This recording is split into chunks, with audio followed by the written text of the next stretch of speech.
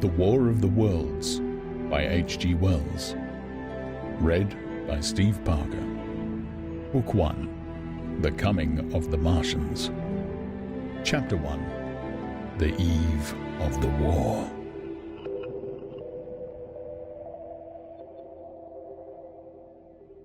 No one would have believed in the last years of the 19th century that this world was being watched keenly and closely by intelligences greater than man's and yet as mortal as his own. That as men busied themselves about their various concerns, they were scrutinized and studied, perhaps almost as narrowly as a man with a microscope might scrutinize the transient creatures that swarm and multiply in a drop of water. With infinite complacency, men went to and fro over this globe about their little affairs, serene in their assurance of their empire over matter.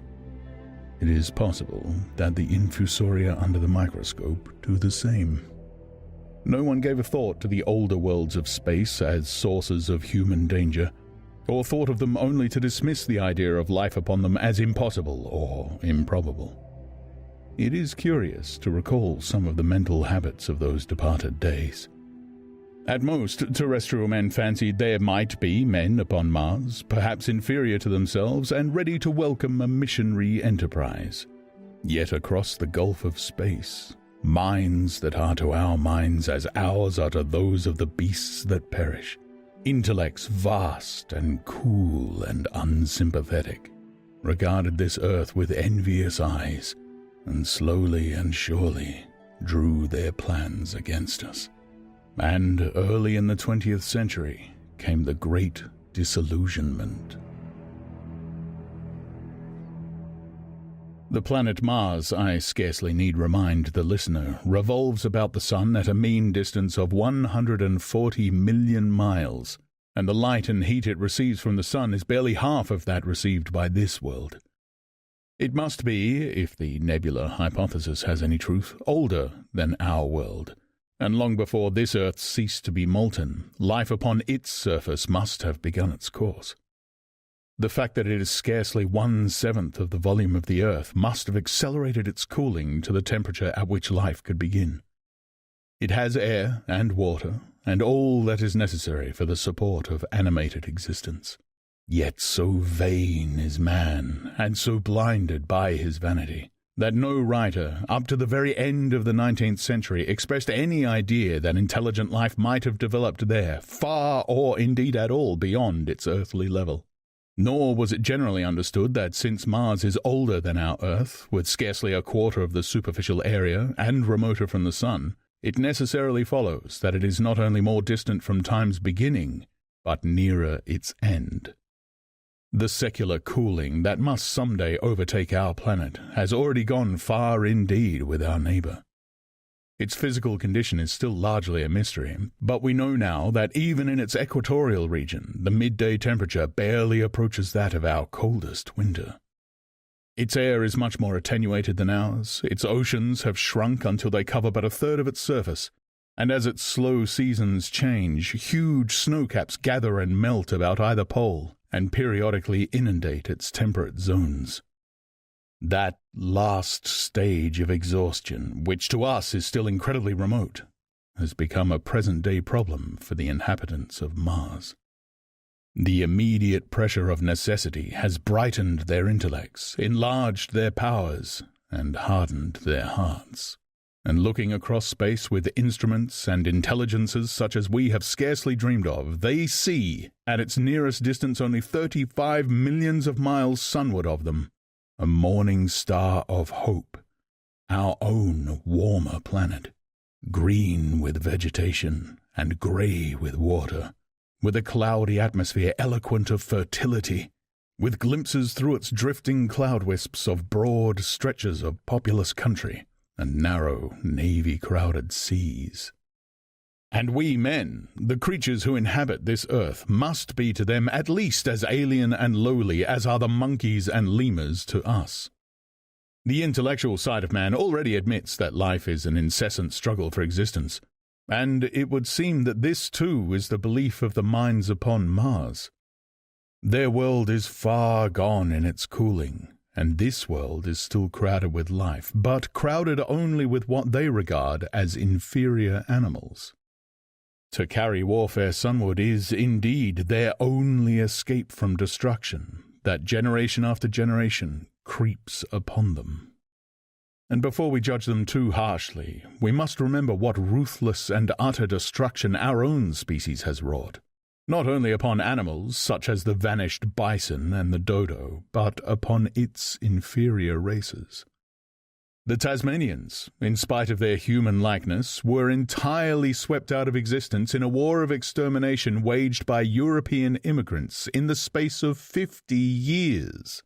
Are we such apostles of mercy as to complain if the Martians warred in the same spirit? The Martians seem to have calculated their descent with amazing subtlety. Their mathematical learning is evidently far in excess of ours, and to have carried out their preparations with well-nigh perfect unanimity.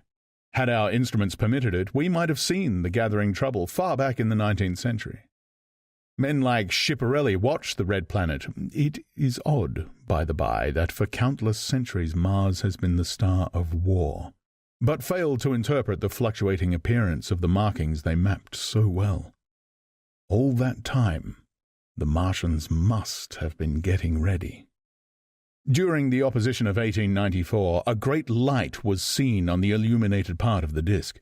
First at the Lick Observatory, then by Peritan of Nice, and then by other observers. English readers heard of it first in the issue of Nature dated August 2nd. I am inclined to think that this blaze may have been the casting of the huge gun in the vast pit sunk into their planet, from which their shots were fired at us. Peculiar markings, as yet unexplained, were seen near the site of that outbreak during the next 2 oppositions. The storm burst upon us 6 years ago now. As Mars approached opposition, Lovell of Java set the wires of the astronomical exchange palpitating with the amazing intelligence of a huge outbreak of incandescent gas upon the planet. It had occurred towards midnight of the 12th, and the spectroscope, to which he had at once resorted, indicated a mass of flaming gas, chiefly hydrogen, moving with an enormous velocity towards this Earth. This jet of fire had become invisible about 12:15.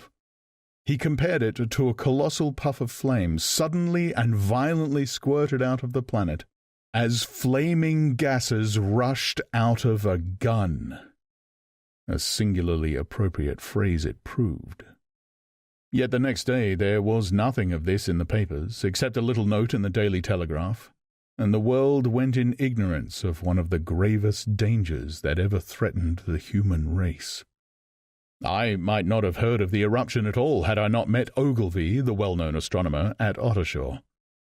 He was immensely excited at the news, and in excess of his feelings invited me up to take a turn with him that night in a scrutiny of the red planet. In spite of all that has happened since, I still remember that vigil very distinctly. The black and silent observatory, the shadowed lantern throwing a feeble glow upon the floor in the corner, the steady ticking of the clockwork of the telescope, the little slit in the roof, an oblong profundity with the stardust streaked across it. Ogilvy moved about, invisible but audible. Looking through the telescope, one saw a circle of deep blue and the little round planet swimming in the field. It seemed such a little thing, so bright and small and still, faintly marked with transverse stripes and slightly flattened from the perfect round. But so little it was, so silvery warm, a pin's head of light. It was as if it quivered, but really this was the telescope vibrating with the activity of the clockwork that kept the planet in view. As I watched, the planet seemed to grow larger and smaller, and to advance and recede, but that was simply that my eye was tired. 40 millions of miles it was from us. More than 40 millions of miles of void. Few people realize the immensity of vacancy in which the dust of the material universe swims.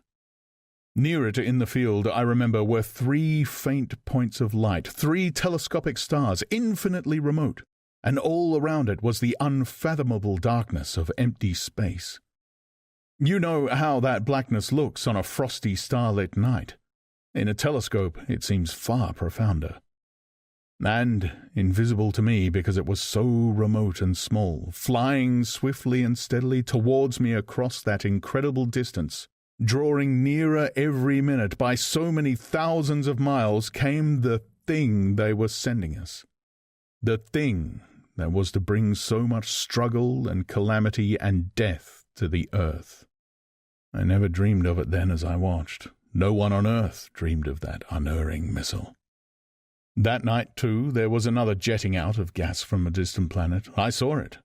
A reddish flash at the edge, the slightest projection of the outline, just as the chronometer struck midnight. And at that I told Ogilvy, and he took my place. The night was warm, and I was thirsty, and I went stretching my legs clumsily and feeling my way in the darkness to the little table where the siphon stood, while Ogilvy exclaimed at the streamer of gas that came out towards us. That night, another invisible missile started on its way to the Earth from Mars, just a second or so under 24 hours after the first one. I remember how I sat on the table there in the blackness, with patches of green and crimson swimming before my eyes. I wished I had a light to smoke by, little suspecting the meaning of the minute gleam I had seen, and all that it would presently bring me. Ogilvy watched till 1 and then gave it up, and we lit the lantern and walked over to his house. Down below in the darkness were Ottershaw and Chertsey and all their hundreds of people sleeping in peace. He was full of speculation that night about the condition of Mars, and scoffed at the vulgar idea of its having inhabitants who were signalling us. His idea was that meteorites might be falling in a heavy shower upon the planet, or that a huge volcanic explosion was in progress. He pointed out to me how unlikely it was that organic evolution had taken the same direction in the 2 adjacent planets. "The chances against anything man-like on Mars are 1,000,000 to 1, he said. Hundreds of observers saw the flame that night, and the night after about midnight, and again the night after, and so for 10 nights, a flame each night. Why the shots ceased after the 10th, no one on Earth has attempted to explain. It may be the gases of the firing caused the Martians inconvenience. Dense clouds of smoke or dust, visible through a powerful telescope on Earth as little grey fluctuating patches, spread throughout the clearness of the planet's atmosphere and obscured its more familiar features. Even the daily papers woke up to the disturbances at last, and popular notes appeared here, there, and everywhere concerning the volcanoes upon Mars. The serio-comic periodical Punch, I remember, made a happy use of it in the political cartoon. And all unsuspected, those missiles the Martians had fired at us drew earthward, rushing now at a pace of many miles a second through the empty gulf of space, hour by hour and day by day nearer and nearer. It seems to me now almost incredibly wonderful that, with that swift fate hanging over us, men could go about their petty concerns as they did. I remember how jubilant Markham was at securing a new photograph of the planet for the illustrated paper he edited in those days. People in these later times scarcely realize the abundance and enterprise of our 19th century papers. For my own part, I was much occupied in learning to ride the bicycle, and busy upon a series of papers discussing the probable developments of moral ideas as civilization progressed. One night, the first missile then could scarcely have been 10 million miles away, I went for a walk with my wife. It was starlit, and I explained the signs of the zodiac to her and pointed out Mars, a bright dot of light creeping zenithward, towards which so many telescopes were pointed. It was a warm night. Coming home, a party of excursionists from Chertsey or Isleworth passed us, singing and playing music. There were lights in the upper windows of the houses as the people went to bed. From the railway station in the distance came the sound of shunting trains, ringing and rumbling, softened almost into melody by the distance. My wife pointed out to me the brightness of the red, green, and yellow signal lights hanging in a framework against the sky. It seemed so safe and tranquil.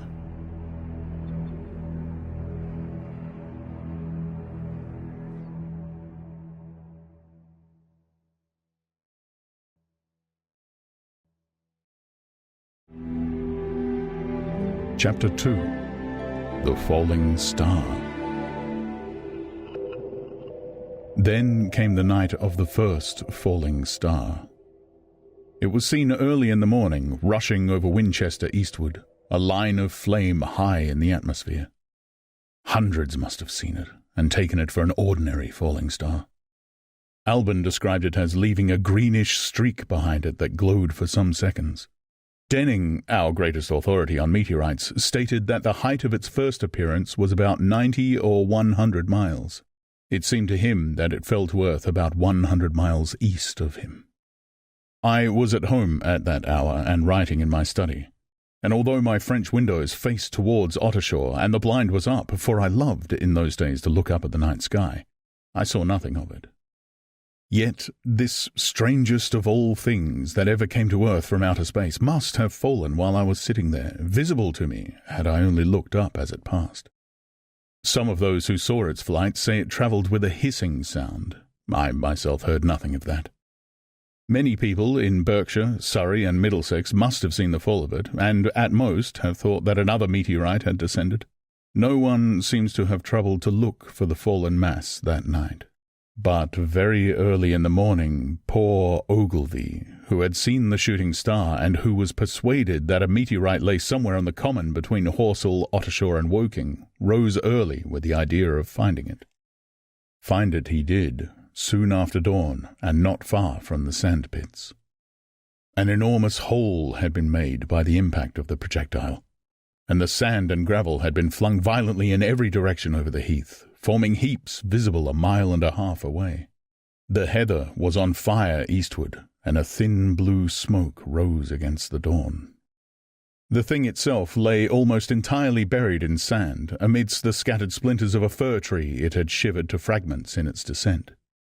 The uncovered part had the appearance of a huge cylinder, caked over and its outline softened by a thin, scaly, dun-coloured incrustation. It had a diameter of about 30 yards. He approached the mass, surprised at the size and more so at the shape, since most meteorites are rounded more or less completely. It was, however, still so hot from its flight through the air as to forbid his near approach. A stirring noise within its cylinder he ascribed to the unequal cooling of its surface, for at that time it had not occurred to him that it might be hollow. He remained standing at the edge of the pit that the thing had made for itself, staring at its strange appearance, astonished chiefly at its unusual shape and colour, and dimly perceiving even then some evidence of design in its arrival. The early morning was wonderfully still, and the sun, just clearing the pine trees towards Weybridge, was already warm. He did not remember hearing any birds that morning. There was certainly no breeze stirring, and the only sounds were the faint movements from within the cindery cylinder. He was all alone on the common. Then suddenly he noticed with a start that some of the grey clinker, the ashy incrustation that covered the meteorite, was falling off the circular edge of the end. It was dropping off in flakes and raining down upon the sand.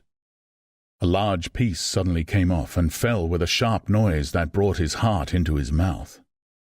For a moment he scarcely realized what this meant, and although the heat was excessive, he clambered down into the pit close to the bulk to see the thing more clearly. He fancied even then that the cooling of the body might account for this, but what disturbed that idea was the fact that the ash was falling only from the end of the cylinder. And then he perceived that very slowly the circular top of the cylinder was rotating on its body. It was such a gradual movement that he discovered it only through noticing that a black mark that had been near him 5 minutes ago was now at the other side of the circumference. Even then he scarcely understood what this indicated, until he heard a muffled grating sound and saw the black mark jerk forward an inch or so. Then the thing came upon him in a flash. The cylinder was artificial, hollow, with an end that screwed out. Something within the cylinder was unscrewing the top. "Good heavens!" said Ogilvy. "There's a man in it! Men in it! Half roasted to death, trying to escape!" At once, with a quick mental leap, he linked the thing with the flash upon Mars. The thought of the confined creature was so dreadful to him that he forgot the heat and went forward to the cylinder to help turn. But luckily, the dull radiation arrested him before he could burn his hands on the still glowing metal. At that, he stood irresolute for a moment, then turned, scrambled out of the pit, and set off running wildly into Woking. The time then must have been somewhere about 6 o'clock. He met a wagoner and tried to make him understand, but the tale he told and his appearance was so wild, his hat had fallen off in the pit, that the man simply drove on. He was equally unsuccessful with the potman who was just unlocking the doors of the public house by Horsell Bridge. The fellow thought he was a lunatic at large and made an unsuccessful attempt to shut him into the tap-room. That sobered him a little, and when he saw Henderson, the London journalist, in his garden, he called over the palings and made himself understood. "Henderson," he called, "you saw that shooting star last night?" "Well," said Henderson. "It's out on Horsell Common now." "Good Lord," said Henderson. "Fallen meteorite, that's good." "But it's something more than a meteorite. It's a cylinder, an artificial cylinder, man, and there's something inside." Henderson stood up with a spade in his hand. "What's that?" he said. He was deaf in one ear. Ogilvy told him all that he had seen. Henderson was a minute or so taking it in. Then he dropped his spade, snatched up his jacket, and came out into the road. The two men hurried back at once to the common and found the cylinder still lying in the same position, but now the sounds inside had ceased, and a thin circle of bright metal showed between the top and the body of the cylinder. Air was either entering or escaping at the rim with a thin, sizzling sound. They listened, rapped on the scaly burnt metal with a stick, and, meeting with no response, they both concluded the man or men inside must be insensible or dead. Of course, the two were quite unable to do anything. They shouted consolation and promises and went off back to the town again to get help. One can imagine them, covered with sand, excited and disordered, running up the little street in the bright sunlight just as the shop folks were taking down their shutters and people were opening their bedroom windows. Henderson went into the railway station at once in order to telegraph the news to London. The newspaper articles had prepared men's minds for the reception of the idea.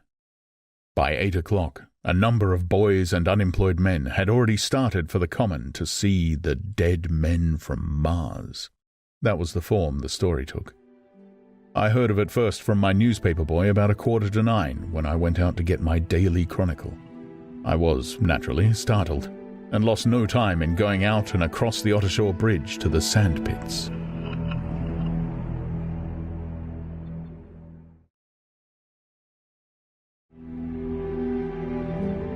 Chapter 3. On Horsell Common.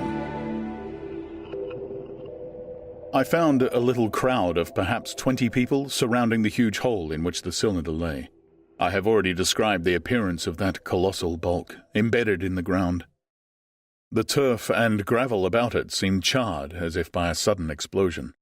No doubt its impact had caused a flash of fire. Henderson and Ogilvy were not there. I think they perceived that nothing was to be done for the present, and had gone away to breakfast at Henderson's house. There were 4 or 5 boys sitting on the edge of the pit with their feet dangling, and amusing themselves, until I stopped them, by throwing stones at the giant mass. After I had spoken to them about it, they began playing at touch in and out of the group of bystanders. Among these were a couple of cyclists, a jobbing gardener I employed sometimes, a girl carrying a baby, Greg the butcher and his little boy, and 2 or 3 loafers and golf caddies who were accustomed to hang about the railway station. There was very little talking. Few of the common people in England had anything but the vaguest astronomical ideas in those days. Most of them were staring quietly at the big table-like end of the cylinder, which was still as Ogilvy and Henderson had left it. I fancy the popular expectation of a heap of charred corpses was disappointed at this inanimate bulk. Some went away while I was there, and other people came. I clambered into the pit and fancied I heard a faint movement under my feet. The top had certainly ceased to rotate. It was only when I got thus close to it that the strangeness of this object was at all evident to me. At the first glance, it was really no more exciting than an overturned carriage or a tree blown across the road. Not so much so, indeed. It looked like a rusty gas float. It required a certain amount of scientific education to perceive that the grey scale of the thing was no common oxide, that the yellowish-white metal that gleamed in the crack between the lid and the cylinder had an unfamiliar hue. Extraterrestrial had no meaning for most of the onlookers. At that time, it was quite clear in my own mind that the thing had come from the planet Mars, but I judged it improbable that it contained any living creature. I thought the unscrewing might be automatic. In spite of Ogilvy, I still believed that there were men in Mars. My mind ran fancifully on the possibilities of its containing manuscripts, on the difficulties in translation that might arise, whether we should find coins and models in it, and so forth. Yet it was a little too large for assurance on this idea. I felt an impatience to see it opened. About 11, as nothing seemed happening, I walked back, full of such thoughts, to my home in Maybury, but I found it difficult to get to work upon my abstract investigations. In the afternoon, the appearance of the common had altered very much. The early editions of the evening papers had startled London with enormous headlines. "A message received from Mars. Remarkable story from Woking," and so forth.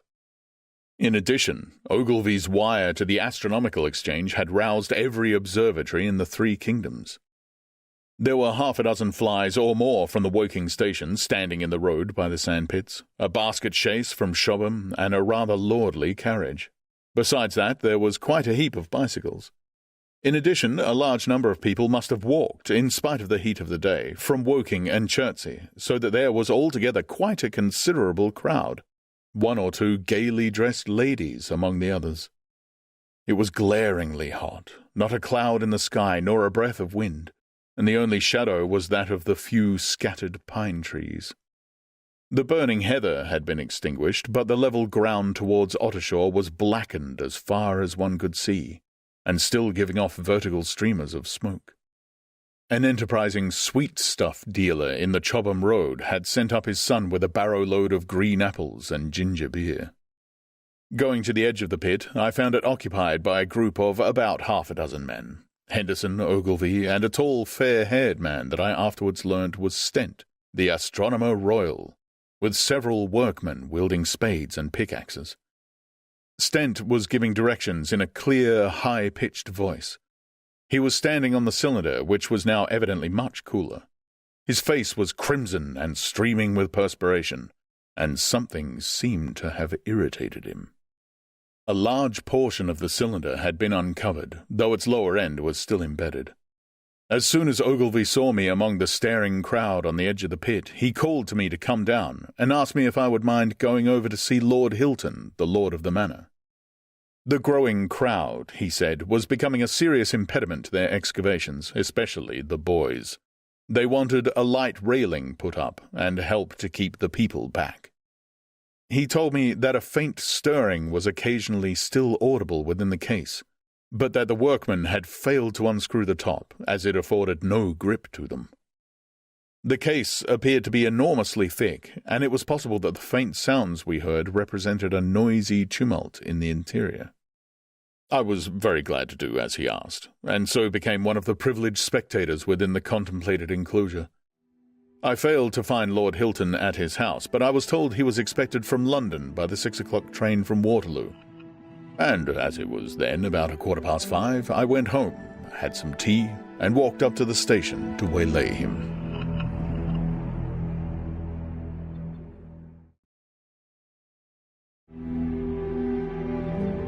Chapter 4. The Cylinder Opens. When I returned to the common, the sun was setting. Scattered groups were hurrying from the direction of Woking, and 1 or 2 persons were returning. The crowd about the pit had increased and stood out black against the lemon yellow of the sky. A couple of 100 people, perhaps. There were raised voices, and some sort of struggle appeared to be going on about the pit. Strange imaginings passed through my mind. As I drew nearer, I heard Stent's voice. "Keep back! Keep back!" A boy came running towards me. "It's a moving," he said to me as he passed. "A screwing and a screwing out. I don't like it. I'm a-going home, I am." I went on to the crowd. There were really, I should think, 200 or 300 people elbowing and jostling one another, the 1 or 2 ladies there being by no means the least active. "He's fallen in the pit!" cried someone. "Keep back!" said several. The crowd swayed a little, and I elbowed my way through. Everyone seemed greatly excited. I heard a peculiar humming sound from the pit. "I say," said Ogilvy. "Help keep these idiots back. We don't know what's in the confounded thing, you know." I saw a young man, a shop assistant in Woking, I believe he was, standing on the cylinder and trying to scramble out of the hole again. The crowd had pushed him in. The end of the cylinder was being screwed out from within. Nearly 2 feet of shining screw projected. Somebody blundered against me, and I narrowly missed being pitched onto the top of the screw. I turned, and as I did so, the screw must have come out, for the lid of the cylinder fell upon the gravel with a ringing concussion. I stuck my elbow into the person behind me and turned my head towards the thing again. For a moment, that circular cavity seemed perfectly black. I had the sunset in my eyes. I think everyone expected to see a man emerge, possibly something a little unlike us terrestrial men, but in all essentials a man. I know I did. But, looking, I presently saw something stirring within the shadow. Greyish, billowy movements, one above another, and then 2 luminous discs like eyes. Then something resembling a little grey snake about the thickness of a walking stick, coiled up out of the writhing middle and wriggled in the air towards me. And then another. A sudden chill came over me. There was a loud shriek from a woman behind. I half turned, keeping my eyes fixed upon the cylinder still, from which other tentacles were now projecting, and began pushing my way back from the edge of the pit. I saw astonishment giving place to horror on the faces of the people about me. I heard inarticulate exclamations on all sides. There was a general movement backwards. I saw the shopmen struggling still on the edge of the pit. I found myself alone, and saw the people on the other side of the pit running off, Stent among them. I looked again at the cylinder, and ungovernable terror gripped me. I stood petrified and staring. A big, greyish, rounded bulk, the size, perhaps, of a bear, was rising slowly and painfully out of the cylinder. As it bulged up and caught the light, it glistened like wet leather. 2 large, dark-coloured eyes were regarding me steadfastly. The mass that framed them, the head of the thing, was rounded and had, one might say, a face. There was a mouth under the eyes, the lipless brim of which quivered and panted and dropped saliva. The whole creature heaved and pulsated convulsively. A lank tentacular appendage gripped the edge of the cylinder, another swayed in the air.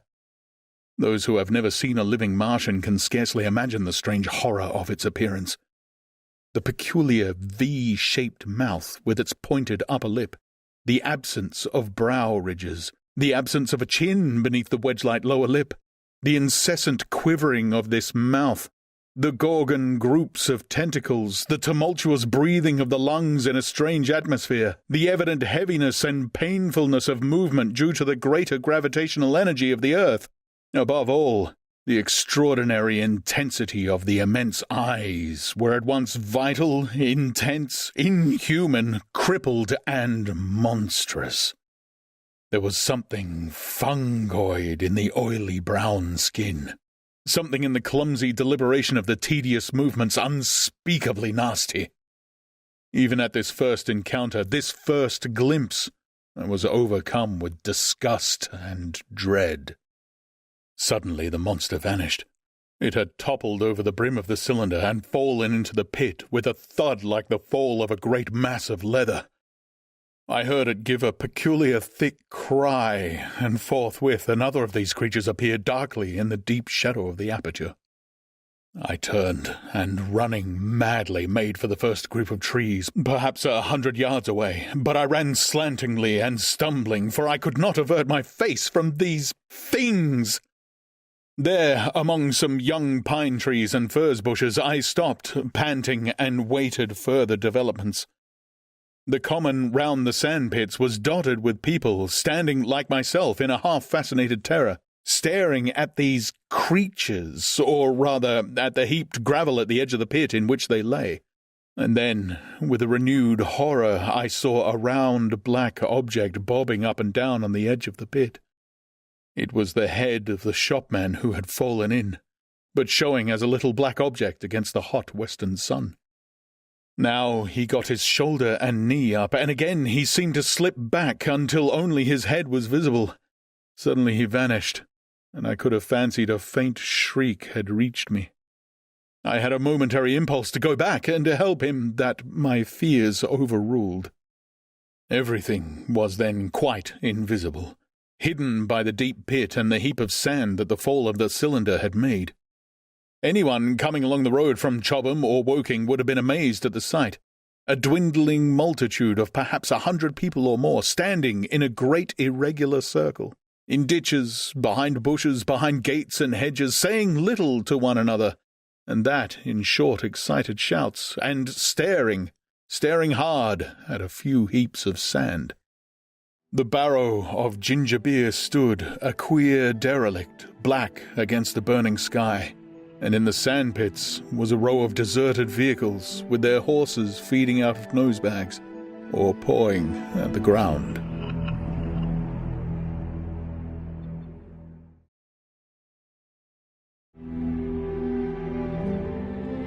Chapter 5. The Heat Ray. After the glimpse I had had of the Martians emerging from the cylinder in which they had come to Earth from their planet, a kind of fascination paralyzed my actions. I remained standing knee-deep in the heather, staring at the mound that hid them. I was a battleground of fear and curiosity. I did not dare to go back towards the pit, but I felt a passionate longing to peer into it. I began walking, therefore, in a big curve, seeking some point of vantage, and continually looking at the sand heaps that hid these newcomers to our Earth.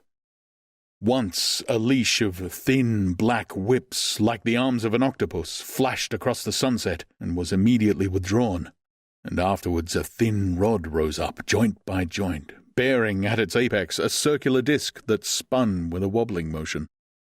What could be going on there? Most of the spectators had gathered in one or two groups, one a little crowd towards Woking, the other a knot of people in the direction of Chobham. Evidently they shared my mental conflict. There were few near me.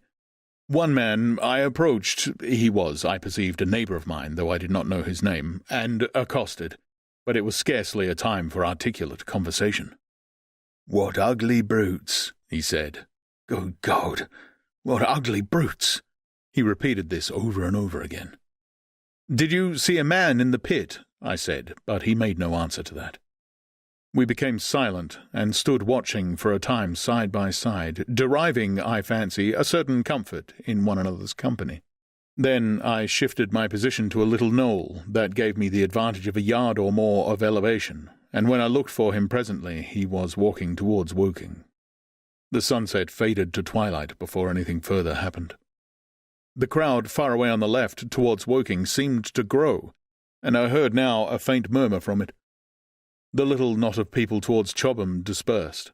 There was scarcely an intimation of movement from the pit. It was this, as much as anything, that gave people courage, and I suppose the new arrivals from Woking also helped to restore confidence. At any rate, as the dusk came on, a slow, intermittent movement upon the sandpits began, a movement that seemed to gather force as the stillness of the evening about the cylinder remained unbroken. Vertical black figures in 2s and 3s would advance, stop, watch, and advance again, spreading out as they did so in a thin, irregular crescent that promised to enclose the pit in its attenuated horns. I, too, on my side, began to move towards the pit. Then I saw some cabmen, and others had walked boldly into the sandpits, and heard the clatter of hooves and the grind of wheels. I saw a lad trundling off the barrow of apples, and then, within 30 yards of the pit, advancing from the direction of Horsell, I noted a little black knot of men, the foremost of whom was waving a white flag. This was the deputation. There had been a hasty consultation, and since the Martians were evidently, in spite of their repulsive forms, intelligent creatures, it had been resolved to show them by approaching them with signals that we, too, were intelligent.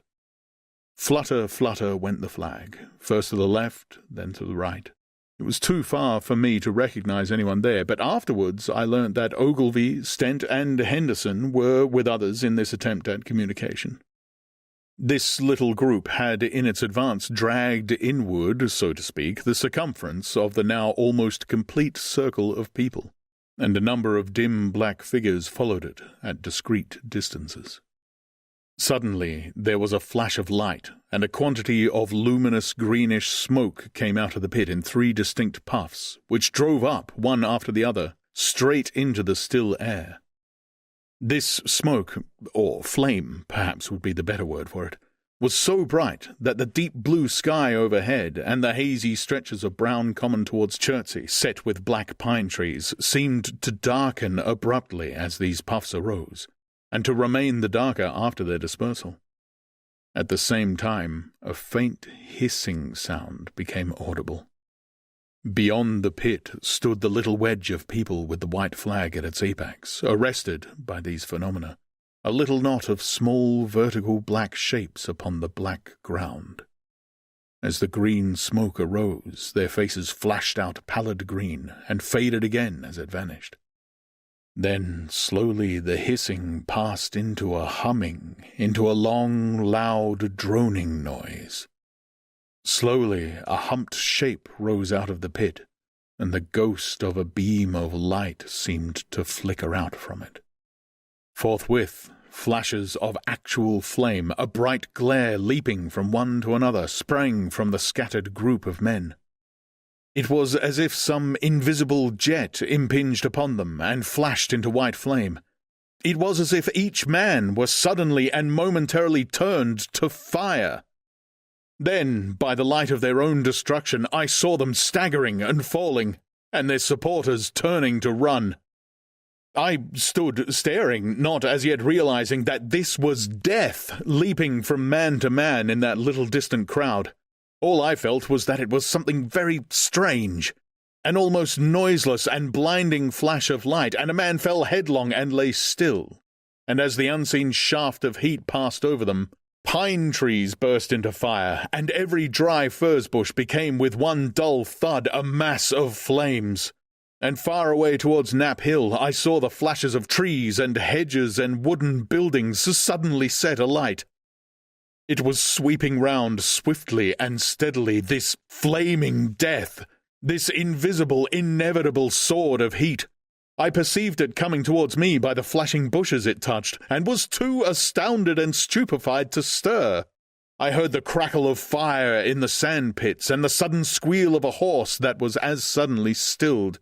Then it was as if an invisible yet intensely heated finger were drawn through the heather between me and the Martians, and all along a curving line beyond the sandpits the dark ground smoked and crackled. Something fell with a crash far away to the left, where the road from Woking Station opens out on the common. Forthwith the hissing and humming ceased, and the black dome-like object sank slowly out of sight into the pit. All this had happened with such swiftness that I had stood motionless, dumbfounded and dazzled by the flashes of light. Had that death swept through a full circle, it must inevitably have slain me in my surprise. But it passed and spared me, and left the night about me suddenly dark and unfamiliar. The undulating common seemed now dark almost to blackness. except where its roadways lay grey and pale under the deep blue sky of the early night. It was dark and suddenly void of men. Overhead the stars were mustering, and in the west the sky was still a pale, bright, almost greenish blue. The tops of the pine trees and the roofs of Horsell came out sharp and black against the western afterglow. The Martians and their appliances were altogether invisible, save for that thin mast upon which their restless mirror wobbled. Patches of bush and isolated trees here and there smoked and glowed still, and the houses towards Woking Station were sending up spires of flame into the stillness of the evening air. Nothing was changed, save for that and a terrible astonishment.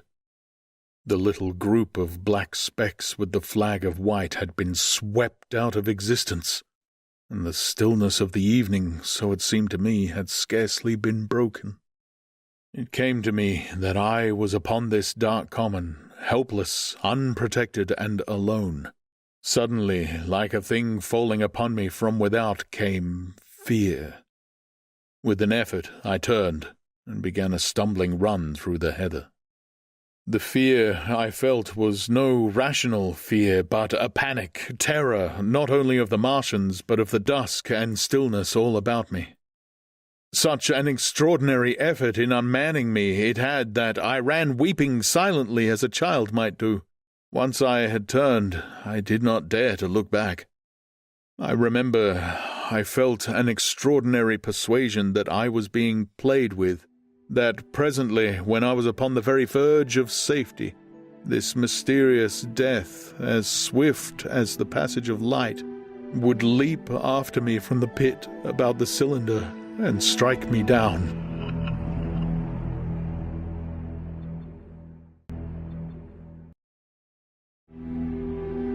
Chapter 6. The Heat Ray in the Chobham Road.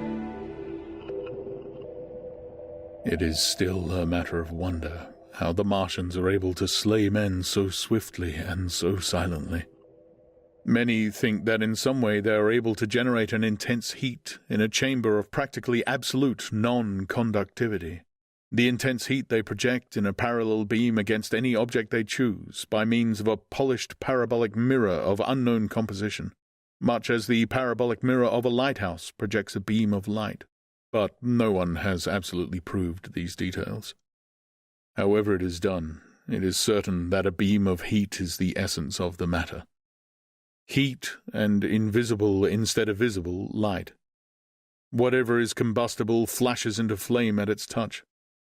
Lead runs like water, it softens iron, cracks and melts glass, and when it falls upon water, incontinently that explodes into steam. That night nearly 40 people lay under the starlight about the pit, charred and distorted beyond recognition, and all night long the common from Horsell to Maybury was deserted and brightly ablaze. The news of the massacre probably reached Chobham, Woking, and Ottershaw about the same time. In Woking, the shops had closed when the tragedy happened, and a number of people, shop people and so forth, attracted by the stories they had heard, were walking over the Horsell Bridge and along the road between the hedges that runs out at last upon the common. You may imagine the young people brushed up after the labours of the day and making this novelty, as they would make any novelty, the excuse for walking together and enjoying a trivial flirtation. You may figure to yourself the hum of voices along the road in the gloaming. And yet, of course, few people in Woking even knew that the cylinder had opened, though poor Henderson had sent a messenger on a bicycle to the post office with a special wire to an evening paper. As these folks came out by twos and threes upon the open, they found little knots of people talking excitedly and peering at the spinning mirror over the sandpits, and the newcomers were, no doubt, soon infected by the excitement of the occasion. By 8:30, when the deputation was destroyed, there may have been a crowd of 300 people or more at this place, besides those who had left the road to approach the Martians nearer. There were 3 policemen, too, one of whom was mounted, doing their best, under instructions from Stent, to keep people back and deter them from approaching the cylinder. There was some booing from those more thoughtless and excitable souls to whom a crowd is always an occasion for noise and horseplay. Stent and Ogilvy, anticipating some possibilities of a collision, had telegraphed from Horsell to the barracks as soon as the Martians emerged for the help of a company of soldiers to protect these strange creatures from violence. After that, they returned to lead that ill-fated advance. The description of their death, as it was seen by the crowd, tallies very closely with my own impressions. The 3 puffs of green smoke, the deep humming note, and the flashes of flame. But that crowd of people had a far narrower escape than mine. Only the fact that a hummock of heathery sand intercepted the lower part of the heat ray saved them. Had the elevation of the parabolic mirror been a few yards higher, none could have lived to tell the tale. They saw the flashes, and the men falling, and an invisible hand, as it were, lit the bushes as it hurried towards them through the twilight. Then, with a whistling note that rose above the droning of the pit, the beams swung close over their heads, lighting the tops of the beech trees that lined the road, and splitting the bricks, smashing the windows, firing the window frames, and bringing down in crumbling ruin a portion of the gable of the house nearest the corner. In the sudden thud, hiss, and glare of the igniting trees, the panic-stricken crowd seems to have swayed hesitatingly for some moments. Sparks and burning twigs began to fall into the road, and single leaves like puffs of flame. Hats and dresses caught fire. Then came a crying from the common. There were shrieks and shouts, and suddenly a mounted policeman came galloping through the confusion with his hands clasped over his head, screaming. "They're coming!" a woman shrieked, and incontinently everyone was turning and pushing at those behind in order to clear their way to Woking again. They must have bolted as blindly as a flock of sheep. Where the road grows narrow and black between the high banks, the crowd jammed and a desperate struggle occurred. All that crowd did not escape. 3 persons at least, 2 women and a little boy, were crushed and trampled there and left to die amidst the terror and the darkness.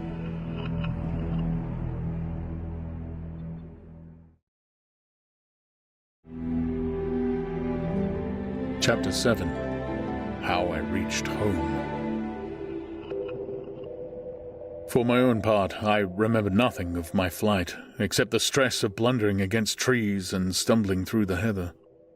All about me gathered the invisible terrors of the Martians. That pitiless sword of heat seemed whirling to and fro, flourishing overhead before it descended and smote me out of life. I came into the road between the crossroads and Horsell, and ran along this to the crossroads. At last I could go no further. I was exhausted with the violence of my emotion and of my flight, and I staggered and fell by the wayside. That was near the bridge that crosses the canal by the gasworks. I fell and lay still. I must have remained there for some time. I sat up, strangely perplexed. For a moment, perhaps, I could not clearly understand how I came there. My terror had fallen from me like a garment. My hat had gone, and my collar had burst away from its fastener. A few minutes before, there had only been 3 real things before me. The immensity of the night and space and nature, my own feebleness and anguish, and the near approach of death. Now it was as if something turned over, and the point of view altered abruptly.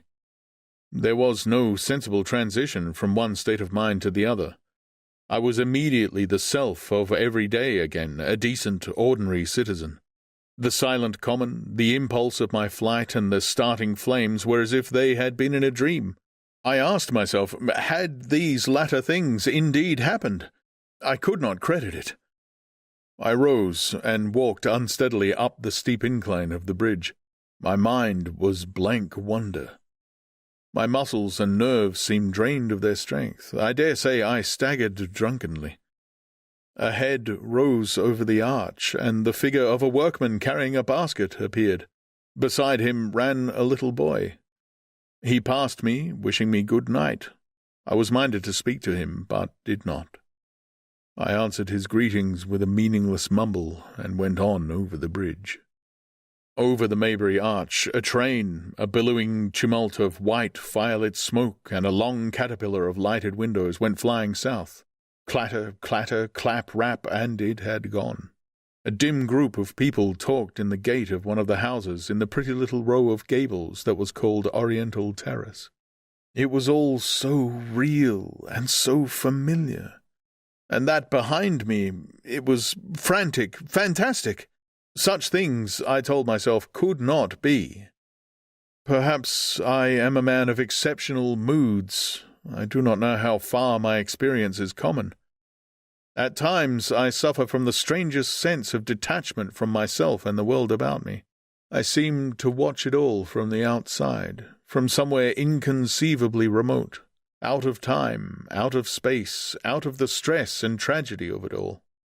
This feeling was very strong upon me that night. Here was another side to my dream. But the trouble was the blank incongruity of this serenity and the swift death flying yonder not 2 miles away. There was a noise of business from the gasworks, and the electric lamps were all alight. I stopped at the group of people. "What news from the common?" said I. There were 2 men and a woman at the gate. "Aye," said one of the men, turning. "What news from the common?" I said. "Ain't you just been there?" asked the men. "People seem fair silly about the common," said the woman over the gate. "What's it all about?" "Haven't you heard of the men from Mars?" said I. "The creatures from Mars." "Quite enough," said the woman over the gate. "Thanks." And all 3 of them laughed. I felt foolish and angry. I tried and found I could not tell them what I had seen. They laughed again at my broken sentences. "You'll hear more yet," I said, and went on to my home. I startled my wife at the doorway, so haggard was I. I went into the dining room, sat down, drank some wine, and so soon as I could collect myself sufficiently, I told her the things I had seen. The dinner, which was a cold one, had already been served, and remained neglected on the table while I told my story. "There is one thing," I said to allay the fears I had aroused. "They are the most sluggish things I ever saw crawl. They may keep the pit and kill people who come near them, but they cannot get out of it. But the horror of them!" "Don't, dear," said my wife, knitting her brows and putting her hand on mine. "Poor Ogilvy," I said.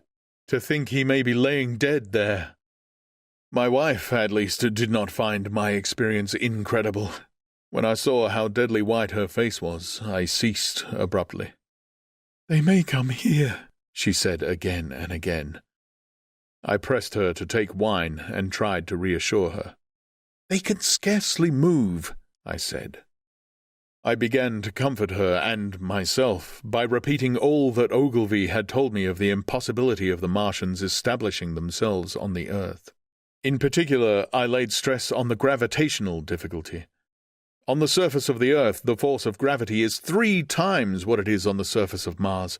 A Martian, therefore, would weigh 3 times more than on Mars, albeit his muscular strength would be the same. His own body would be a cape of lead to him. That, indeed, was the general opinion. Both the Times and the Daily Telegraph, for instance, insisted on it the next morning, and both overlooked, just as I did, 2 obvious modifying influences. The atmosphere of the Earth, we know now, contains far more oxygen or far less argon, whichever way one likes to put it, than does Mars.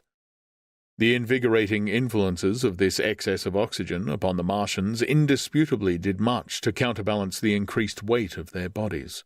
And, in the second place, we all overlooked the fact that such mechanical intelligence as the Martian possessed was quite able to dispense with muscular exertion at a pinch. But I did not consider these points at the time, and so my reasoning was dead against the chances of the invaders. With wine and food, the confidence of my own table, and the necessity of reassuring my wife, I grew by insensible degrees courageous and secure. "They have done a foolish thing," said I, fingering my wine-glass. "They are dangerous because, no doubt, they are mad with terror. Perhaps they expected to find no living things, certainly no intelligent living things." "A shell in the pit," said I. "If the worst comes to worst, we'll kill them all." The intense excitement of the events had no doubt left my perceptive powers in a state of erethism. I remember that dinner table with extraordinary vividness even now. My dear wife's sweet, anxious face peering at me from under the pink lampshade.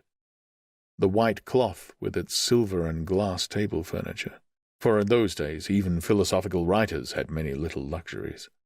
The crimson-purple wine in my glass are photographically distinct. At the end of it I sat, tempering nuts with a cigarette, regretting Ogilvy's rashness, and denouncing the short-sighted timidity of the Martians. So some respectable dodo in the Mauritius might have lorded it in his nest, and discussed the arrival of that ship full of pitiless sailors in want of animal food. "We will peck them to death tomorrow, my dear." I did not know it, but that was the last civilized dinner I was to eat for very many strange and terrible days.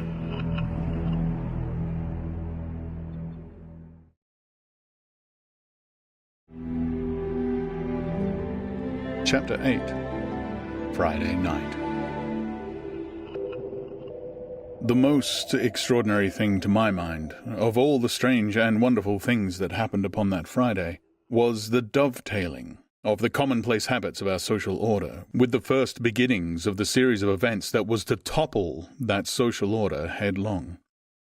If on Friday night you had taken a pair of compasses and drawn a circle with a radius of 5 miles round the Woking sandpits, I doubt if you would have had one human being outside it, unless it were some relation of Stent or of the 3 or 4 cyclists or London people lying dead on the common, whose emotions or habits were at all affected by the newcomers.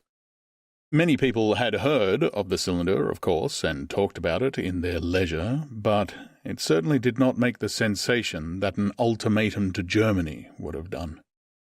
In London that night, poor Henderson's telegram describing the gradual unscrewing of the shot was judged to be a canard, and his evening paper, after wiring for authentication from him and receiving no reply, the man was killed, decided not to print a special edition. Even within the 5-mile circle, the great majority of people were inert. I have already described the behavior of the men and women to whom I spoke. All over the district, people were dining and supping. Working men were gardening after the labours of the day. Children were being put to bed. Young people were wandering through the lanes, love-making. Students sat over their books. Maybe there was a murmur in the village streets, a novel and dominant topic in the public houses, and here and there a messenger or even an eyewitness of the later occurrences caused a whirl of excitement, a shouting and a running to and fro, but for the most part the daily routine of working, eating, drinking, sleeping went on as it had done for countless years, as though no planet Mars existed in the sky. Even at Woking Station and Horsell and Chobham that was the case. In Woking Junction, until a late hour, trains were stopping and going on, others were shunting on the sidings, passengers were alighting and waiting, and everything was proceeding in the most ordinary way. A boy from the town, trenching on Smith's Monopoly, was selling papers with the afternoon's news. The ringing impact of trucks, the sharp whistle of the engines from the junction mingled with their shouts of "Men from Mars!" Excited men came into the station about 9 o'clock with incredible tidings, and caused no more disturbance than drunkards might have done. People rattling Londonwards peered into the darkness outside their carriage windows and saw only a rare, flickering, vanishing spark dance up from the direction of Horsell, a red glow and a thin veil of smoke driving across the stars, and thought that nothing more serious than a heath fire was happening. It was only round the edge of the common that any disturbance was perceptible. There were 6 villas burning on the Woking border. There were lights in all the houses on the common side of the three villages, and the people there kept awake till dawn. A curious crowd lingered restlessly, people coming and going, but the crowd remaining, both on the Chobham and Horsell bridges. One or two adventurous souls, it was afterwards found, went into the darkness and crawled quite near the Martians, but they never returned, for now and again a light ray, like the beam of a warship's searchlight, swept the common, and the heat ray was ready to follow. Save for such, that big area of common was silent and desolate, and the charred bodies lay about on it all night under the stars, and all the next day a noise of hammering from the pit was heard by many people. So you have the state of things on Friday night. In the centre, sticking into the skin of our old planet Earth like a poisoned dart, was this cylinder, but the poison was scarcely working yet. Around it was a patch of silent common, smouldering in places, and with a few dark, dimly seen objects lying in contorted attitudes here and there. Here and there was a burning bush or tree. Beyond was a fringe of excitement, and further than that fringe the inflammation had not crept as yet. In the rest of the world the stream of life still flowed as it had flowed for immemorial years. The fever of war that would presently clog vein and artery, deaden nerve and destroy brain, had still to develop. All night long the Martians were hammering and stirring, sleepless, indefatigable, at work upon the machines they were making ready, and ever and again a puff of greenish-white smoke whirled up to the starlit sky. About 11, a company of soldiers came through Horsell and deployed along the edge of the common to form a cordon. Later, a second company marched through Chobham to deploy on the north side of the common. Several officers from the Inkerman barracks had been on the common earlier in the day, and one, Major Eden, was reported to be missing. The colonel of the regiment came to the Chobham Bridge and was busy questioning the crowd at midnight. The military authorities were certainly alive to the seriousness of the business. About 11, the next morning's papers were able to say, a squadron of hussars, 2 Maxims, and about 400 men of the Cardigan Regiment started from Aldershot. A few seconds after midnight, the crowd in the Chertsey Road, Woking, saw a star fall from heaven into the pine woods to the northwest. It had a greenish colour and caused a silent brightness like summer lightning. This was the second cylinder.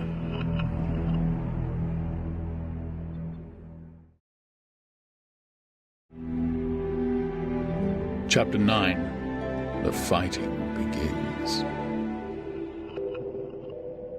Saturday lives in my memory as a day of suspense. It was a day of lassitude, too, hot and close, with, I am told, a rapidly fluctuating barometer. I had slept but little, though my wife had succeeded in sleeping, and I rose early. I went into my garden before breakfast and stood listening. But towards the common there was nothing stirring but a lark. The milkman came as usual. I heard the rattle of his chariot, and I went round to the side gate to ask the latest news. He told me that during the night the Martians had been surrounded by troops, and that guns were expected. Then, a familiar reassuring note, I heard a train running towards Woking. "They aren't to be killed," said the milkman, "if that can possibly be avoided." I saw my neighbour gardening, chatted with him for a time, and then strolled in to breakfast. It was a most unexceptional morning. My neighbour was of opinion that the troops would be able to capture or to destroy the Martians during the day. "It's a pity they make themselves so unapproachable," he said. "It would be curious to know how they live on another planet. We might learn a thing or two." He came up to the fence and extended a handful of strawberries, for his gardening was as generous as it was enthusiastic. At the same time he told me of the burning of the pine woods about the Byfleet golf links. "They say," said he, "that there's another of those blessed things fallen there, number 2. But one's enough, surely. This lot'll cost the insurance people a pretty penny before everything's settled." He laughed with an air of the greatest good humour as he said this. The woods, he said, were still burning, and pointed out a haze of smoke to me. "They'll be hot underfoot for days, on account of the thick soil of pine needles and turf," he said, and then grew serious over poor Ogilvy. After breakfast, instead of working, I decided to walk down towards the common. Under the railway bridge I found a group of soldiers, sappers, I think, men in small round caps, dirty red jackets unbuttoned, and showed their blue shirts, dark trousers, and boots coming to the calf. They told me no one was allowed over the canal, and looking along the road towards the bridge, I saw one of the Cardigan men standing sentinel there. I talked with these soldiers for a time. I told them of my sight of the Martians on the previous evening. None of them had seen the Martians, and they had but the vaguest ideas of them, so that they plied me with questions. They said that they did not know who had authorized the movement of the troops. Their idea was that a dispute had arisen at the Horse Guards. The ordinary sapper is a great deal better educated than the common soldier, and they discussed the peculiar conditions of the possible fight with some acuteness. I described the heat ray to them, and they began to argue among themselves. "Crawl up under cover and rush 'em, say I," said one. "Get out," said another. "What's cover against this here heat? Sticks to cook ye." "What we got to do is get as close as the ground will let us and then drive a trench." "Blow your trenches. You always want trenches. You ought to have been born a rabbit, Snippy." "Ain't they got any necks, then?" said a third abruptly, a little contemplative dark man smoking a pipe. I repeated my description. "Octopuses," said he. "That's what I calls 'em. Talks about fishes of men. Fighters of fish it is this time." "It ain't no murder killing beasts like that," said the first speaker. "Why not shell the darn things straight off and finish 'em?" said the little dark man. "You can't tell what they might do." "Where's your shells?" said the first speaker. "There ain't no time. Do it in a rush, that's my tip, and do it at once." So they discussed it. After a while I left them and went on to the railway station to get as many morning papers as I could. But I will not weary the listener with a description of that long morning and of the longer afternoon. I did not succeed in getting a glimpse of the common, for even the Horsell and Chobham church towers were in the hands of the military authorities. The soldiers I addressed didn't know anything. The officers were mysterious as well as busy. I found people in the town square quite secure again in the presence of the military, and I heard for the first time from Marshall, the tobacconist, that his son was among the dead on the common. The soldiers had made the people on the outskirts of Horsell lock up and leave their houses. I got back to lunch about 2, very tired, for, as I have said, the day was extremely hot and dull, and in order to refresh myself I took a cold bath in the afternoon. About 4:30 I went up to the railway station to get an evening paper, for the morning papers had contained only a very inaccurate description of the killing of Stent, Henderson, Ogilvy, and the others. But there was little I didn't know. The Martians did not show an inch of themselves. They seemed busy in their pit, and there was a sound of hammering and an almost continuous streamer of smoke. Apparently they were busy getting ready for a struggle. "Fresh attempts have been made to signal, but without success," was the stereotyped formula of the papers. A sapper told me it was done by a man in a ditch with a flag on a long pole. The Martians took as much notice of such advances as we should the lowing of a cow. I must confess, the sight of all this armament, all this preparation, greatly excited me. My imagination became belligerent and defeated the invaders in a dozen striking ways. Something of my schoolboy dreams of battle and heroism came back. It hardly seemed a fair fight to me at that time. They seemed very helpless in that pit of theirs. About 3 o'clock there began the thud of a gun at measured intervals from Chertsey or Addleston. I learned that the smouldering pine wood into which the second cylinder had fallen was being shelled in the hopes of destroying that object before it opened. It was only about 5, however, that a field gun reached Chobham for use against the first body of Martians. About 6 in the evening, I sat at tea with my wife in the summer-house, talking vigorously about the battle that was lowering upon us. I heard a muffled detonation from the common, and immediately after, a gust of firing. Close on the heels of that came a violent rattling crash quite close to us that shook the ground, and, starting out upon the lawn, I saw the tops of the trees about the Oriental College burst into smoky red flame, and the tower of the little church beside it slide down into ruin. The pinnacle of the mosque had vanished, and the roof line of the college itself looked as if a 100-ton gun had been at work upon it. One of our chimneys cracked as if a shot had hit it, flew, and a piece of it came clattering down the tiles and made a heap of broken red fragments upon the flower bed by my study window. I and my wife stood amazed. Then I realized that the crest of Maybury Hill must be within range of the Martians' heat ray now that the college was cleared out of the way. At that, I gripped my wife's arm and, without ceremony, ran her out into the road. Then I fetched out the servant, telling her I would go upstairs myself for the box she was clamouring for. "We can't possibly stay here," I said, and as I spoke the firing reopened for a moment upon the common. "But where are we to go?" said my wife in terror. I thought, perplexed. Then I remembered her cousins at Leatherhead. "Leatherhead!" I shouted above the sudden noise. She looked away from me downhill. The people were coming out of their houses, astonished. "How are we to get to Leatherhead?" she said. Down the hill I saw a bevy of hussars riding under the railway bridge. 3 galloped through the open gates of the Oriental College, 2 others dismounted and began running from house to house. The sun, shining through the smoke that drove up from the top of the trees, seemed blood-red, and threw an unfamiliar lurid light upon everything. "Stop here," said I. "You are safe here." And I started off at once for the Spotted Dog, for I knew the landlord had a horse and dog cart. I ran, for I perceived that in a moment everyone upon this side of the hill would be moving. I found him in his bar, quite unaware of what was going on behind his house. A man stood with his back to me, talking to him. "I must have £1," said the landlord, "and I've no one to drive it." "I'll give you 2, said I over the stranger's shoulder. "What for?"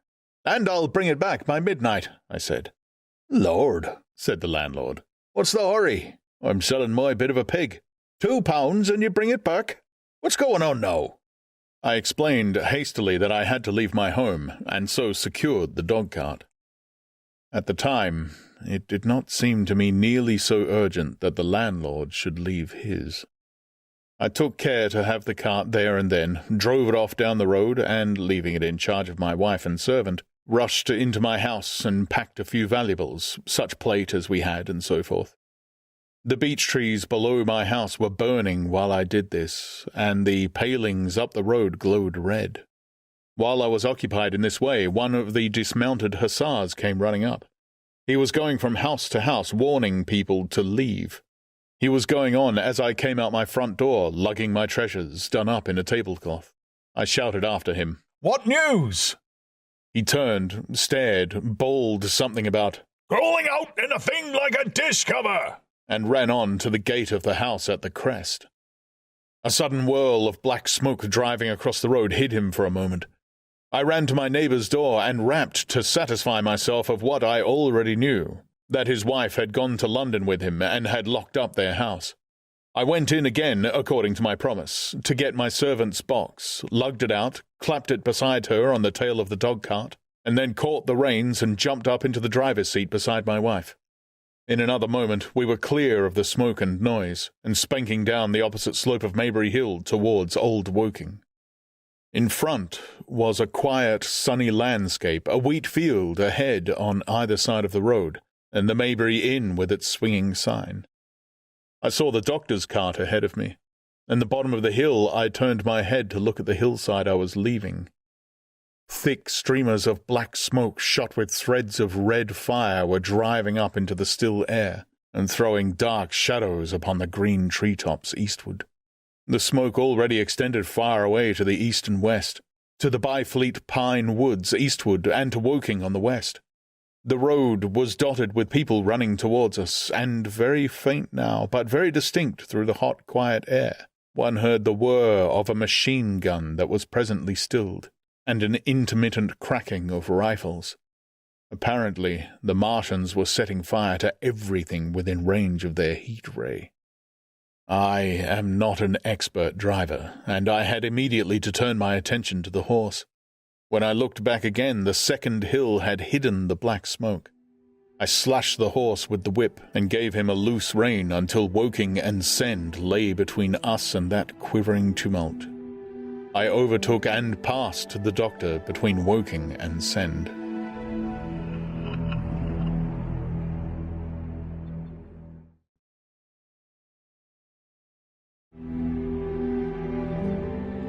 Chapter 10. In the Storm. Leatherhead is about 12 miles from Maybury Hill. The scent of hay was in the air through the lush meadows beyond Pierford, and the hedges on either side were sweet and gay with multitudes of dog roses. The heavy firing that had broken out while we were driving down Maybury Hill ceased as abruptly as it began, leaving the evening very peaceful and still. We got to Leatherhead without misadventure about 9 o'clock, and the horse had an hour's rest while I took supper with my cousins and commended my wife to their care. My wife was curiously silent throughout the drive, and seemed oppressed with forebodings of evil. I talked to her reassuringly, pointing out that the Martians were tied to the pit by sheer heaviness, and at the utmost could but crawl a little out of it, but she answered only in monosyllables. Had it not been for my promise to the innkeeper, she would, I think, have urged me to stay in Leatherhead that night. Would that I had. Her face, I remember, was very white as we parted. For my own part, I had been feverishly excited all day. Something very like the war fever that occasionally runs through a civilized community had gotten into my blood, and in my heart I was not so very sorry that I had to return to Maybury that night. I was even afraid that the last fusillade I had heard might mean the extermination of our invaders from Mars. I can best express my state of mind by saying that I wanted to be in at the death. It was nearly 11 when I started to return. The night was unexpectedly dark. To me, walking out of the lighted passage of my cousin's house, it seemed indeed black, and it was as hot and close as the day. Overhead the clouds were driving fast, albeit not a breath stirred the shrubs about us. My cousin's man lit both lamps. Happily, I knew the road intimately. My wife stood in the light of the doorway and watched me until I jumped up into the dog-cart. Then, abruptly, she turned and went in, leaving my cousins side by side, wishing me good hap. I was a little depressed at first, with the contagion of my wife's fears, but very soon my thoughts reverted to the Martians. At that time I was absolutely in the dark as to the course of the evening's fighting. I did not know even the circumstances that had precipitated the conflict. As I came through Ockham, for that was the way I returned, and not through Send and Old Woking, I saw along the western horizon a blood-red glow, which, as I drew nearer, crept slowly up the sky.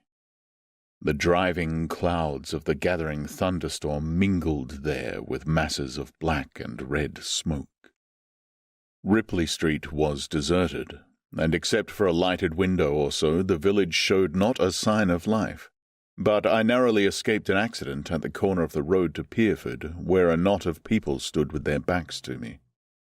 They said nothing to me as I passed.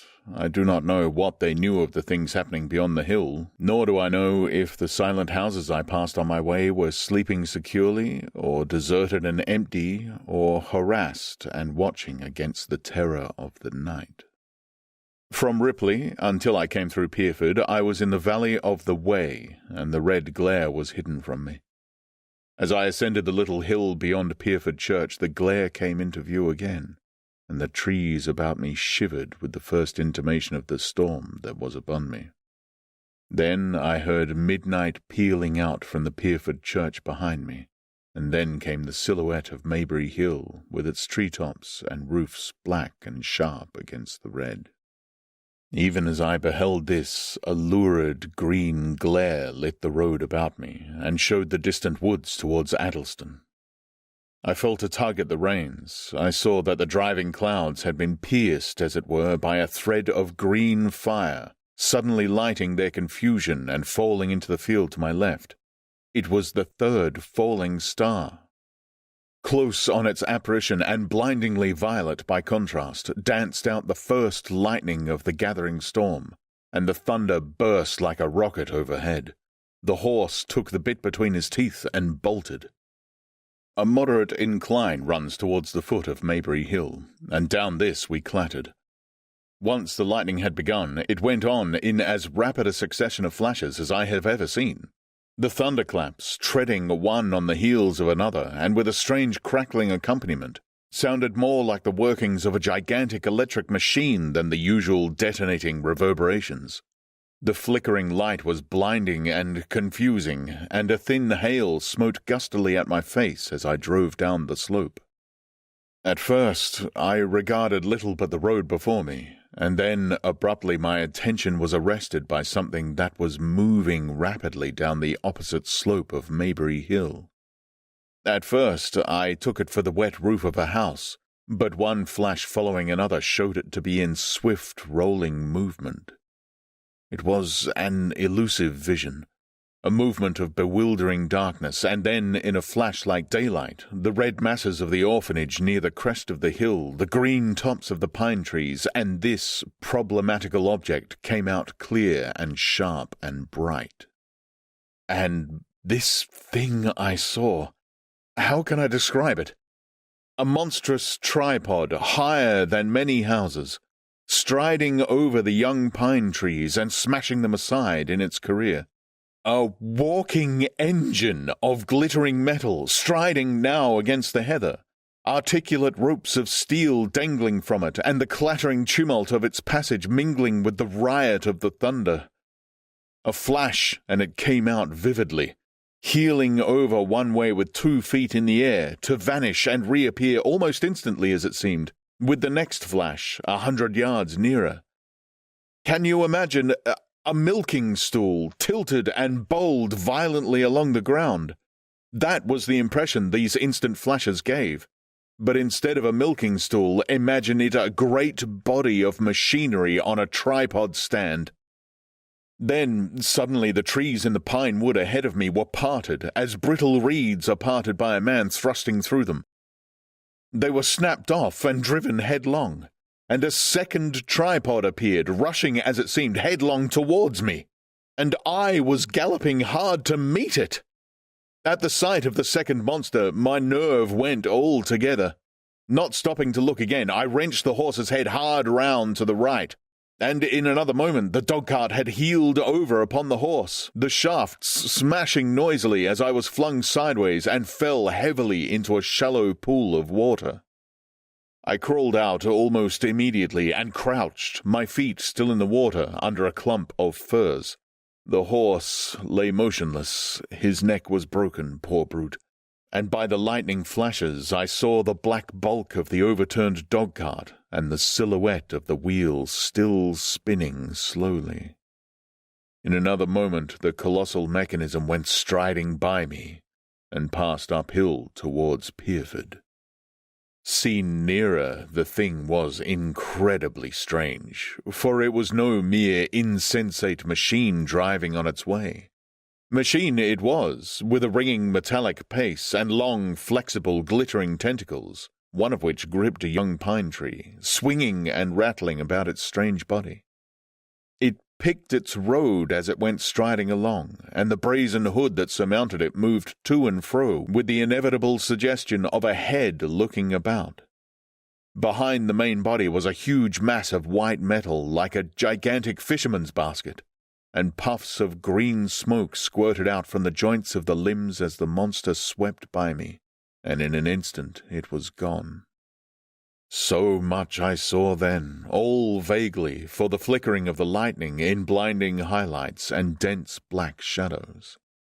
As it passed, it set up an exultant, deafening howl that drowned the thunder, and in another minute it was with its companion half a mile away, stooping over something in the field.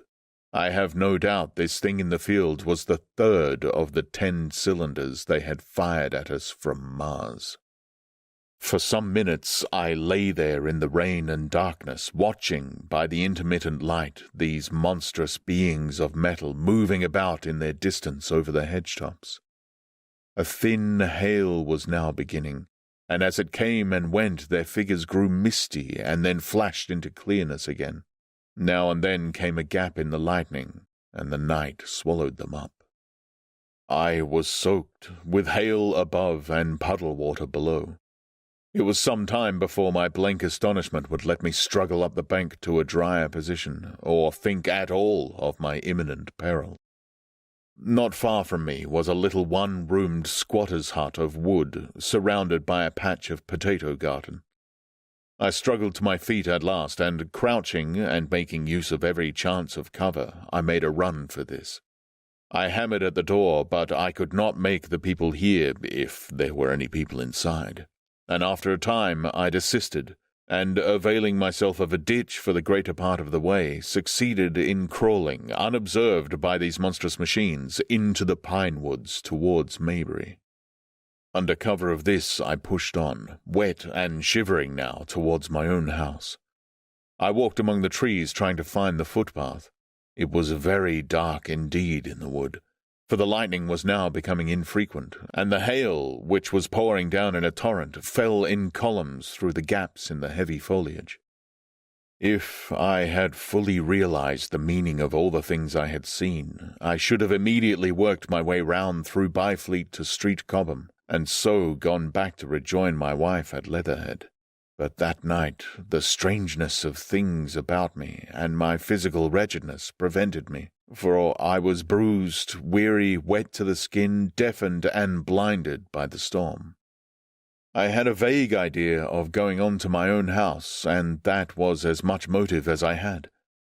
I staggered through the trees, fell into a ditch and bruised my knees against a plank, and finally splashed out into the lane that ran down from College Arms. I say splashed, for the storm water was sweeping the sand down the hill in a muddy torrent. There, in the darkness, a man blundered into me and sent me reeling back.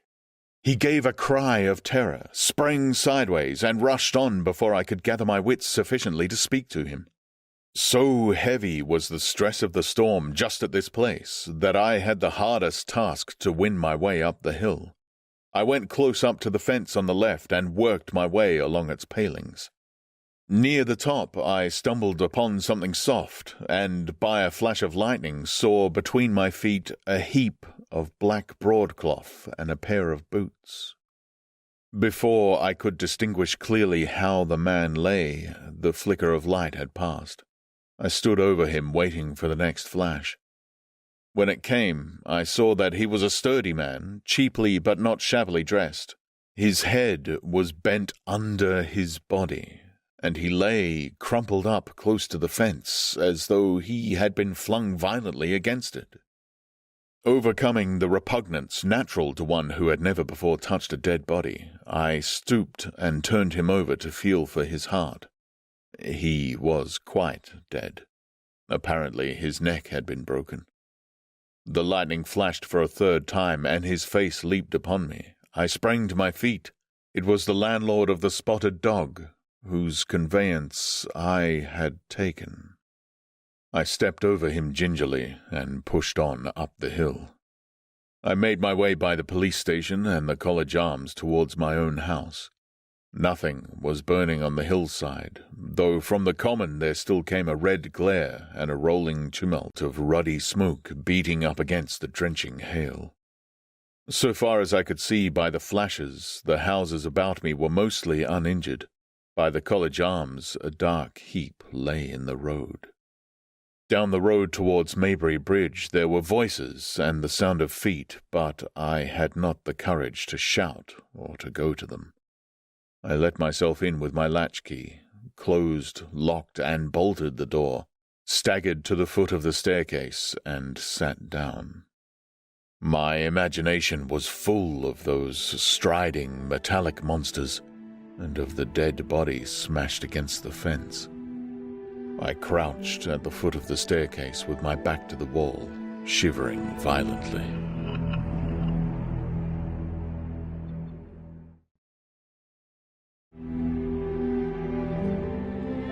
Chapter 11.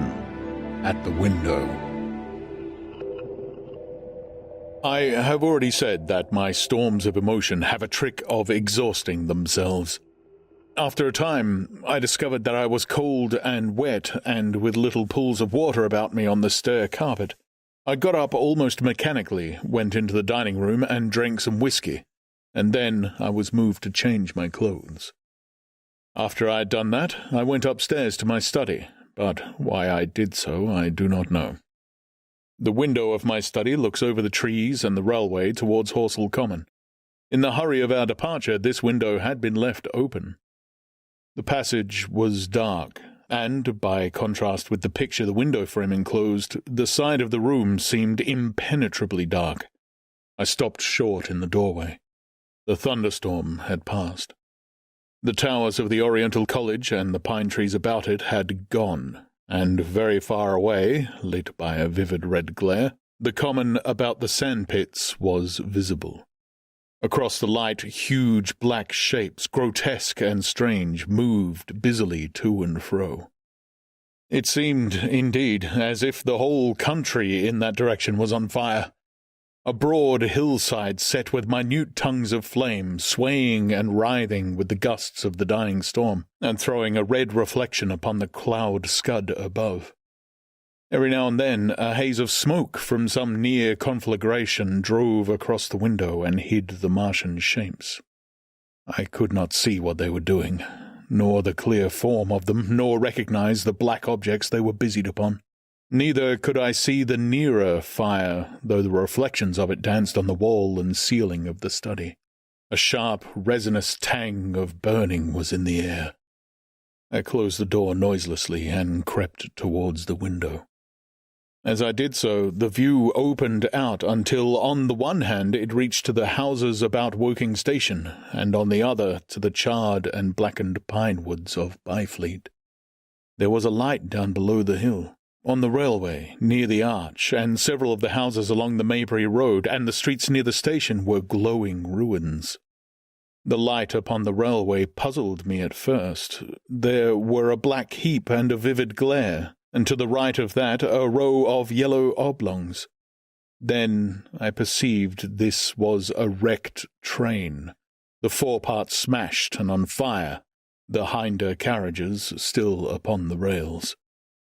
Between these three main centres of light, the houses, the train, and the burning country towards Chobham, stretched irregular patches of dark country, broken here and there by intervals of dimly glowing and smoking ground.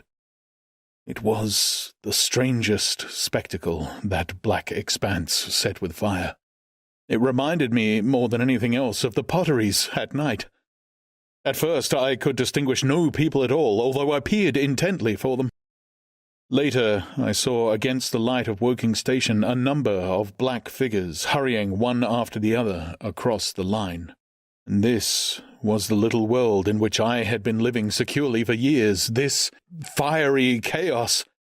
What had happened in the last 7 hours I still did not know, nor did I know, though I was beginning to guess, the relation between these mechanical colossi and the sluggish lumps I had seen disgorged from the cylinder.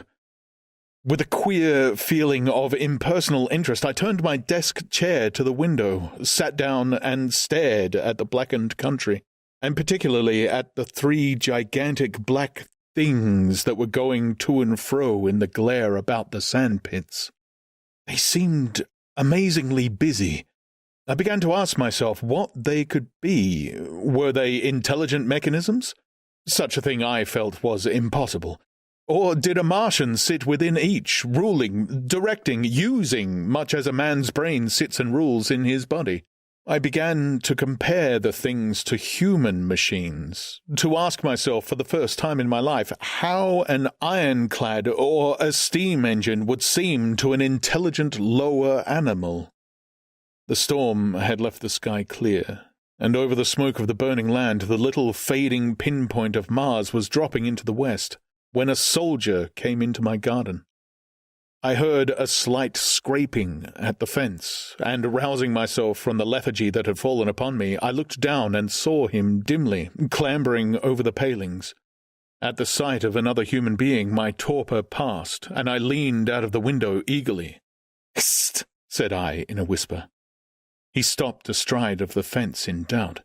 Then he came over and across the lawn to the corner of the house. He bent down and stepped softly. "Who's there?" he said, also whispering, standing under the window and peering up. "Where are you going?" I asked. "God knows." "Are you trying to hide?" "That's it." "Come into the house," I said. I went down, unfastened the door, and let him in, and locked the door again. I could not see his face. He was hatless, and his coat was unbuttoned. "My God," he said as I drew him in. "What has happened?" I asked. "What hasn't?" In the obscurity I could see he made a gesture of despair. "They wiped us out. Simply wiped us out," he repeated again and again. He followed me almost mechanically into the dining room. "Take some whiskey," I said, pouring out a stiff dose. He drank it. Then, abruptly, he sat down before the table, put his head on his arms, and began to sob and weep like a little boy, in a perfect passion of emotion, while I, with a curious forgetfulness of my own recent despair, stood beside him, wondering. It was a long time before he could steady his nerves to answer my questions, and then he answered perplexingly and brokenly. He was a driver in the artillery, and had only come into action about 7. At that time, firing was going on across the common, and it was said the first party of Martians were crawling slowly towards their second cylinder under cover of a metal shield. Later, this shield staggered up on tripod legs and became the first of the fighting machines I had seen. The gun he drove had been unlimbered near Horsell in order to command the sandpits, and its arrival it was that had precipitated the action. As the limber gunners went to the rear, his horse trod in a rabbit hole and came down, throwing him into a depression of the ground. At the same moment, the gun exploded behind him. The ammunition blew up. There was fire all about him, and he found himself lying under a heap of charred dead men and dead horses. "I lay still," he said, "scared out of my wits, with the forequarter of a horse atop of me. We'd been wiped out, and the smell, good God, like burnt meat. I was hurt across the back by the fall of the horse, and there I had to lie until I felt better. Just like parade it had been a minute before, then stumble, bang, swish, wiped out," he said. He had hid under the dead horse for a long time, peeping out furtively across the common.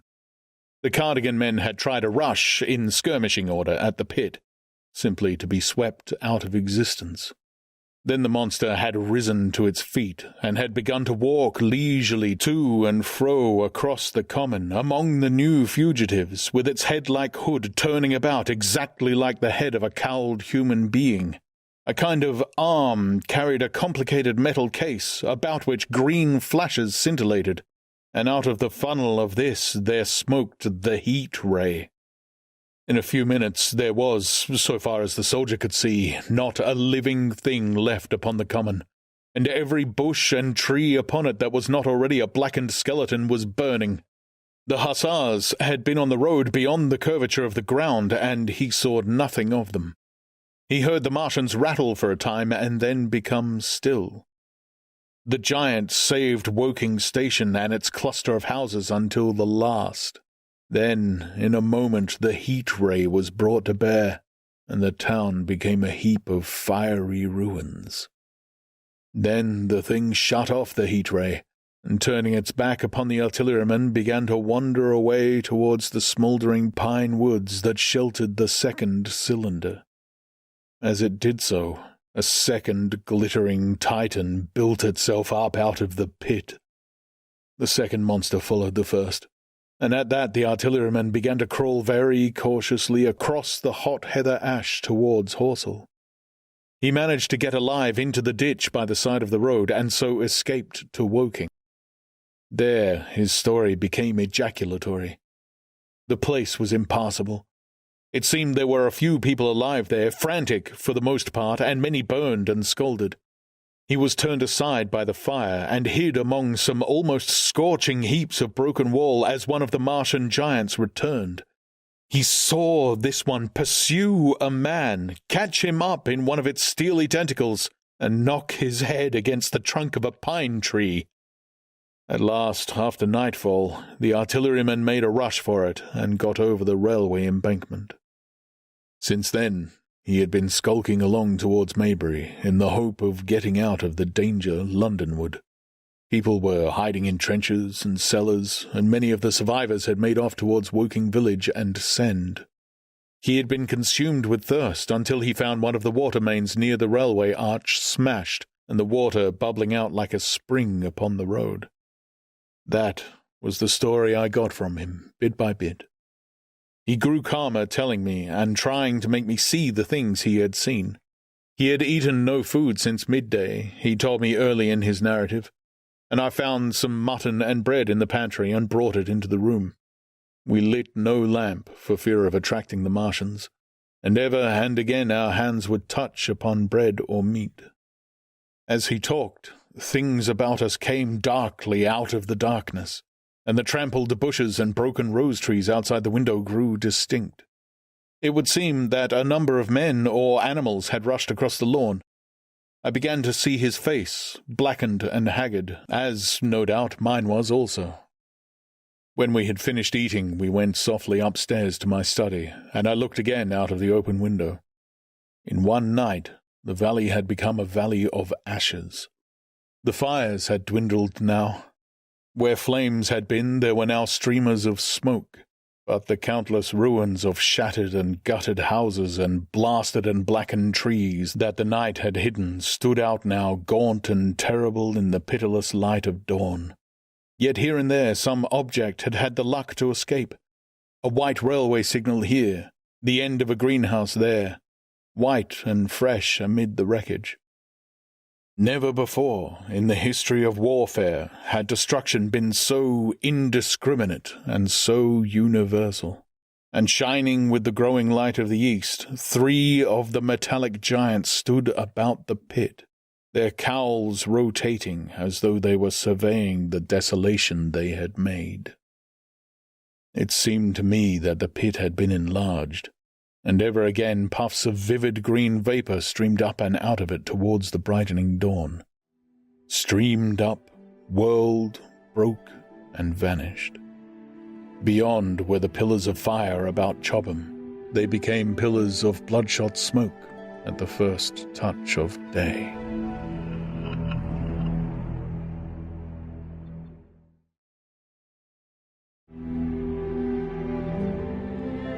Chapter 12. What I Saw of the Destruction of Weybridge and Shepperton. As the dawn grew brighter, we withdrew from the window from which we had watched the Martians, and went, very quietly, downstairs. The artilleryman agreed with me that the house was no place to stay in. He proposed, he said, to make his way Londonward, and thence rejoin his battery, No. 12 of the Horse Artillery. My plan was to return at once to Leatherhead, and so greatly had the strength of the Martians impressed me that I had determined to take my wife to Newhaven and go with her out of the country forthwith, for I had already perceived clearly that the country about London must inevitably be the scene of a disastrous struggle before such creatures as these could be destroyed. Between us and Leatherhead, however, lay the 3rd cylinder with its guarding giants. Had I been alone, I think I should have taken my chance and struck across country, but the artilleryman dissuaded me. "It's no kindness to the right sort of wife," he said, "to make her a widow." And in the end I agreed to go with him under cover of the woods, northward, as far as Street Cobham before I parted with him. Thence I would make a big detour by Epsom to reach Leatherhead. I should have started at once, but my companion had been in active service, and he knew better than that. He made me ransack the house for a flask which he filled with whiskey, and we lined every available pocket with packets of biscuits and slices of meat.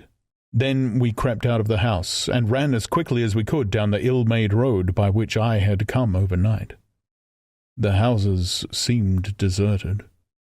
In the road lay a group of 3 charred bodies close together, struck dead by the heat ray, and here and there were things that people had dropped. A clock, a slipper, a silver spoon, and the like, poor valuables. At the corner, turning up towards the post office, a little cart filled with boxes and furniture, and horseless, heeled over on a broken wheel. A cash box had been hastily smashed open and thrown under the debris. Except the lodge at the orphanage, which was still on fire, none of the houses had suffered very greatly here. The heat ray had shaved the chimney tops and passed, yet, save ourselves, there did not seem to be a living soul on Maybury Hill. The majority of the inhabitants had escaped, I suppose, by way of the old Woking road, the road I had taken when I drove to Leatherhead, or they had hidden. We went down the lane by the body of the man in black, sodden now from the overnight hail, and broke into the woods at the foot of the hill. We pushed through these towards the railway without meeting a soul. The woods across the line were but the scarred and blackened ruins of woods. For the most part the trees had fallen, but a certain proportion still stood, dismal grey stems with dark brown foliage instead of green. On our side the fire had done no more than scorch the nearer trees. It had failed to secure its footing. In one place the woodman had been at work on Saturday. Trees, felled and freshly trimmed, lay in a clearing, with heaps of sawdust by the sawing machine and its engine. Hard by was a temporary hut, deserted. There was not a breath of wind this morning, and everything was strangely still. Even the birds were hushed, and as we hurried along I and the artilleryman talked in whispers and looked now and again over our shoulders. Once or twice we stopped to listen. After a time we drew near the road, and as we did so we heard the clatter of hoofs and saw through the tree stems 3 cavalry soldiers riding slowly towards Woking. We hailed them, and they halted while we hurried towards them. It was a lieutenant and a couple of privates of the 8th Hussars, with a stand like a theodolite, which the artilleryman told me was a heliograph. "You are the first men I've seen coming this way this morning," said the lieutenant. "What's brewing?" His voice and face were eager. The men behind him stared curiously. The artilleryman jumped down the bank into the road and saluted. "Gun destroyed last night, sir. Have been hiding. Trying to rejoin battery, sir.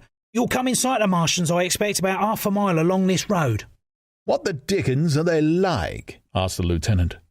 "Giants in armour, sir. 100 feet high. 3 legs and a body like aluminium, with a mighty great head in a hood, sir." "Get out," said the lieutenant. "What confounded nonsense!" "You'll see, sir.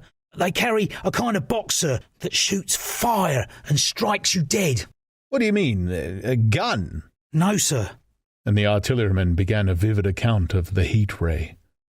Halfway through the lieutenant interrupted him and looked up at me. I was still standing on the bank by the side of the road. "It's perfectly true," I said. "Well," said the lieutenant, "I suppose it's my business to see it too. Look here," to the artilleryman. "We're detailed here clearing people out of their houses. You'd better go along and report yourself to Brigadier General Marvin and tell him all you know. He's at Weybridge. Know the way?" "I do," I said, and he turned his horse southward again. "Half a mile, you say?" said he.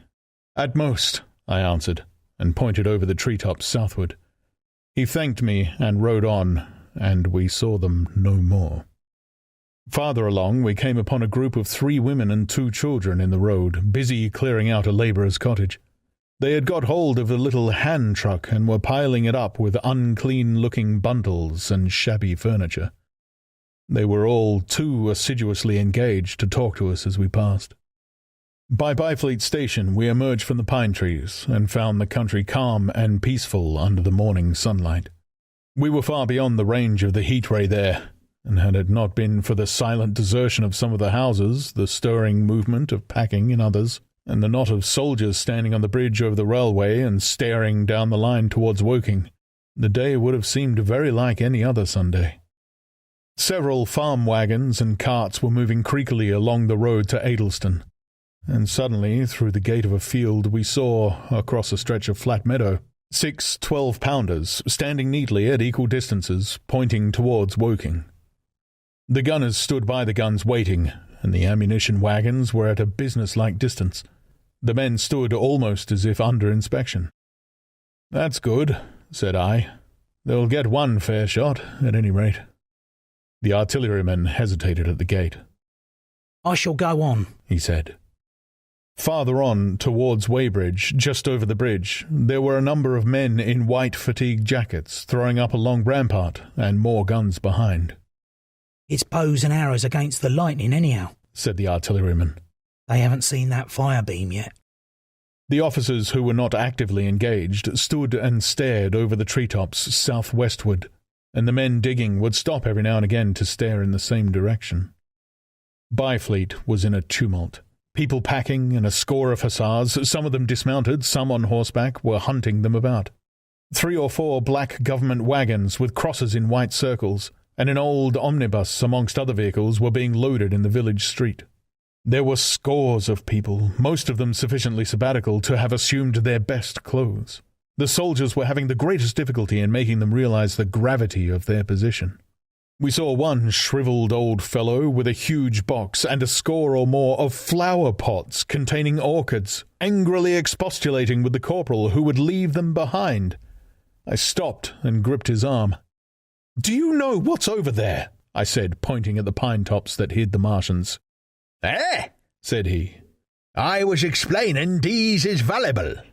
"Death!" I shouted. "Death is coming! Death!" And leaving him to digest that if he could, I hurried on after the artilleryman.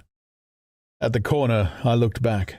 The soldier had left him, and he was still standing by his box, with the pots of orchids on the lid of it, and staring vaguely over the trees.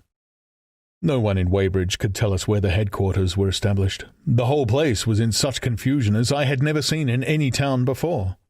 Carts, carriages everywhere, the most astonishing miscellany of conveyances and horseflesh. The respectable inhabitants of the place, men in golf and boating costumes, wives prettily dressed, were packing, riverside loafers energetically helping, children excited and for the most part highly delighted at this astonishing variety of their Sunday experiences. In the midst of it all, the worthy vicar was very pluckily holding an early celebration, and his bell was jangling out above the excitement. I and the artilleryman, seated on the step of the drinking fountain, made a very passable meal upon what we had brought with us. Patrols of soldiers, here no longer hussars but grenadiers in white, were warning people to move now or to take refuge in their cellars as soon as the firing began. We saw as we crossed the railway bridge that a growing crowd of people had assembled in and about the railway station, and the swarming platform was piled with boxes and packages.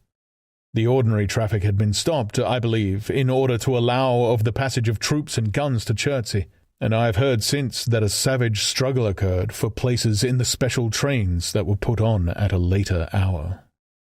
We remained at Weybridge until midday, and at that hour we found ourselves at the place near Shepperton Lock where the Wey and Thames join. Part of the time we spent helping 2 old women to pack a little cart. The Wey has a treble mouth, and at this point boats are to be hired, and there was a ferry across the river. On the Shepperton side was an inn with a lawn, and beyond that the tower of Shepperton Church, it has been replaced by a spire, rose above the trees. Here we found an excited and noisy crowd of fugitives. As yet the flight had not grown to a panic, but there were already far more people than all the boats going to and fro could enable to cross. People came panting along under heavy burdens. One husband and wife were even carrying a small outhouse door between them, with some of their household goods piled thereon. One man told us he meant to try and get away from Shepperton Station. There was a lot of shouting, and one man was even jesting. The idea people seemed to have here was that the Martians were simply formidable human beings who might attack and sack the town, to be certainly destroyed in the end. Every now and then, People would glance nervously across the way, at the meadows towards Chertsey, but everything over there was still. Across the Thames, except just where the boats landed, everything was quiet, in vivid contrast with the Surrey side. The people who had landed there from the boats went tramping off down the lane. The big ferry boat had just made a journey. 3 or 4 soldiers stood on the lawn of the inn staring and jesting at the fugitives without offering to help. The inn was closed, as it was now within prohibited hours. "What's that?" cried a boatman, and "Shut up, you fool!" said a man near me to a yelping dog. Then the sound came again, this time from the direction of Chertsey. A muffled thud, the sound of a gun. The fighting was beginning. Almost immediately, unseen batteries across the river to our right, unseen because of the trees, took up the chorus, firing heavily one after the other. A woman screamed. Everyone stood arrested by the sudden stir of battle near us and invisible to us. Nothing was to be seen save flat meadows, cows feeding unconcernedly for the most part, and silvery pollard willows motionless in the warm sunlight. "The soldiers who stop 'em," said a woman beside me doubtfully. A haziness rose over the treetops. Then, suddenly, we saw a rush of smoke far away up the river, a puff of smoke that jerked up into the air and hung, and forthwith the ground heaved underfoot, and a heavy explosion shook the air, smashing 2 or 3 windows in the houses near, and leaving us astonished. "Here they are!" shouted a man in a blue jersey. "Yonder! Do you see 'em? Yonder!" Quickly, one after the other, 1, 2, 3, 4 of the armoured Martians appeared, far away over the little trees, across the flat meadows that stretched towards Chertsey, and striding hurriedly towards the river. Little cowled figures they seemed at first, going with a rolling motion and as fast as flying birds. Then, advancing obliquely towards us, came a 5th, their armoured bodies glittering in the sun as they swept swiftly forward upon the guns, growing rapidly larger as they drew nearer.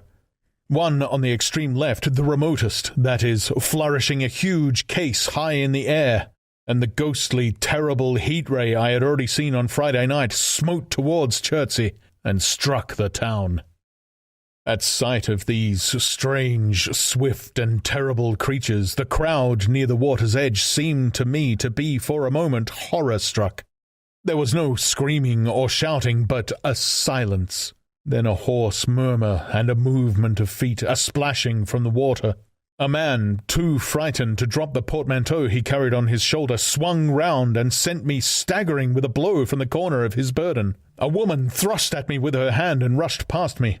I turned with the rush of the people, but I was not too terrified for thought. The terrible heat ray was in my mind. To get under water, that was it. "Get under water!" I shouted, unheeded. I faced about again and rushed towards the approaching Martian, rushed right down the gravelly beach and headlong into the water. Others did the same. A boatload of people putting back came leaping out as I rushed past. The stones under my feet were muddy and slippery, and the river was so low that I ran perhaps 20 feet, scarcely waist deep. Then, as the Martian towered overhead, scarcely a couple of 100 yards away, I flung myself forward under the surface. The splashes of the people in the boats leaping into the river sounded like thunderclaps in my ears. People were landing hastily on both sides of the river, but the Martian machine took no more notice for the moment of the people running this way and that than a man would of the confusion of ants in a nest against which his foot had kicked. When, half suffocated, I raised my head above water, the Martian's hood pointed at the batteries that were still firing across the river, and as it advanced, it swung loose what must have been the generator of the heat ray.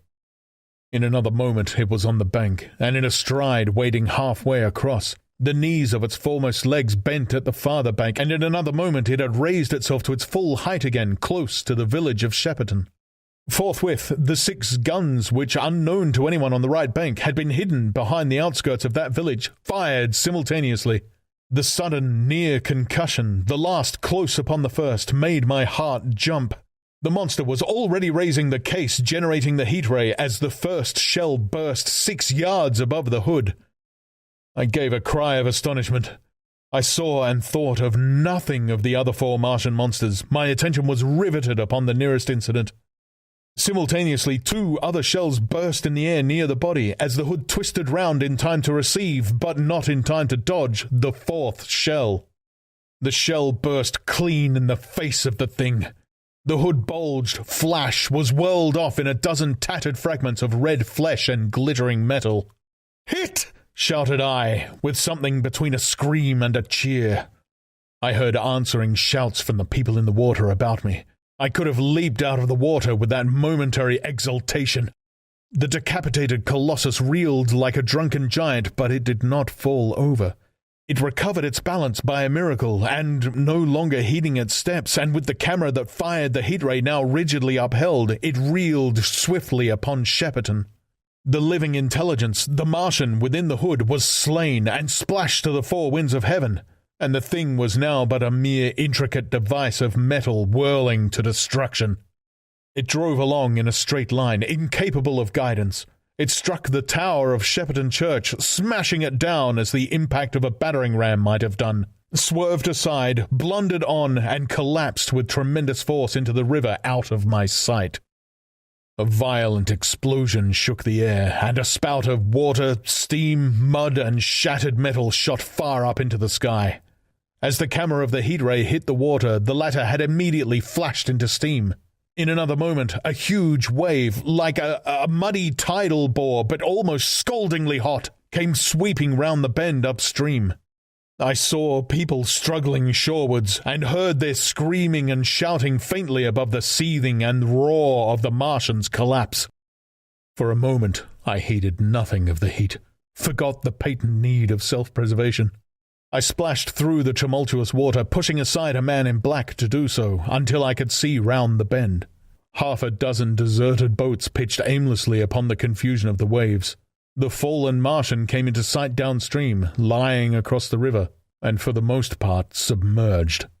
Thick clouds of steam were pouring off the wreckage, and through the tumultuously whirling wisps I could see, intermittently and vaguely, the gigantic limbs churning the water and flinging a splash and spray of mud and froth into the air. The tentacles swayed and struck like living arms, and, save for the helpless purposelessness of these movements, it was as if some wounded thing were struggling for its life amid the waves.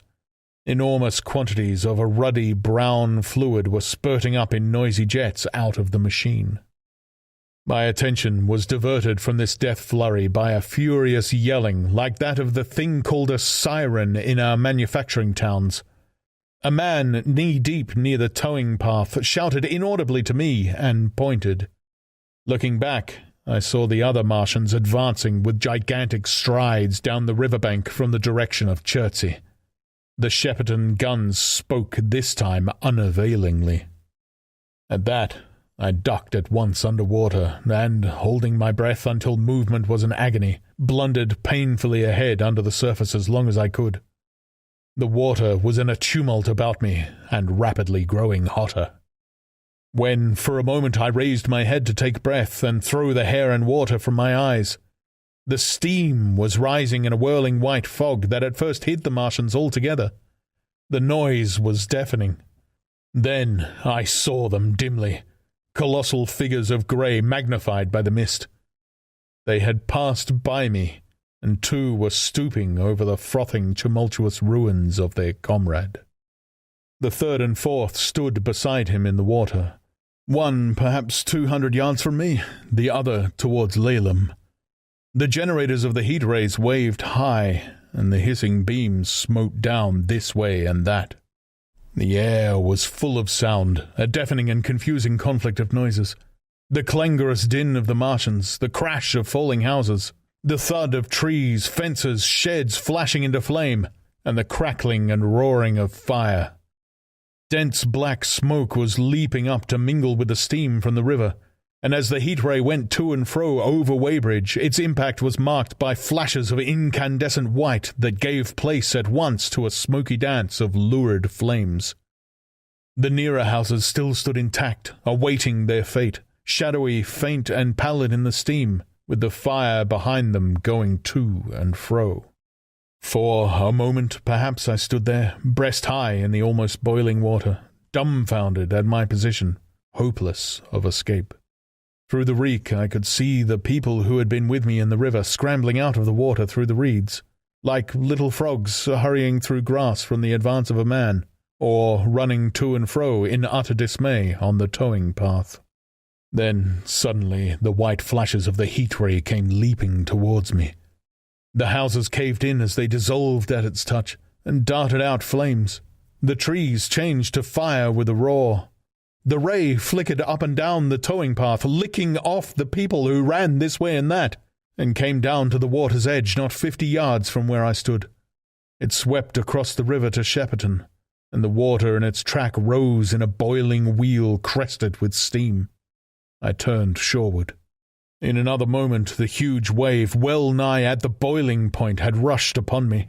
I screamed aloud and scolded, half-blinded, agonized. I staggered through the leaping, hissing water towards the shore. Had my foot stumbled, it would have been the end.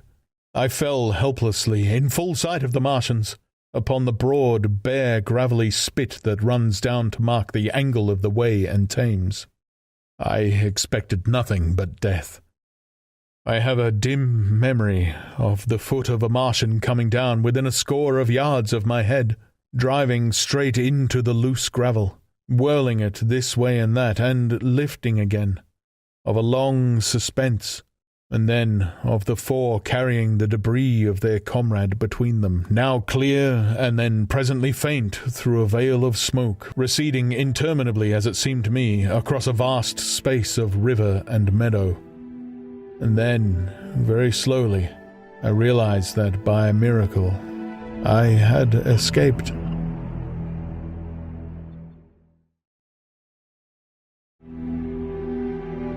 Chapter 13. How I Fell In with the Curate.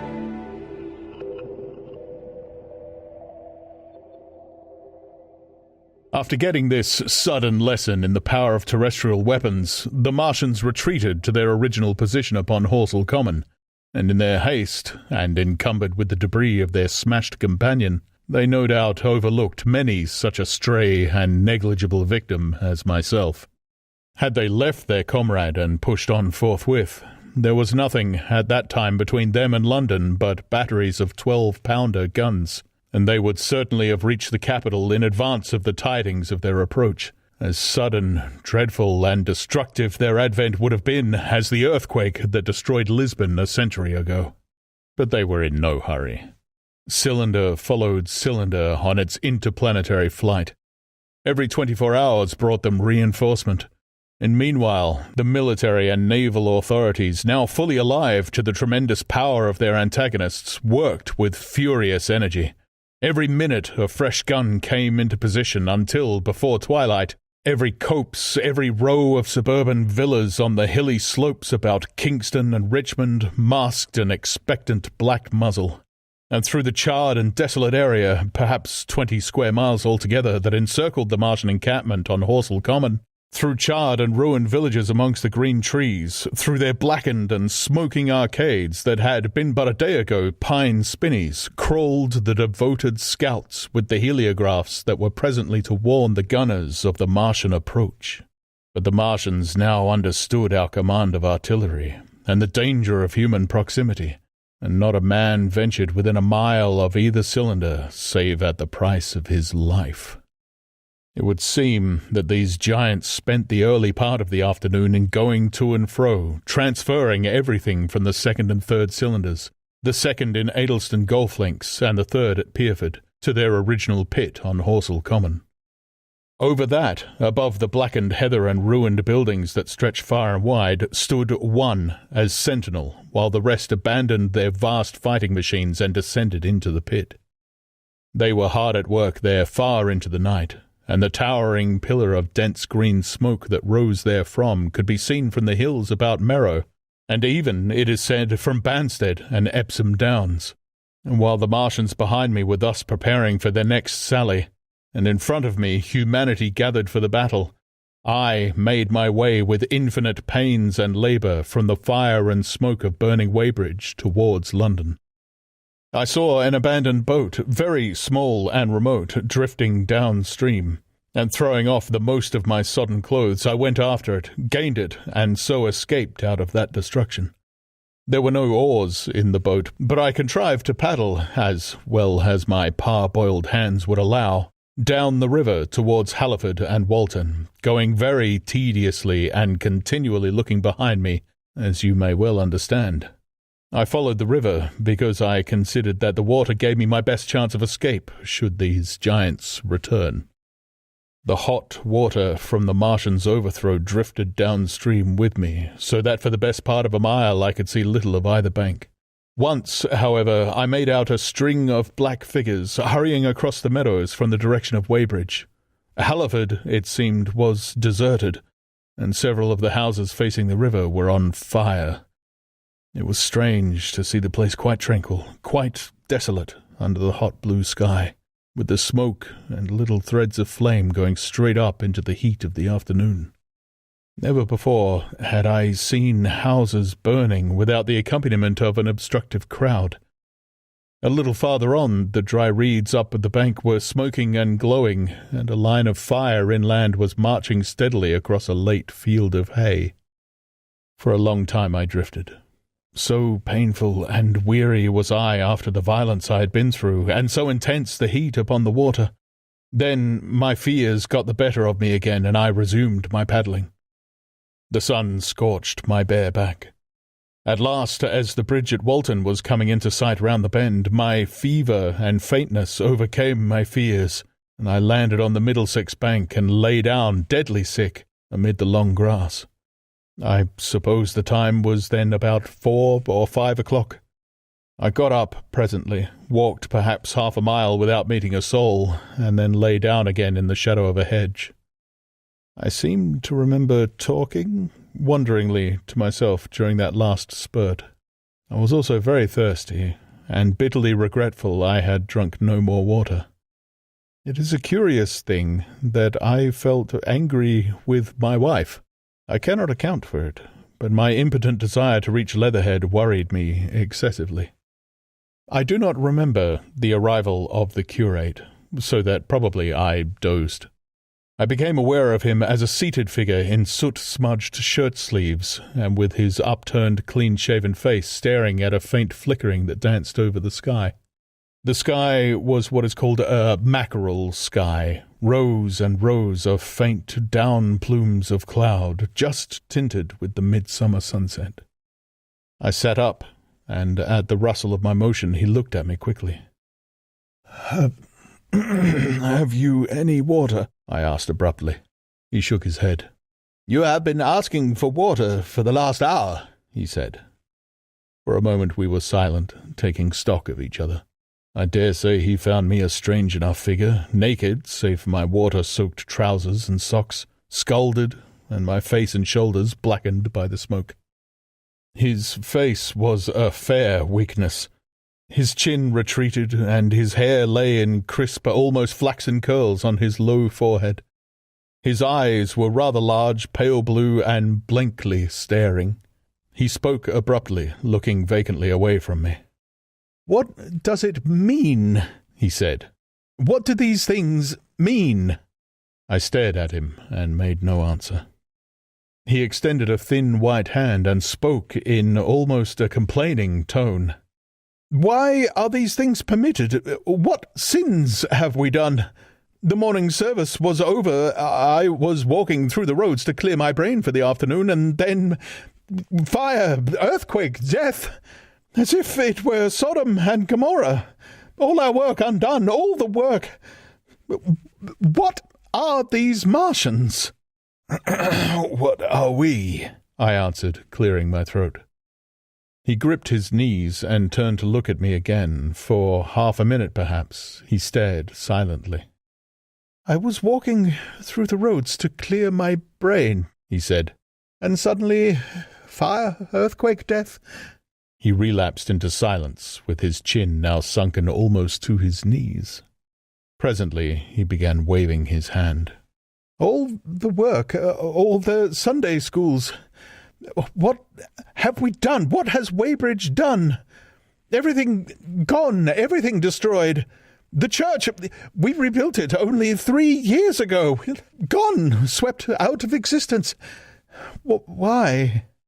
Another pause, and he broke out again like one demented. The smoke of her burning goeth up for ever and ever, he shouted. His eyes flamed, and he pointed a lean finger in the direction of Weybridge. By this time I was beginning to take his measure. The tremendous tragedy in which he had been involved, it was evident he was a fugitive from Weybridge, had driven him to the very edge of his reason.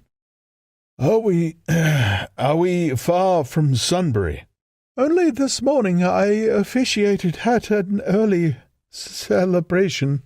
Things have changed, I said quietly. You must keep your head. There is still hope. Hope? Yes, plentiful hope for all this destruction. I began to explain my view of our position. He listened at first, but as I went on, the interest drawing in his eyes gave place to their former stare, and his regard wandered from me. This must be the beginning of the end, he said, interrupting me. The end, the great and terrible day of the Lord, when men shall call upon the mountains and the rocks to fall upon them and hide them from the face of him that sitteth upon the throne. I began to understand the position. I ceased my laboured reasoning, struggled to my feet, and, standing over him, laid my hand on his shoulder. "Be a man," said I. "You are scared out of your wits. What good is religion if it collapses under calamity? Think of what earthquakes and floods, wars and volcanoes have done before to men. Do you think God has exempted Weybridge? He is not an insurance agent." For a time he sat in blank silence. "But how can we escape?" he asked suddenly. "They are invulnerable. They are pitiless." "Neither the one nor, perhaps, the other," I answered. "And the mightier they are, the more sane and wary should we be.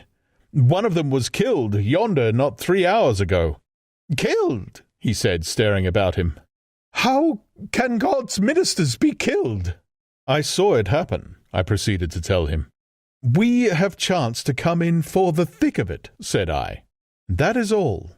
"What is that flicker in the sky?" he asked abruptly. I told him it was the heliograph signalling, that it was the sign of human help and effort in the sky. "We are in the midst of it," I said, "quiet as it is. That flicker in the sky tells of the gathering storm. Yonder, I take it, are the Martians, and Londonward, where those hills rise about Richmond and Kingston and the trees give cover. Earthworks are being thrown up, and guns are being placed. Presently the Martians will be coming this way again." And even as I spoke, he sprang to his feet and stopped me by a gesture. "Listen," he said. From below the low hills, across the water, came the dull resonance of distant guns and a remote, weird crying. Then everything was still. A cockchafer came droning over the hedge and past us. High in the west, the crescent moon hung faint and pale above the smoke of Weybridge and Shepperton and the hot, still splendour of the sunset. "We had better follow this path," I said, "northward."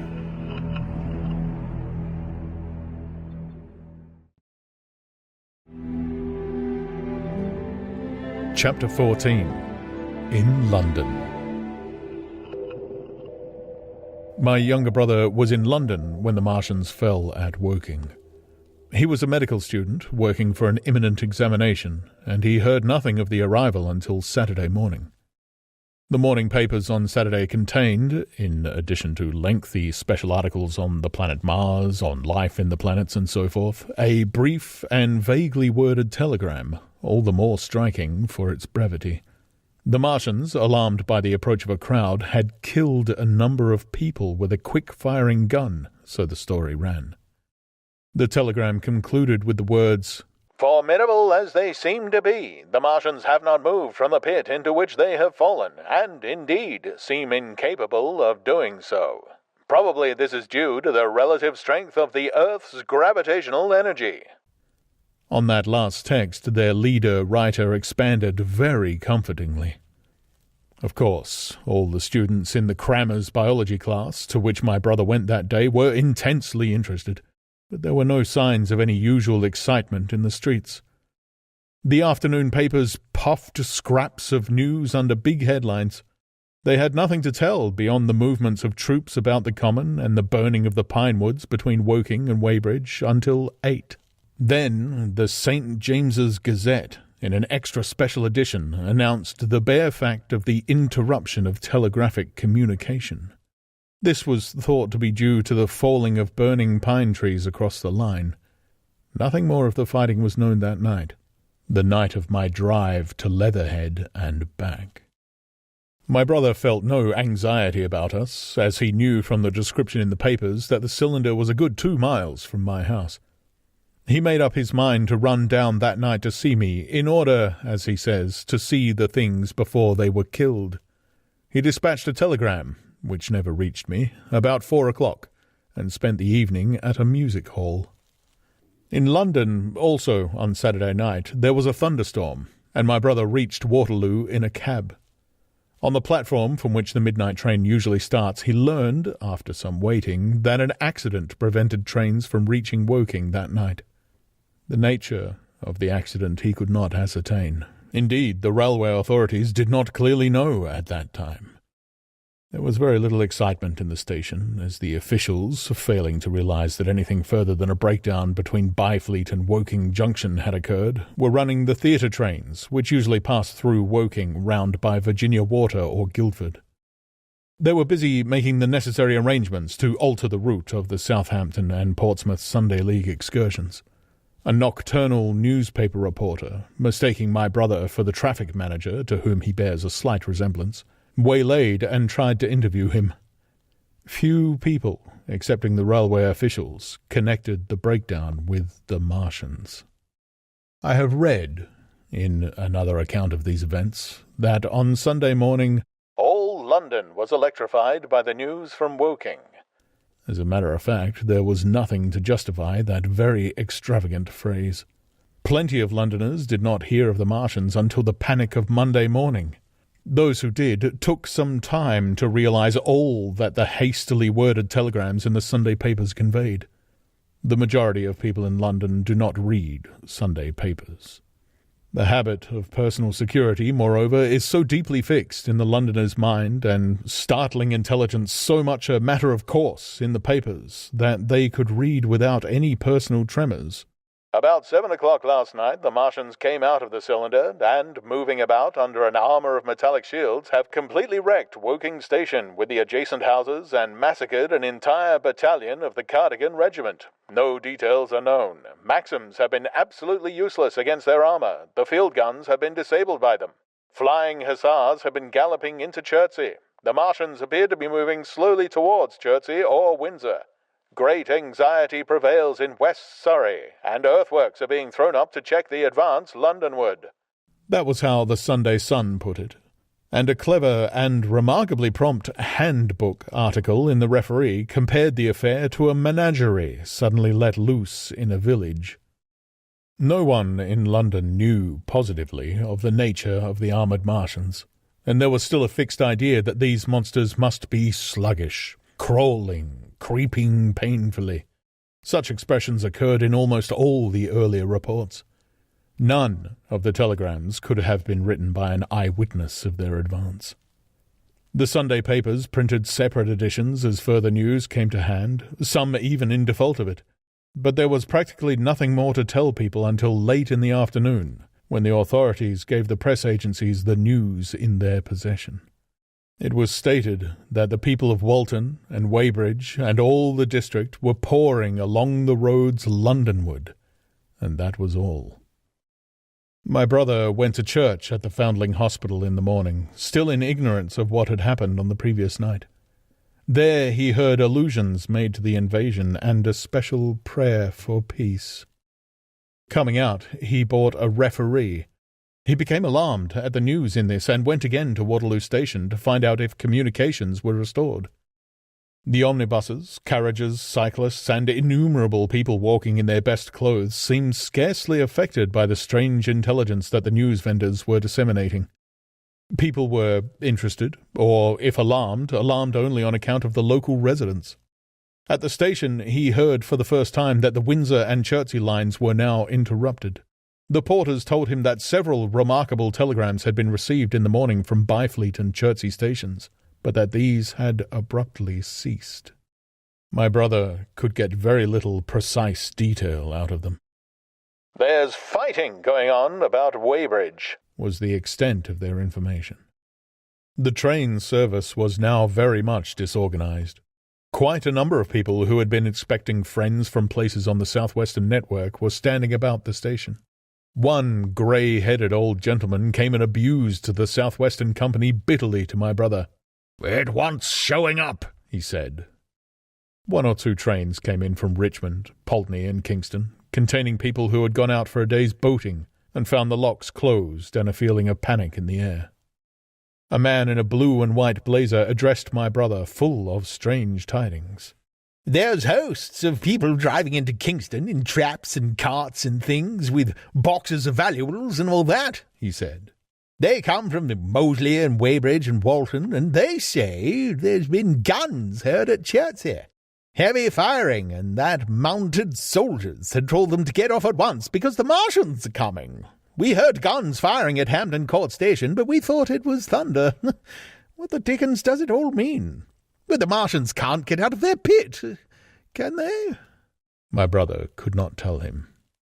Afterwards, he found that the vague feeling of alarm had spread to the clients of the Underground Railway, and that the Sunday excursionists began to return from all over the southwestern lung. Barnes, Wimbledon, Richmond Park, Kew, and so forth, at unnaturally early hours, but not a soul had anything more than vague hearsay to tell of. Everyone connected with the terminus seemed ill-tempered.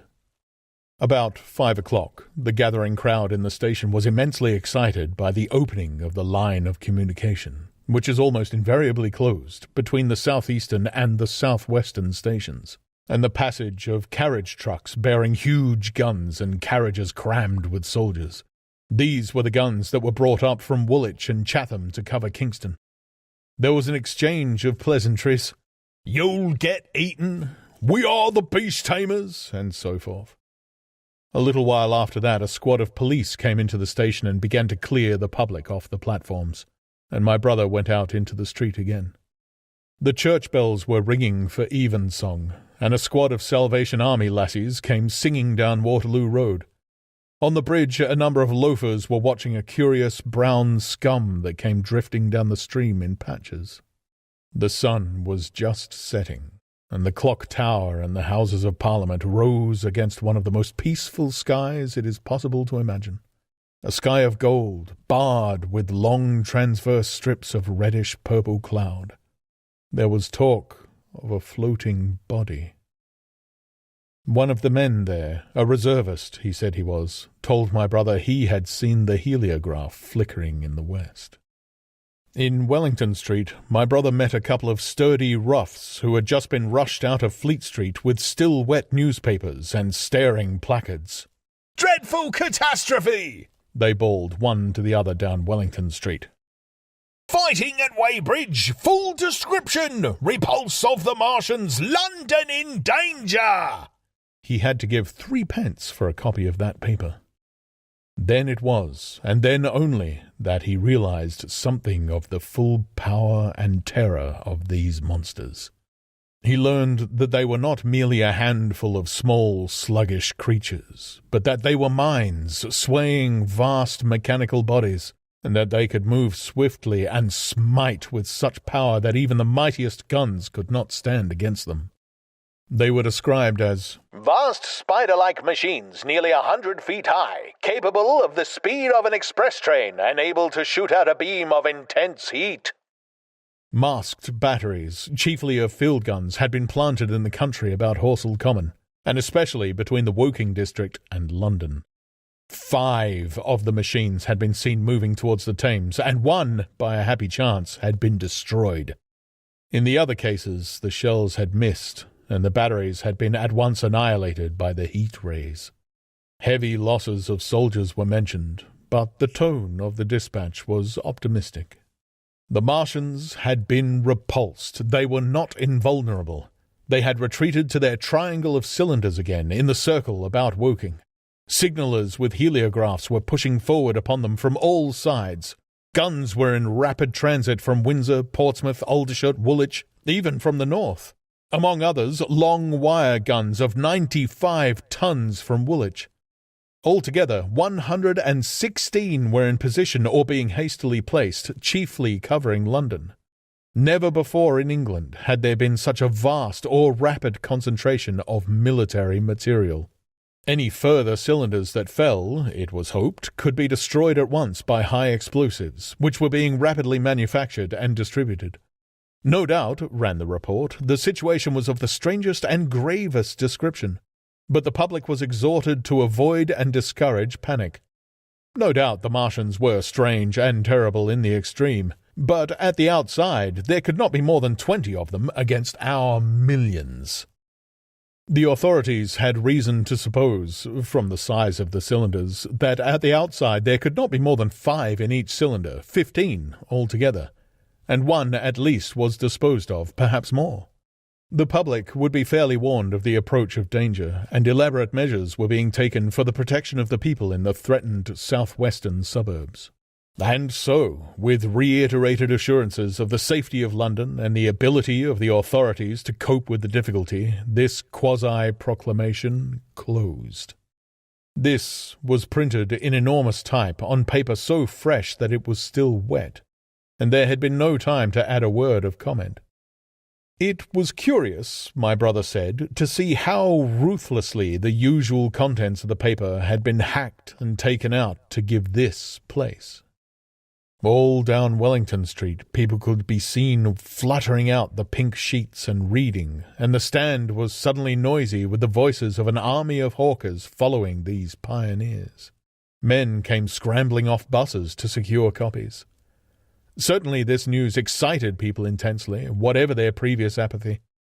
The shutters of a map shop in the Strand were being taken down, my brother said, and a man in his Sunday raiment, lemon-yellow gloves even, was visible inside the window hastily fastening maps of Surrey to the glass. Going on along the Strand to Trafalgar Square, the paper in his hand, my brother saw some of the fugitives from West Surrey. There was a man with his wife and 2 boys and some articles of furniture in a cart, such as greengrocers use. He was driving from the direction of Westminster Bridge, and close behind him came a hay wagon with 5 or 6 respectable-looking people in it, and some boxes and bundles. The faces of these people were haggard, and their entire appearance contrasted conspicuously with the Sabbath-best appearance of the people on the omnibuses. People in fashionable clothing peeped at them out of cabs. They stopped at the square as if undecided which way to take, and finally turned eastward along the Strand. Some way behind them came a man in workday clothes, riding one of those old-fashioned tricycles with a small front wheel. He was dirty and white in the face. My brother turned down towards Victoria and met a number of such people. He had a vague idea that he might see something of me. He noticed an unusual number of police regulating the traffic.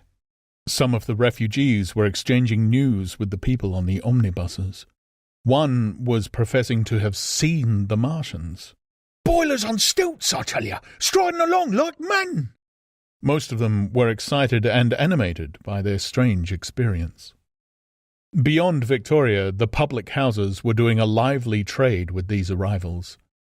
At all the street corners, groups of people were reading newspapers, talking excitedly, or staring at these unusual Sunday visitors. They seemed to increase as night drew on, until at last the roads, my brother said, were like Epsom High Street on a Derby day. My brother addressed several of these fugitives and got unsatisfactory answers from most. None of them could tell him any news of Woking except one man, who assured him that Woking had been entirely destroyed on the previous night. "I came from Byfleet," he said. Man on a bicycle came through the place in the early morning and ran from door to door, warning us to come away. Then came soldiers. We went out to look, and there were clouds of smoke to the south. Nothing but smoke, and not a soul coming that way. Then we heard the guns at Chertsey and folks coming from Weybridge, so I've locked up my house and come on. At the time, there was a strong feeling in the streets that the authorities were to blame for their incapacity to dispose of the invaders without all this inconvenience. About 8 o'clock, a noise of heavy firing was distinctly audible all over the south of London. My brother could not hear it for the traffic in the main thoroughfares, but by striking through the quiet back streets to the river, he was able to distinguish it quite plainly. He walked from Westminster to his apartments near Regent's Park about 2. He was now very anxious on my account, and disturbed at the evident magnitude of the trouble. His mind was inclined to run, even as mine had run on Saturday, on military details. He thought of all those silent, expectant guns, of the suddenly nomadic countryside. He tried to imagine boilers on stilts 100 feet high. There were 1 or 2 cartloads of refugees passing along Oxford Street, and several in the Marylebone Road, but so slowly was the news spreading that Regent Street and Portland Place were full of their usual Sunday night promenaders, albeit they talked in groups, and along the edge of Regent's Park there were as many silent couples walking out together under the scattered gas lamps as ever there had been. The night was warm and still and a little oppressive. The sound of guns continued intermittently, and after midnight there seemed to be sheet lightning in the south. He read and reread the paper, fearing the worst had happened to me. He was restless, and after supper prowled out again aimlessly. He returned and tried in vain to divert his attention to his examination notes. He went to bed a little after midnight, and was awakened from lurid dreams in the small hours of Monday by the sound of door-knockers, feet running in the street, distant drumming, and a clamour of bells. Red reflections danced on the ceiling. For a moment he lay astonished, wondering whether day had come or the world gone mad. Then he jumped out of bed and ran to the window. His room was an attic, and as he thrust his head out up and down the street there were a dozen echoes to the noise of his window sash, and heads in every kind of night disarray appeared. Enquiries were being shouted. "They are coming!" bawled a policeman, hammering at the door. "The Martians are coming!" and hurried to the next door. The sound of drumming and trumpeting came from the Albany Street barracks, and every church within earshot was hard at work killing sleep with a vehement, disorderly tocsin. There was a noise of doors opening, and window after window in the houses opposite flashed from darkness into yellow illumination. Up the street came galloping a closed carriage, bursting abruptly into noise at the corner, rising to a clattering climax under the window, and dying away slowly in the distance. Close on the rear of this came a couple of cabs, the forerunners of a long procession of flying vehicles, going for the most part to Chalk Farm Station, where the North Western special trains were loading up, instead of coming down the gradient into Euston. For a long time my brother stared out of the window in blank astonishment, watching the policemen hammering at door after door and delivering their incomprehensible message. Then the door behind him opened, and the man who lodged across the landing came in, dressed only in shirt, trousers and slippers, his braces loose about his waist, his hair disordered from his pillow. "What the devil is this?" he asked. "A fire? What a devil of a row!" They both craned their heads out of the window, straining to hear what the policemen were shouting. People were coming out of the side streets and standing in groups at the corners, talking. "What the devil is it all about?" said my brother's fellow lodger. My brother answered him vaguely and began to dress, running with each garment to the window in order to miss nothing of the growing excitement. And presently men selling unnaturally early newspapers came bawling into the street.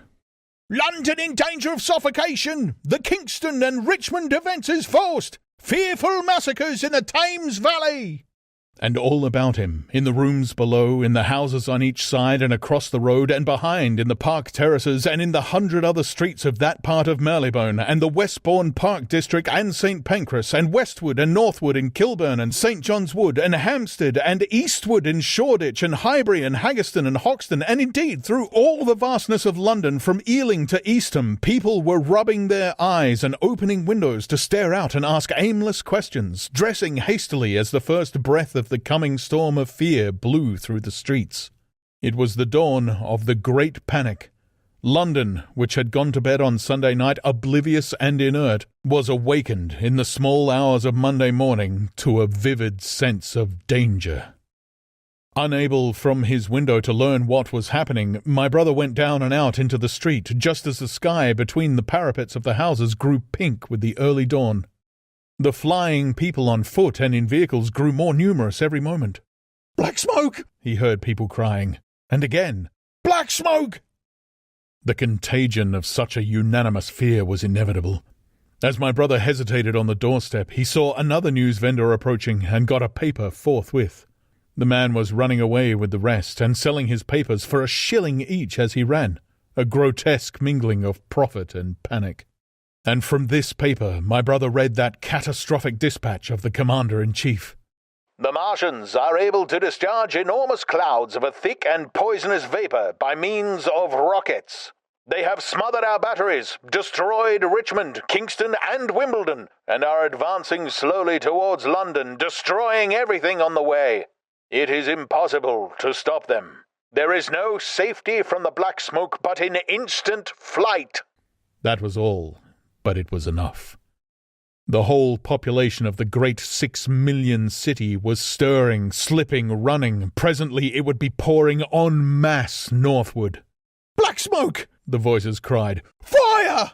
The bells of the neighbouring church made a jangling tumult. A cart, carelessly driven, smashed amid shrieks and curses against the water trough up the street. Sickly yellow lights went to and fro in the houses, and some of the passing cabs flaunted unextinguished lamps. And overhead the dawn was growing brighter, clear and steady and calm. He heard footsteps running to and fro in the rooms and up and down stairs behind him. His landlady came to the door, loosely wrapped in dressing gown and shawl. Her husband followed, ejaculating. As my brother began to realize the import of all these things, he turned hastily to his own room, put all his available money, some £10 altogether, into his pockets, and went out again into the streets.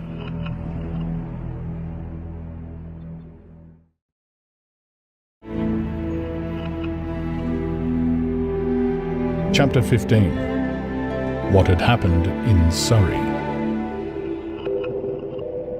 It was while the curate had sat and talked so wildly to me under the bridge in the flat meadows near Halliford, and while my brother was watching the fugitives stream over Westminster Bridge, that the Martians had resumed the offensive.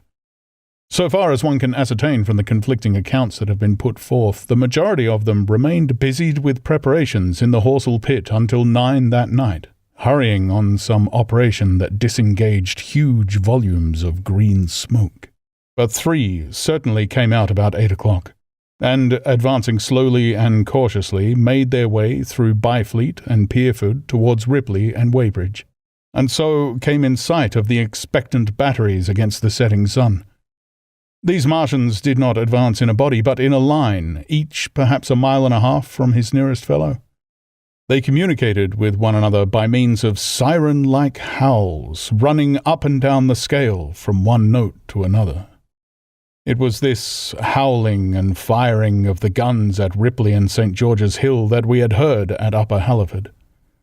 The Ripley gunners, unseasoned artillery volunteers who ought never to have been placed in such a position, fired one wild, premature, ineffectual volley, and bolted on horse and foot through the deserted village, while the Martians, without using his heat ray, walked serenely over their guns, stepping gingerly among them, passing in front of them, and so came unexpectedly upon the guns in Painshill Park, which he destroyed.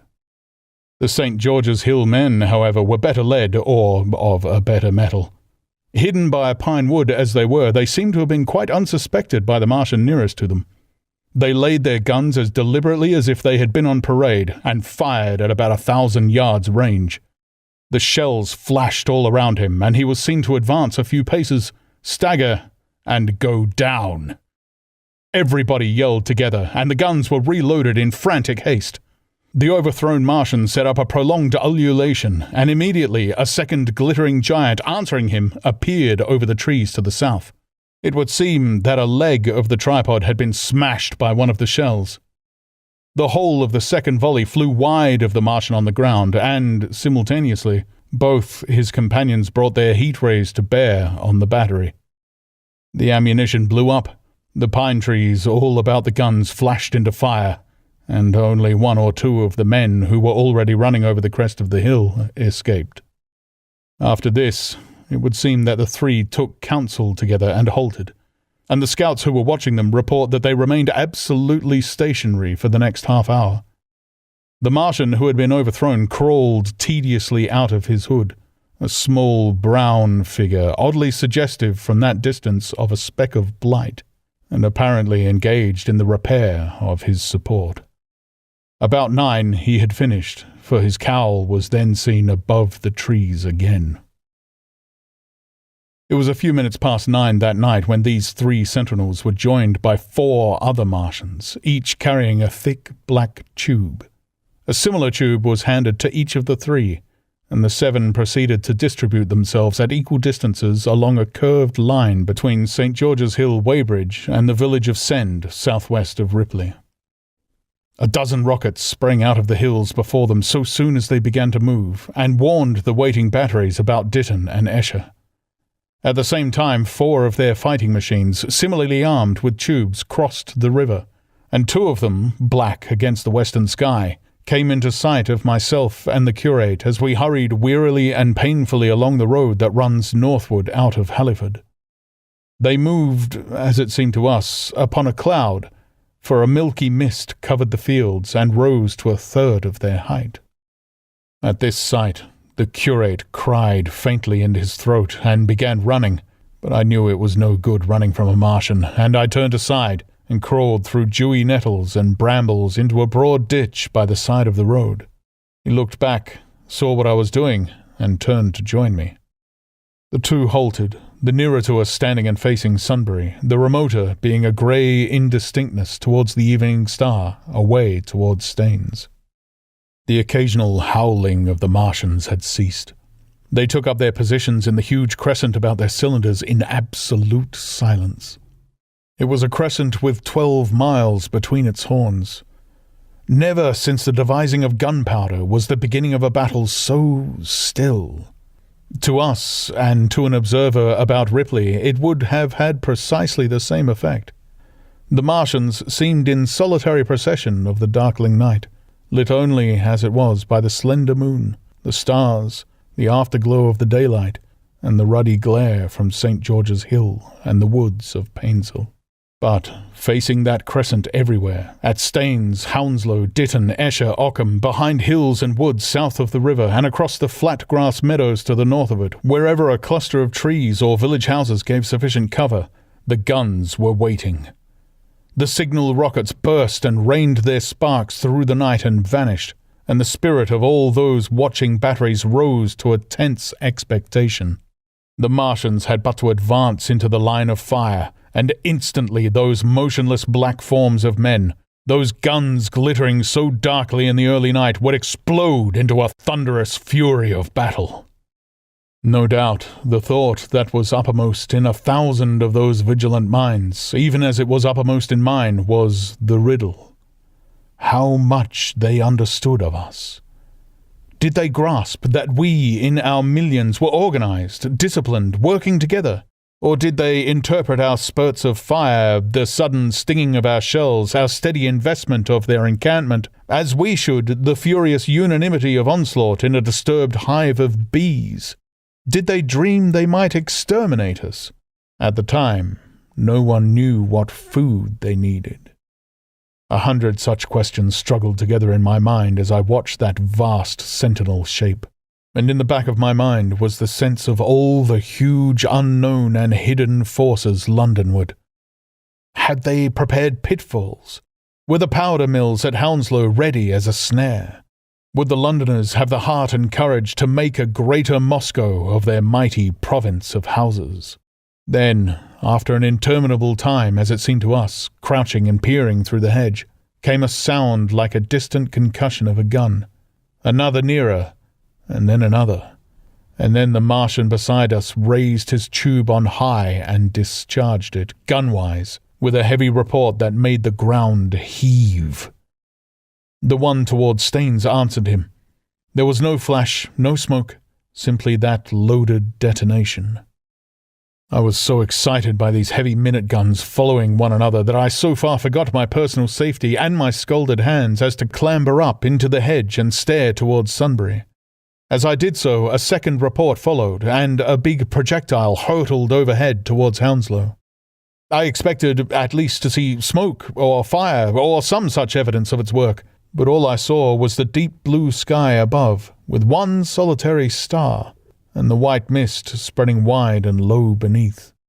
And there had been no crash, no answering explosion. The silence was restored. The minute lengthened to 3. "What has happened?" said the curate, standing up beside me. "Heaven knows," said I. A bat flickered by and vanished. A distant tumult of shouting began and ceased. I looked again at the Martian and saw he was now moving eastward along the riverbank with a swift, rolling motion. Every moment I expected the fire of some hidden battery to spring upon him, but the evening calm was unbroken. The figure of the Martian grew smaller as he receded, and presently the mist and the gathering night had swallowed him up. By a common impulse, we clambered higher. Towards Sunbury was a dark appearance, as though a conical hill had suddenly come into being there, hiding our view of the farther country. And then, remoter across the river, over Walton, we saw another such summit. These hill-like forms grew lower and broader even as we stared. Moved by a sudden thought, I looked northward, and there I perceived a third of these cloudy black kopjes had risen. Everything had suddenly become very still. Far away to the southeast, marking the quiet, we heard the Martians hooting to one another, and then the air quivered again with the distant thud of their guns, but the earthly artillery made no reply. Now, at this time, we could not understand these things, but later I was to learn the meaning of these ominous kopjes that had gathered in the twilight. Each of the Martians, standing in the great crescent I have described, had discharged, by means of the gun-like tube he carried, a huge canister over whatever hill, copse, cluster of homes, or other possible cover for guns chanced to be in front of him. Some fired only one of these, some 2, as in the case of the one we had seen. The one at Ripley is said to have discharged no fewer than 5 at that time. These canisters smashed on striking the ground. They did not explode, and incontinently disengaged an enormous volume of heavy, inky vapour, coiling and pouring upward in a huge and ebony cumulus cloud, a gaseous hill that sank and spread itself slowly over the surrounding country. And the touch of that vapour, the inhaling of its pungent wisps, was death to all that breathes. It was heavy, this vapour, heavier than the densest smoke, so that after the first tumultuous uprush and outflow of its impact, it sank down through the air and poured over the ground in a manner rather liquid than gaseous, abandoning the hills and streaming into the valleys and ditches and watercourses, even as I had heard the carbonic acid gas that pours from volcanic clefts is wont to do. And where it came upon water, some chemical action occurred, and the surface would be instantly covered with a powdery scum that sank slowly and made way for more.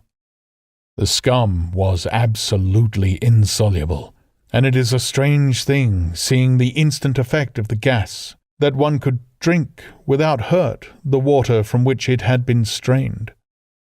The vapour did not diffuse as a true gas would do. It hung together in banks, flowing sluggishly down the slope of the land and driving reluctantly before the wind. And very slowly it combined with the mist and moisture of the air and sank to the earth in the form of dust.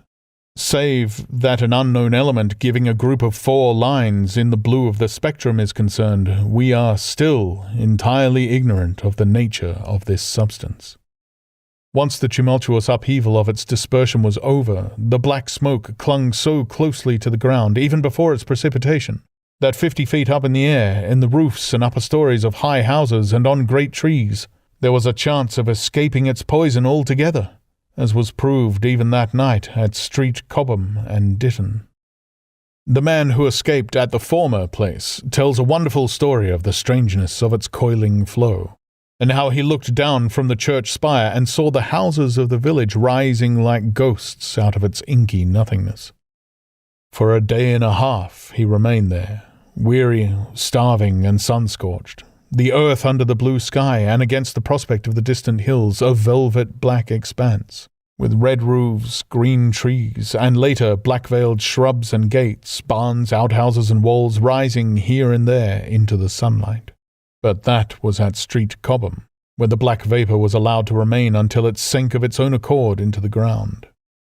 As a rule, the Martians, when it had served its purpose, cleared the air of it again by wading into it and directing a jet of steam upon it. This they did with the vapour banks near us, as we saw in the starlight from the window of the deserted house at Upper Halliford, whither we had returned.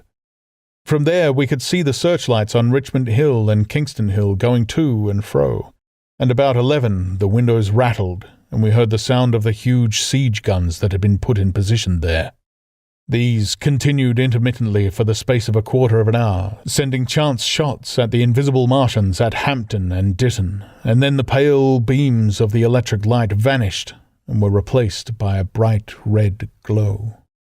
Then the 4th cylinder fell, a brilliant green meteor, as I learned afterwards, in Bushy Park. Before the guns on the Richmond and Kingston line of hills began, there was a fitful cannonade far away in the southwest, due, I believe, to guns being fired haphazard before the black vapour could overwhelm the gunners. So, setting about it as methodically as men might smoke out a wasp's nest, the Martians spread this strange, stifling vapour over the Londonward country. The horns of the crescent slowly moved apart, until at last they formed a line from Hanwell to Coombe and Malden. All night through their destructive tubes advanced. Never once, after the Martian at St. George's Hill was brought down, did they give the artillery the ghost of a chance against them. Wherever there was a possibility of guns being laid for them unseen, a fresh canister of the black vapour was discharged, and where the guns were openly displayed, the heat ray was brought to bear. By midnight, the blazing trees along the slopes of Richmond Park and the glare of Kingston Hill threw their light upon a network of black smoke, blotting out the whole valley of the Thames and extending as far as the eye could reach. And through this, 2 Martians slowly waded and turned their hissing steam jets this way and that. They were sparing of the heat ray that night, either because they had but a limited supply of material for its production, or because they did not wish to destroy the country, but only to crush and overawe the opposition they had aroused. In the latter aim, they certainly succeeded. Sunday night was the end of the organized opposition to their movements. After that, no body of men would stand against them, so hopeless was the enterprise. Even the crews of the torpedo boats and destroyers that had brought their quick firers up the Thames refused to stop, mutinied, and went down again. The only offensive operation men ventured upon after that night was the preparation of mines and pitfalls, and even in that their energies were frantic and spasmodic. One has to imagine, as well as one may, the fate of those batteries towards Esher, waiting so tensely in the twilight. Survivors there were none. One may picture the orderly expectation, the officers alert and watchful, the gunners ready, the ammunition piled to hand, the limber gunners with their horses and wagons, the group of civilian spectators standing as near as they were permitted, the evening stillness, the ambulances and hospital tents with the burned and wounded from Weybridge. Then the dull resonances of the shots the Martians fired, and the clumsy projectile whirling over the trees and houses and smashing amid the neighbouring fields. One may picture, too, the sudden shifting of the attention, the swiftly spreading calls and belyings of that blackness advancing headlong, towering heavenward, turning the twilight to a palpable darkness, a strange and horrible antagonist of vapour striding among its victims. Men and horses near it seemed dimly, running, shrieking, falling headlong.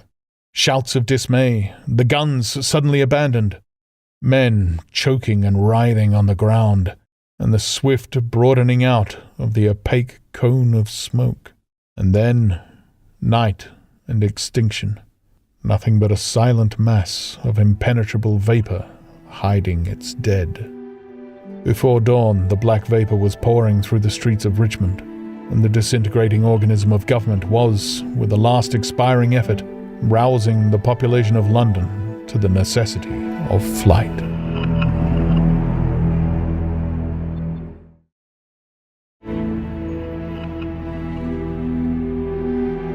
Chapter 16.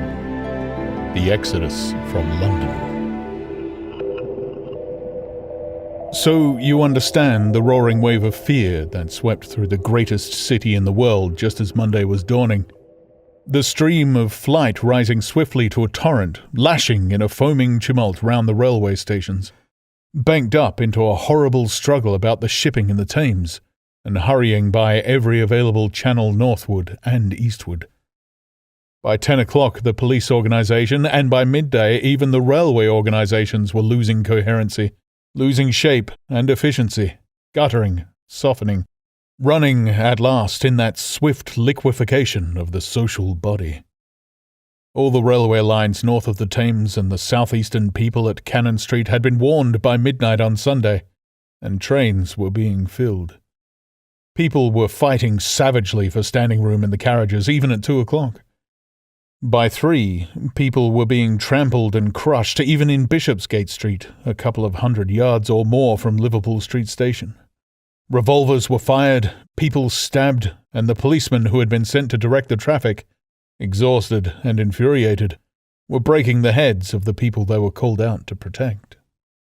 And as the day advanced, and the engine drivers and stokers refused to return to London, the pressure of the flight drove the people in an ever-thickening multitude away from the stations and along the northward running roads.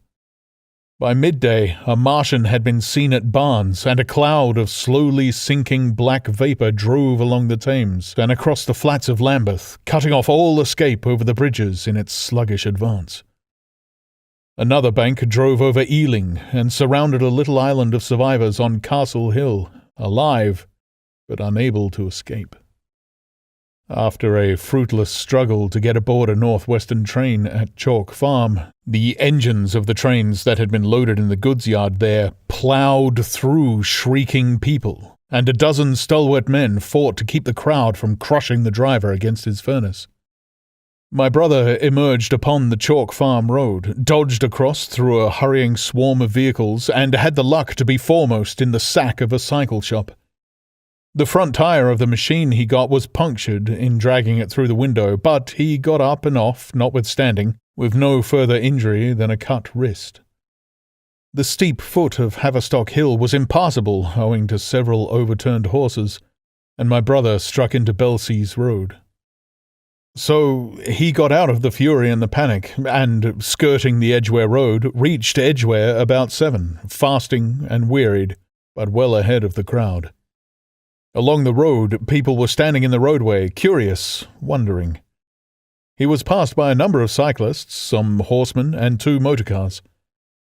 A mile from Edgware, the rim of the wheel broke, and the machine became unrideable.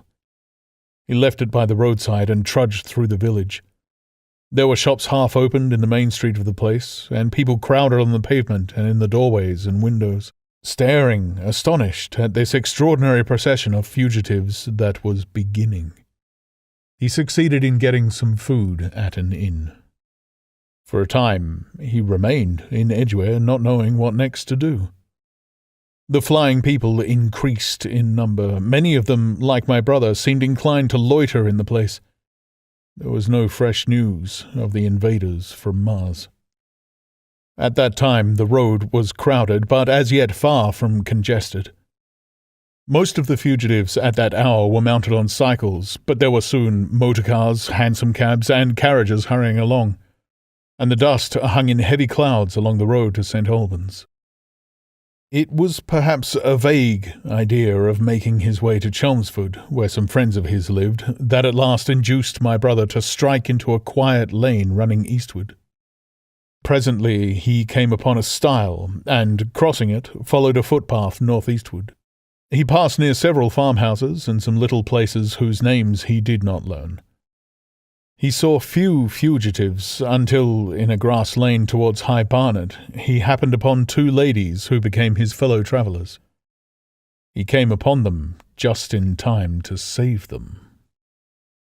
He heard their screams, and, hurrying around the corner, saw a couple of men struggling to drag them out of the little pony chaise in which they had been driving, while a third, with difficulty, held the frightened pony's head. One of the ladies, a short woman dressed in white, was simply screaming.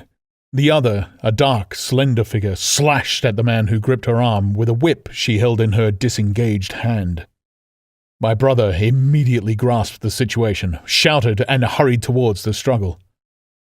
One of the men desisted and turned towards him, and my brother, realizing from his antagonist's face that a fight was unavoidable and, being an expert boxer, went into him forthwith and sent him down against the wheel of the chaise.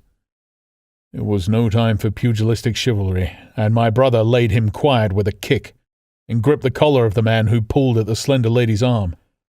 He heard the clatter of hoofs and the whip strung across his face. A third antagonist struck him between the eyes, and the man he held wrenched himself free and made off down the lane in the direction from which he had come. Partly stunned, he found himself facing the man who held the horse's head, and became aware of the chaise receding from him down the lane, swaying from side to side, and with the women in it looking back. The man before him, a burly rough, tried to close, and he stopped him with a blow in the face. Then, realizing that he was deserted, he dodged round and made off down the lane after the chaise, with the sturdy man close behind him, and the fugitive, who had turned now, following remotely. Suddenly he stumbled and fell. His immediate pursuer went headlong, and he rose to his feet to find himself with a couple of antagonists again. He would have had little chance against them had not the slender lady very pluckily pulled up and returned to his help. It seems she had had a revolver all this time, but it had been under the seat when she and her companion were attacked. She fired at 6 yards distance, narrowly missing my brother. The less courageous of the robbers made off, and his companion followed him, cursing his cowardice. They both stopped in sight down the lane, where the third man lay insensible. "Take this," said the slender lady, and she gave my brother her revolver. "Go back to the chaise," said my brother, wiping the blood from his split lip. She turned without a word. They were both panting, and they went back to where the lady in white struggled to hold back the frightened pony. The robbers had evidently had enough of it. When my brother looked again, they were retreating. "I'll sit here," said my brother, "if I may." And he got upon the empty front seat. The lady looked over her shoulder. "Give me the reins," she said, and laid the whip along the pony's side. In another moment, a bend in the road hid the 3 men from my brother's eyes. So, quite unexpectedly, my brother found himself panting, with a cut mouth, a bruised jaw, and blood-stained knuckles, driving along an unknown lane with these 2 women. He learned they were the wife and the younger sister of a surgeon living at Stanmore, who had come in the small hours from a dangerous case at Pinner, and heard at some railway station on his way of the Martian advance. He had hurried home, roused the women, their servant had left them 2 days before, packed some provisions, put his revolver under the seat, luckily for my brother, and told them to drive on to Edgware with the idea of getting a train there. He stopped behind to tell the neighbours. He would overtake them, he said, at about 4:30 in the morning, and now it was nearly 9, and they had seen nothing of him. They could not stop in Edgware because of the growing traffic through the place, and so they had come into this side lane. That was the story they told my brother in fragments when presently they stopped again, nearer to New Barnet. He promised to stay with them, at least until they could determine what to do, or until the missing man arrived, and professed to be an expert shot with the revolver, a weapon strange to him, in order to give them confidence. They made a sort of encampment by the wayside, and the pony became happy in the hedge. He told them of his own escape out of London, and all that he knew of these Martians and their ways. The sun crept higher in the sky, and after a time their talk died out, and gave place to an uneasy state of anticipation. Several wayfarers came along the lane, and of these my brother gathered such news as he could. Every broken answer he had deepened his impression of the great disaster that had come on humanity, deepened his persuasion of the immediate necessity for prosecuting this flight. He urged the matter upon them. "We have money," said the slender woman, and hesitated. Her eyes met my brother's, and her hesitation ended. "So have I," said my brother. She explained that they had as much as £30 in gold, besides a £5 note, and suggested that with that they might get upon a train at St. Albans or New Barnet. My brother thought that was hopeless, seeing the fury of the Londoners to crowd upon the trains, and broached his own idea of striking across Essex towards Harwich, and thence escaping from the country altogether. Mrs. Elphinstone, that was the name of the woman in white, would listen to no reasoning, and kept calling upon George, but her sister-in-law was astonishingly quiet and deliberate, and at last agreed to my brother's suggestion. So, designing to cross the Great North Road, they went on towards Barnet, my brother leading the pony to save it as much as possible. As the sun crept up the sky, the day became excessively hot, and underfoot a thick whitish sand grew burning and blinding, so that they travelled only very slowly. The hedges were grey with dust, and as they advanced towards Barnet, a tumultuous murmuring grew stronger. They began to meet more people. For the most part, these were staring before them, murmuring indistinct questions, jaded, haggard, unclean. One man, in evening dress, passed them on foot, his eyes on the ground. They heard his voice, and, looking back at him, saw one hand clutched in his hair, and the other beating invisible things. His paroxysm of rage over, he went on his way, without once looking back. As my brother's party went on towards the crossroads to the south of Barnet, they saw a woman approaching the road across some fields on their left, carrying a child, and with 2 other children. And then passed a man in dirty black, with a thick stick in one hand and a small portmanteau in the other.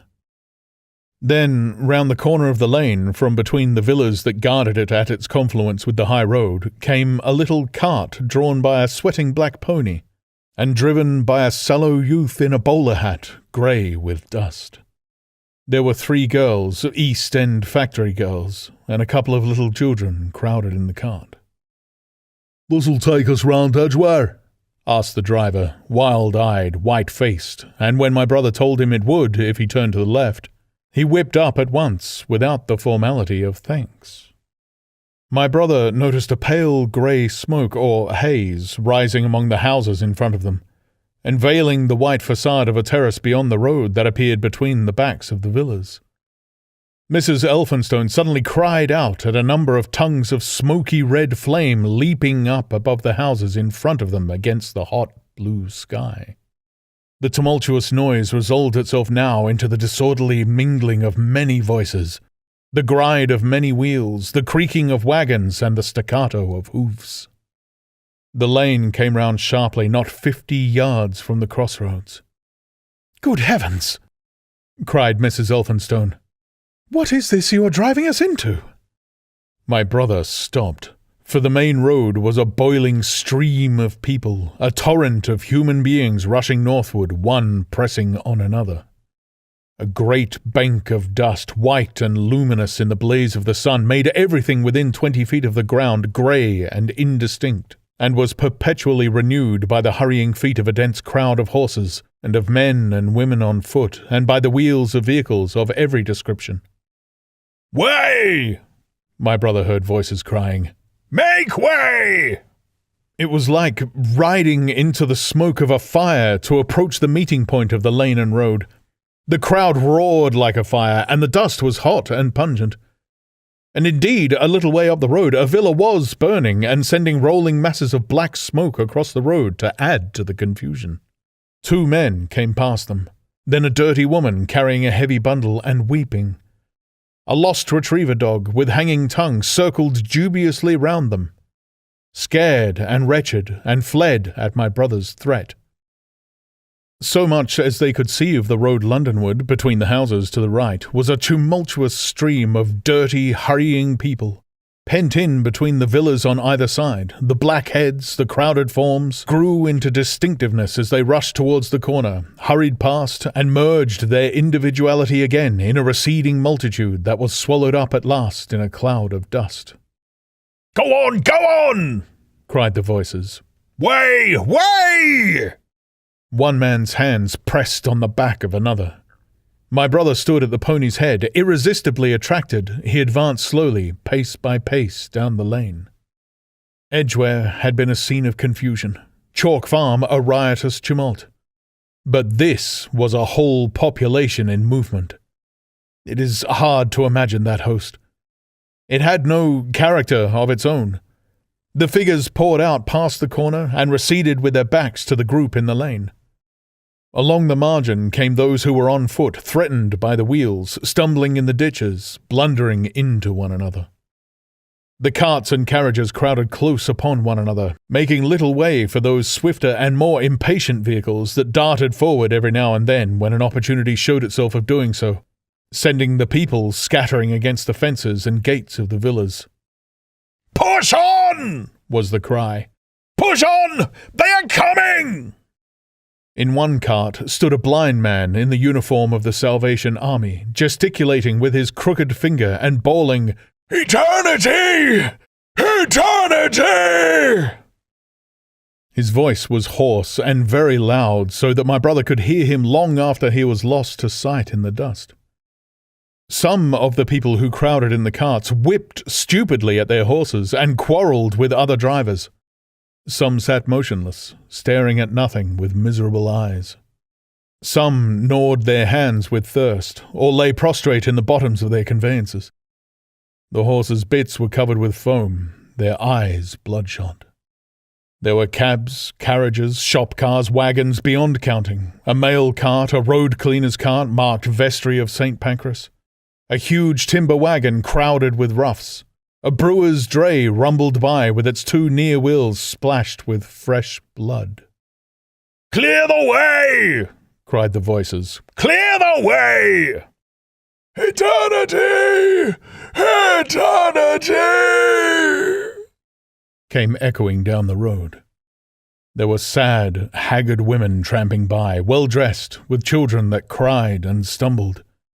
Their dainty clothes smothered in dust, their weary faces smeared with tears. With many of these came men, sometimes helpful, sometimes lowering and savage.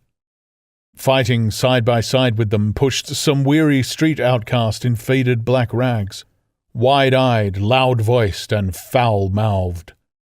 There were sturdy workmen thrusting their way along, wretched, unkempt men, clothed like clerks or shopmen, struggling spasmodically. A wounded soldier, my brother noticed, men dressed in the clothes of railway porters, one wretched creature in a nightshirt with a coat thrown over it. But, varied as its composition was, certain things all that host had in common.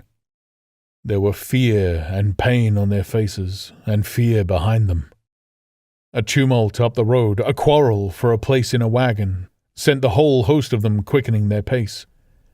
Even a man so scared and broken that his knees bent under him was galvanized for a moment into renewed activity.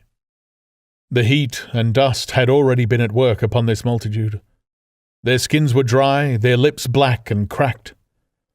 They were all thirsty, weary, and footsore, and amid the various cries one heard disputes, reproaches, groans of weariness and fatigue. The voices of most of them were hoarse and weak. Through it all ran a refrain. "Way! Way! The Martians are coming!" Few stopped and came aside from that flood. The lane opened slantingly into the main road with a narrow opening, and had a delusive appearance of coming from the direction of London. Yet a kind of eddy of people drove into its mouth. Weaklings elbowed out of the stream, who for the most part rested but a moment before plunging into it again. A little way down the lane, with two friends bending over him, lay a man with a bare leg wrapped about with bloody rags. He was a lucky man to have friends.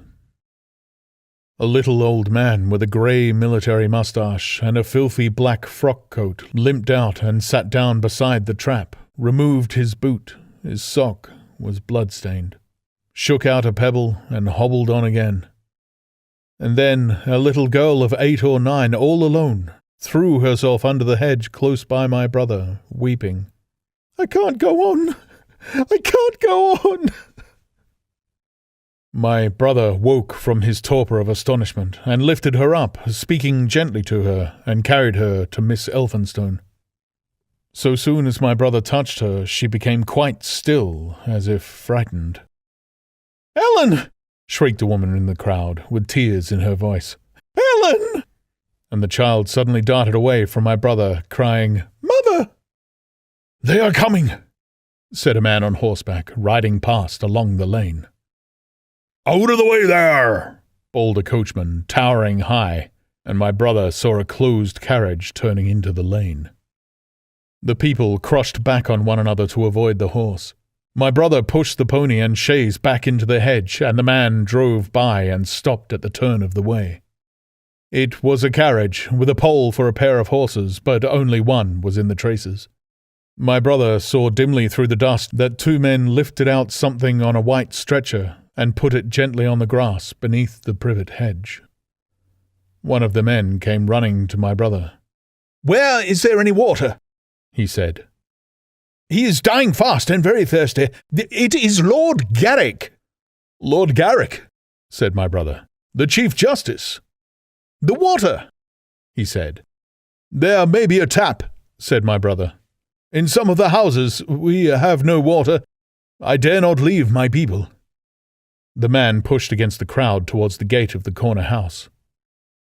"Go on," said the people, thrusting at him. "They are coming! Go on!" Then my brother's attention was distracted by a bearded, eagle-faced man lugging a small handbag, which split even as my brother's eyes rested on it, and disgorged a mass of sovereigns that seemed to break up into separate coins as it struck the ground. They rolled hither and thither among the struggling feet of men and horses. The man stopped and looked stupidly at the heap, and the shaft of a cab struck his shoulder and sent him reeling. He gave a shriek and dodged back, and a cartwheel shaved him narrowly. "Way!" cried the men all about him. "Make way!" So soon as the cab had passed, he flung himself with both hands open upon the heap of coins, and began thrusting handfuls in his pocket. A horse rose close upon him, and in another moment, half rising, he had been borne down under the horse's hoofs. "Stop!" screamed my brother, and pushing a woman out of his way, tried to clutch the bit of the horse. Before he could get to it, he heard a scream under the wheels, and saw through the dust the rim passing over the poor wretch's back. The driver of the cart slashed his whip at my brother, who ran around behind the cart. The multitudinous shouting confused his ears. The man was writhing in the dust among his scattered money, unable to rise, for the wheel had broken his back, and his lower limbs lay limp and dead. My brother stood up and yelled at the next driver, and a man on a black horse came to his assistance. "Get him out of the road," said he, and, clutching the man's collar with his free hand, my brother lugged him sideways. But he still clutched after his money, and regarded my brother fiercely, hammering at his arm with a handful of gold. "Go on! Go on!" shouted angry voices behind. "Way! Way!" There was a smash as the pole of a carriage crashed into the cart that the man on horseback stopped. My brother looked up, and the man with the gold twisted his head round and bit the wrist that held his collar. There was a concussion, and the black horse came staggering sideways, and the cart horse pushed beside it. A hoof missed my brother's foot by a hair's breadth. He released his grip on the fallen man and jumped back. He saw anger change to terror on the face of the poor wretch on the ground, and in a moment he was hidden, and my brother was borne backward and carried past the entrance of the lane, and had to fight hard in the torrent to recover it. He saw Miss Elphinstone covering her eyes, and a little child, with all a child's want of sympathetic imagination, staring with dilated eyes at a dusty something that lay black and still, ground and crushed under the rolling wheels. "Let us go back," he shouted, and began turning the pony round. "We cannot cross this hell," he said, and they went back 100 yards the way they had come until the fighting crowd was hidden. As they passed a bend in the lane, my brother saw the face of the dying man in the ditch under the privet, deadly white and drawn, and shining with perspiration. The two women sat silent, crouching in their seat and shivering. Then, beyond the bend, my brother stopped again. Miss Elphinstone was white and pale, and her sister-in-law sat weeping, too wretched even to call upon George. My brother was horrified and perplexed. So soon as they had retreated, he realized how urgent and unavoidable it was to attempt this crossing. He turned to Miss Elphinstone, suddenly resolute. "We must go that way," he said, and led the pony round again. For the second time that day this girl proved her quality. To force their way into the torrent of people, my brother plunged into the traffic and held back a cab horse, while she drove the pony across its head. A wagon locked wheels for a moment and ripped a long splinter from the chaise. In another moment they were caught and swept forward by the stream.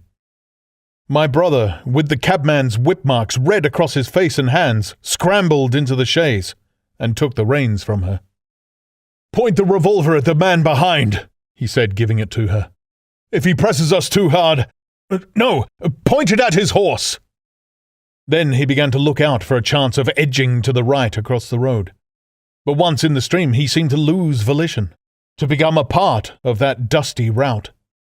They swept through Chipping Barnet with the torrent. They were nearly a mile beyond the centre of the town before they had fought across to the opposite side of the way. It was din and confusion indescribable. But in and beyond the town the road forks repeatedly, and this, to some extent, relieved the stress.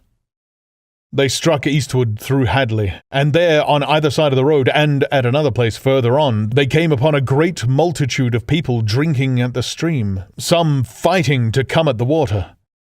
And farther on, from a lull near East Barnet, they saw 2 trains running slowly, one after the other, without signal or order. Trains swarming with people, with men even among the coals behind the engines, going northward along the Great Northern Railway. My brother supposes they must have filled outside London, for at that time the furious terror of the people had rendered the central termini impossible. Near this place they halted for the rest of the afternoon, for the violence of the day had already utterly exhausted all 3 of them. They began to suffer the beginnings of hunger. The night was cold, and none of them dared to sleep. And in the evening many people came hurrying along the road nearby their stopping place, fleeing from unknown dangers before them, and going in the direction from which my brother had come.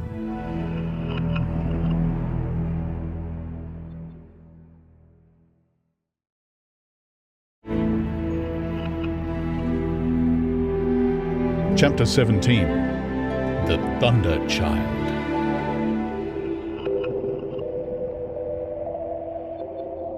Had the Martians aimed only at destruction, they might, on Monday, have annihilated the entire population of London as it spread itself slowly through the home counties. Not only along the road through Barnet, but also through Edgware and Waltham Abbey, and along the roads eastward to Southend and Shoeburyness, and south of the Thames to Deal and Broadstairs, poured the same frantic rout. If one could have hung that June morning in a balloon in the blazing blue above London, every northward and eastward road running out of the tangled maze of streets would have seemed stippled black with the streaming fugitives, each dot a human agony of terror and physical distress. I have set forth at length in the last chapter my brother's account of the road through Chipping Barnet, in order that my listeners may realize how that swarming of black dots appeared to one of those concerned. Never before in the history of the world had such a mass of human beings moved and suffered together. The legendary hosts of Goths and Huns, the hugest armies Asia has ever seen, would have been but a drop in that current. And this was no disciplined march, it was a stampede gigantic and terrible, without order and without a goal. 6 million people, unarmed and unprovisioned, driving headlong. It was the beginning of the rout of civilization, of the massacre of mankind. Directly below him, the balloonist would have seen the network of streets far and wide, houses, churches, squares, crescents, gardens, already derelict, spread out like a huge map, and in the southward, blotted. Over Ealing, Richmond, Wimbledon, it would have seemed as if some monstrous pen had flung ink upon the chart. Steadily, incessantly, each black splash grew and spread, shooting out ramifications this way and that, now banking itself against rising ground, now pouring swiftly over a crest into a new-found valley, exactly as a gout of ink would spread itself upon blotting paper.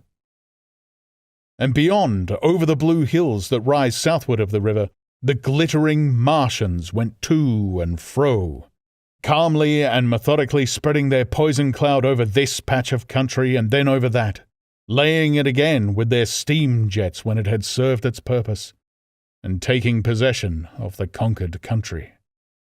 They do not seem to have aimed at extermination so much as at complete demoralization and the destruction of any opposition.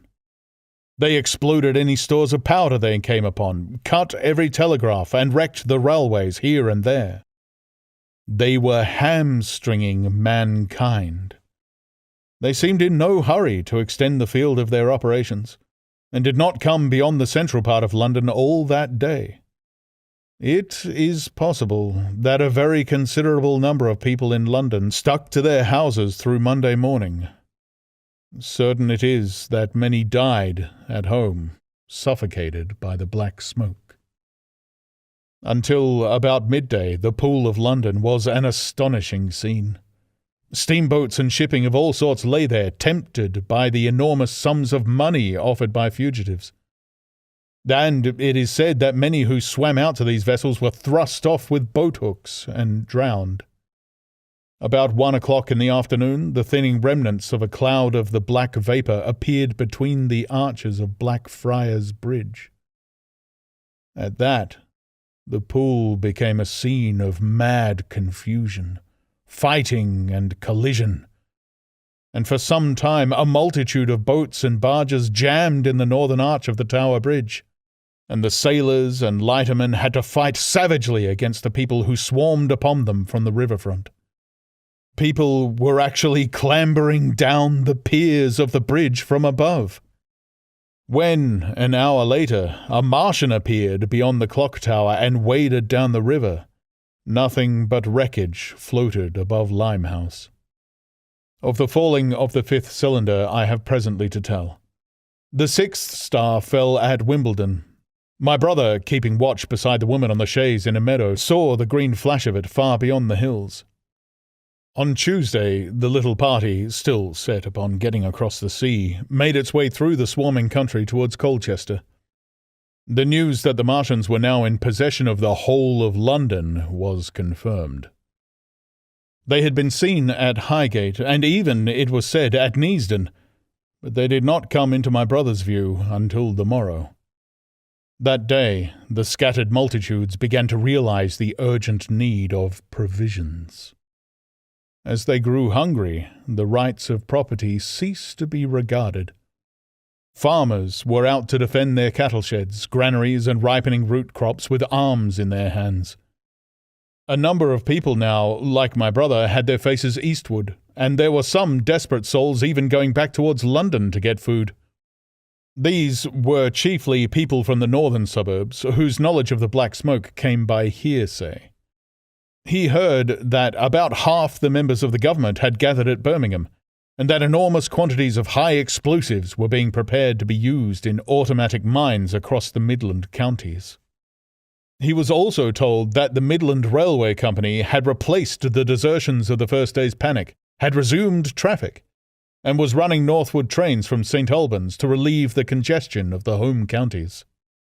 There was also a placard in Chipping Ongar announcing that large stores of flour were available in the northern towns, and that within 24 hours bread would be distributed amongst the starving people in the neighbourhood.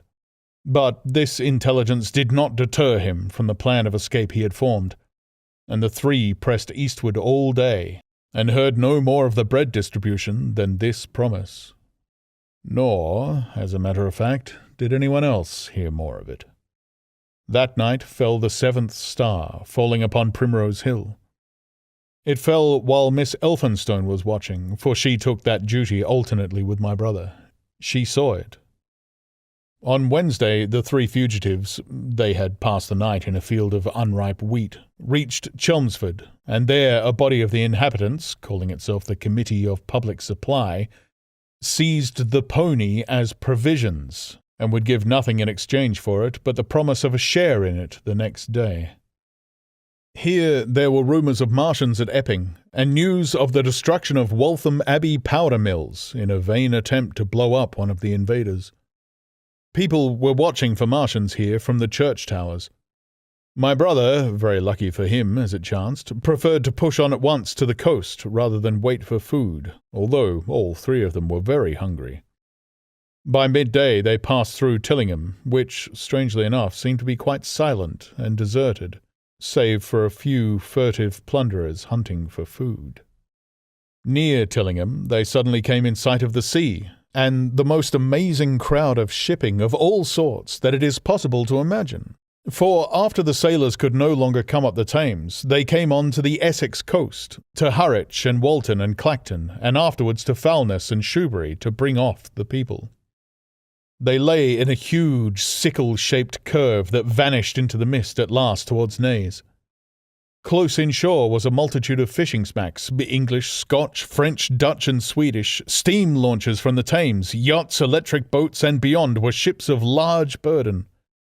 A multitude of filthy colliers, trim merchantmen, cattle ships, passenger boats, petroleum tanks, ocean tramps, and old white transport even, neat white and grey liners from Southampton and Hamburg, and, along the blue coast across the Blackwater, my brother could make out dimly a dense swarm of boats chaffering with the people on the beach, a swarm which also extended up the Blackwater almost to Meldon. About a couple of miles out lay an ironclad very low in the water, almost, to my brother's perception, like a waterlogged ship. This was the ram Thunderchild. It was the only warship in sight, but far away to the right over the smooth surface of the sea, for that day there was a dead calm, lay a serpent of black smoke to mark the next ironclads of the Channel Fleet, which hovered in an extended line, steam up and ready for action, across the Thames estuary during the course of the Martian conquest, vigilant, and yet powerless to prevent it. At the sight of the sea, Mrs. Elphinstone, in spite of the assurances of her sister-in-law, gave way to panic. She had never been out of England before. She would rather die than trust herself friendless in a foreign country, and so forth. She seemed, poor woman, to imagine that the French and the Martians might prove very similar. She'd been growing increasingly hysterical, fearful, and depressed during the 2 days' journeyings. Her great idea was to return to Stanmore. Things had always been well and safe at Stanmore. They would find George at Stanmore. It was with the greatest difficulty they could get her down to the beach, where presently my brother succeeded in attracting the attention of some men on a paddle steamer from the Thames. They sent a boat and drove a bargain for £36 for the three. The steamer was going, these men said, to Ostend. It was about 2 o'clock when my brother, having paid their fares at the gangway, found himself safely aboard the steamboat with his charges. There was food aboard, albeit at exorbitant prices, and the three of them contrived to eat a meal on one of the seats forward.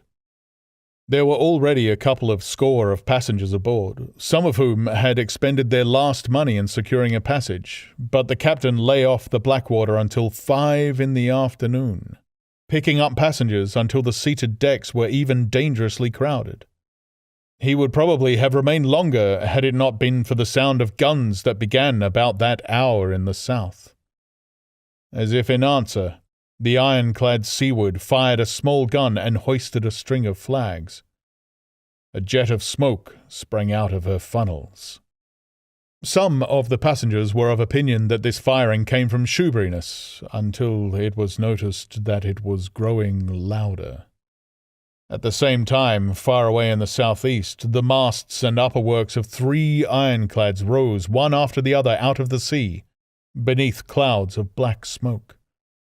But my brother's attention speedily reverted to the distant firing in the south. He fancied he saw a column of smoke rising out of the distant grey haze. The little steamer was already flapping her way eastward of the big crescent of shipping, and the low Essex coast was growing blue and hazy when a Martian appeared, small and faint in the remote distance, advancing along the muddy coast from the direction of Foulness. At that, the captain on the bridge swore at the top of his voice with fear and anger at his own delay, and the paddles seemed infected with his terror. Every soul aboard stood at the bulwarks or on the seats of the steamer and stared at that distant shape, higher than the trees or church towers inland, and advancing with a leisurely parody of a human stride. It was the first Martian my brother had seen, and he stood more amazed than terrified, watching this Titan advancing deliberately towards the shipping, wading farther and farther into the water as the coast fell away. Then, far away beyond the crouch, came another, striding over some stunted trees. And then yet another, still farther off, wading deeply through a shiny mudflat that seemed to hang halfway up between sea and sky. They were all stalking seaward, as if to intercept the escape of the multitudinous vessels that were crowded beneath Foulness and the Naze. In spite of the throbbing exertions of the engines of the little paddle-boat and the pouring foam that her wheels flung behind her, she receded with terrifying slowness from this ominous advance. Glancing northwestward, my brother saw the large crescent of shipping already writhing with the approaching terror, one ship passing behind another, another coming round from broadside to end on.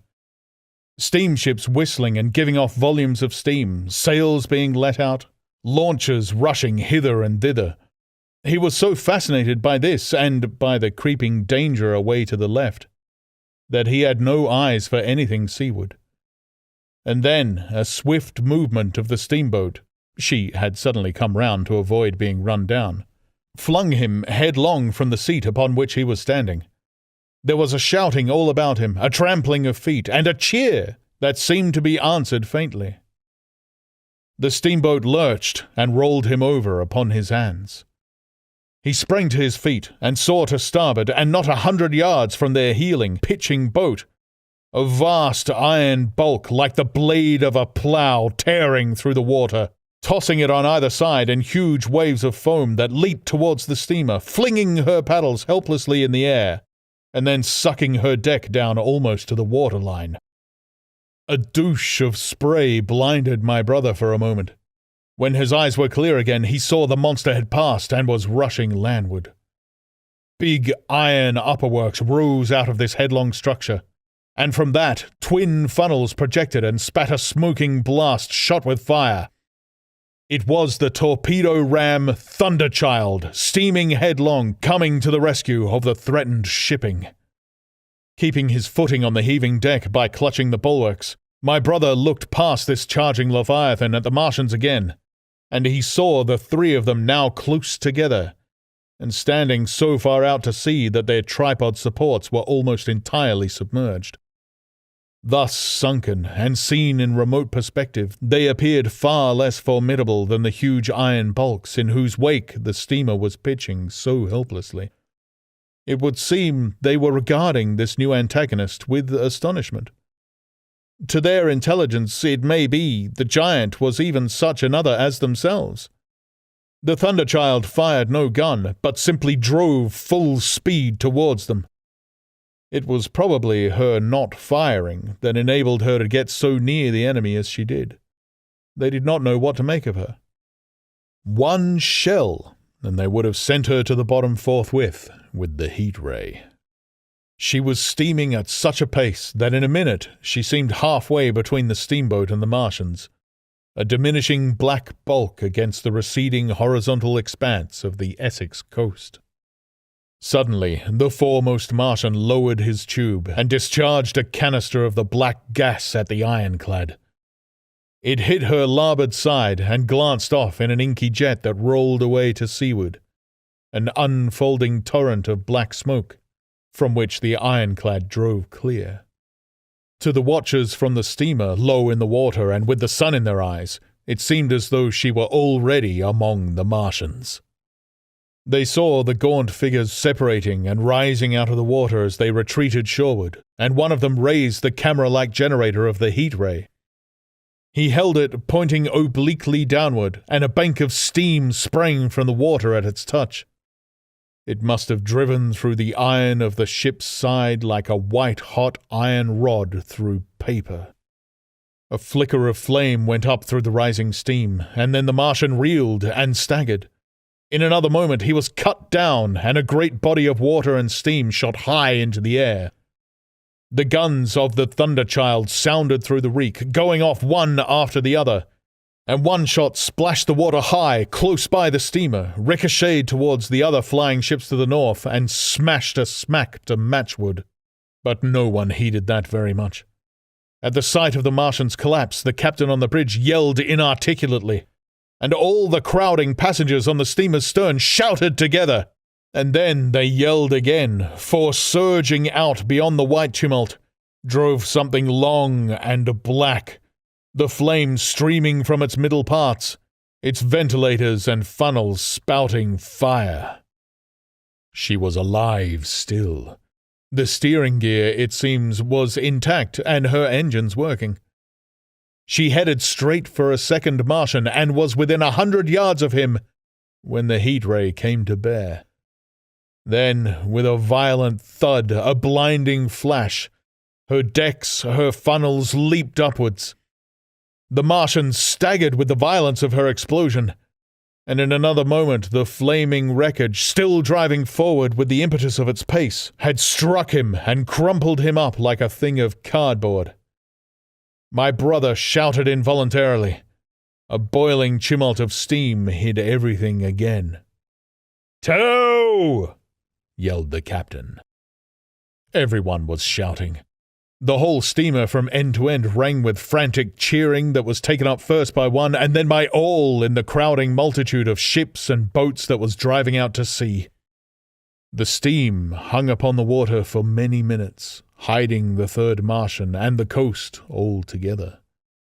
And all this time the boat was paddling steadily out to sea and away from the fight. And when, at last, the confusion cleared, the drifting bank of black vapour intervened, and nothing of the Thunderchild could be made out, nor could the third Martian be seen. But the ironclads to seaward were now quite close, and standing in towards shore past the steamboat. The little vessel continued to beat its way seaward, and the ironclads receded slowly towards the coast, which was hidden still by a marbled bank of vapour, part steam, part black gas, eddying and combining in the strangest way. The fleet of refugees was scattering to the northeast. Several smacks were sailing between the ironclads and the steamboat. After a time, and before they reached the sinking cloudbank, the warships turned northward, and then abruptly went about and passed into the thickening haze of evening southward. The coast grew faint and at last indistinguishable amid the low banks of cloud that were gathering about the sinking sun. Then, suddenly, out of the golden haze of the sunset came the vibration of guns and a form of black shadows moving. Everyone struggled to the rail of the steamer and peered into the blinding furnace of the west, but nothing was to be distinguished clearly. A mass of smoke rose slanting and barred the face of the sun. The steamboat throbbed on its way through an interminable suspense. The sun sank into grey clouds, the sky flushed and darkened, the evening star trembled into sight. It was deep twilight when the captain cried out and pointed. My brother strained his eyes. Something rushed up into the sky out of the greyness, rushed slantingly upward and very swiftly into the luminous clearness above the clouds in the western sky. Something flat and broad and very large that swept round in a vast curve, grew smaller, sank slowly, and vanished again into the grey mystery of the night. And as it flew, it rained down darkness upon the land.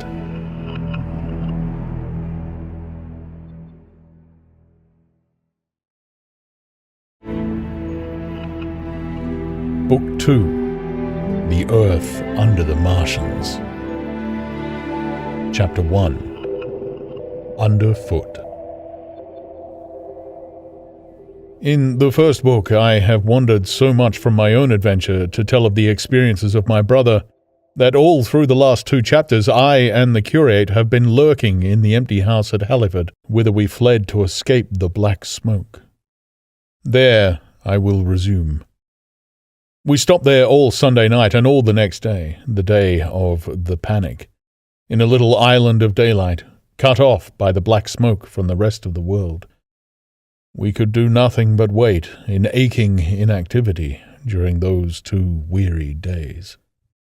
My mind was occupied by anxiety for my wife. I figured her at Leatherhead, terrified, in danger, mourning me already as a dead man. I paced the rooms and cried aloud when I thought of how I was cut off from her, of all that might happen to her in my absence. My cousin, I knew, was brave enough for any emergency, but he was not the sort of man to realize danger quickly, to rise promptly.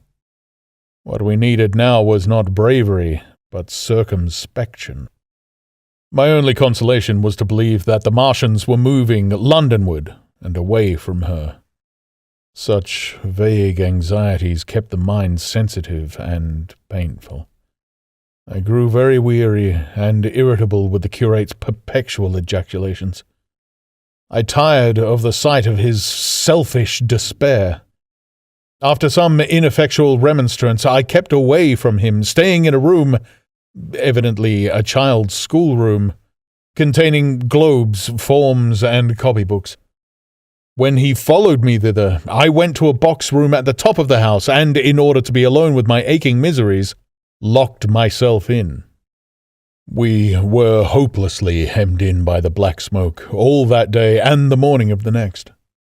There were signs of people in the next house on Sunday evening, a face at a window and moving lights, and later the slamming of a door. But I do not know who these people were, nor what became of them. We saw nothing of them the next day. The black smoke drifted slowly riverward all through Monday morning, creeping nearer and nearer to us, driving at last along the roadway outside the house that hid us. A Martian came across the fields about midday, laying the stuff with a jet of superheated steam that hissed against the walls, smashed all the windows it touched, and scalded the curate's hand as he fled out the front room. When, at last, we crept across the sodden rooms and looked out again, The country northward was as though a black snowstorm had passed over it.